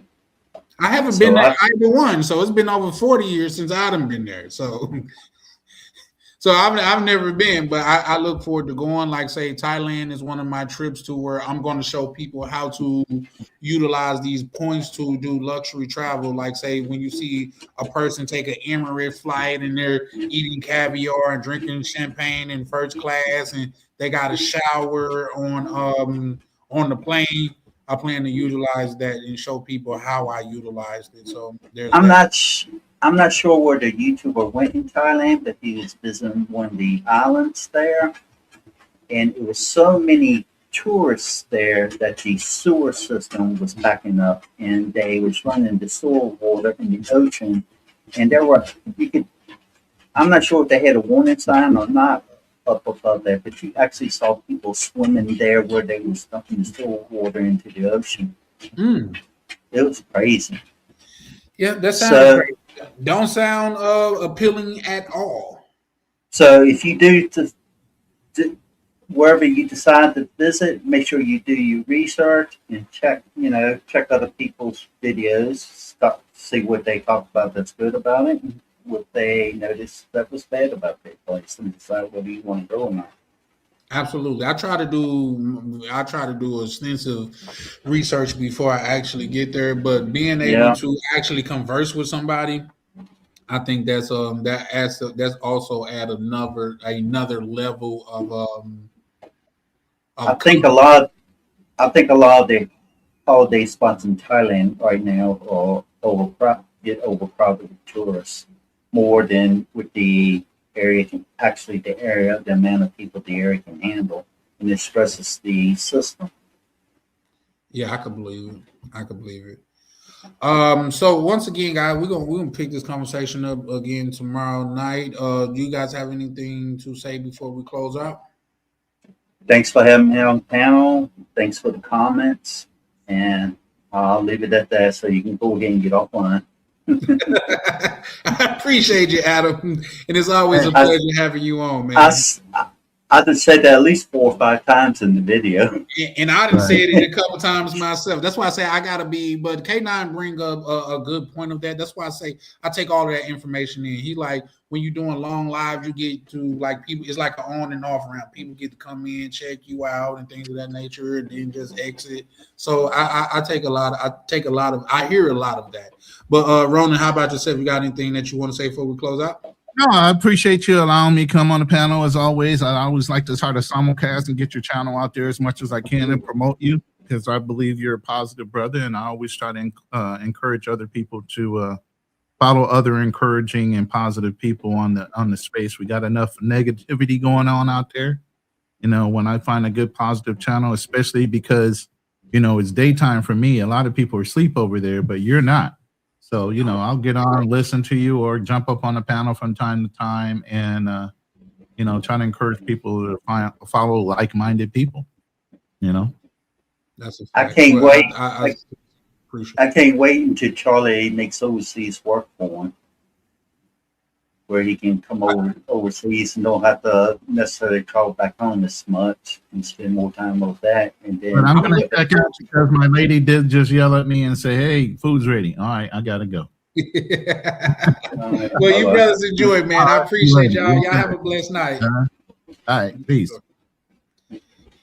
All right, y'all. This is Charlie Chan with Charlie Chan TV, man. If you still watching, man, don't forget to like and subscribe, man. Like I said, we're trying to build this community out a little bit more. I need to be a little bit more due diligent on, promoting the channel and things of that nature. So if you haven't liked or subscribed yet, please do both. And just know this is a place of common sense to where we can converse civilly and with some tact and with some class. So with that being said, man, this is Charlie Chan with Charlie Chan TV, and we are out. You guys have a blessed night.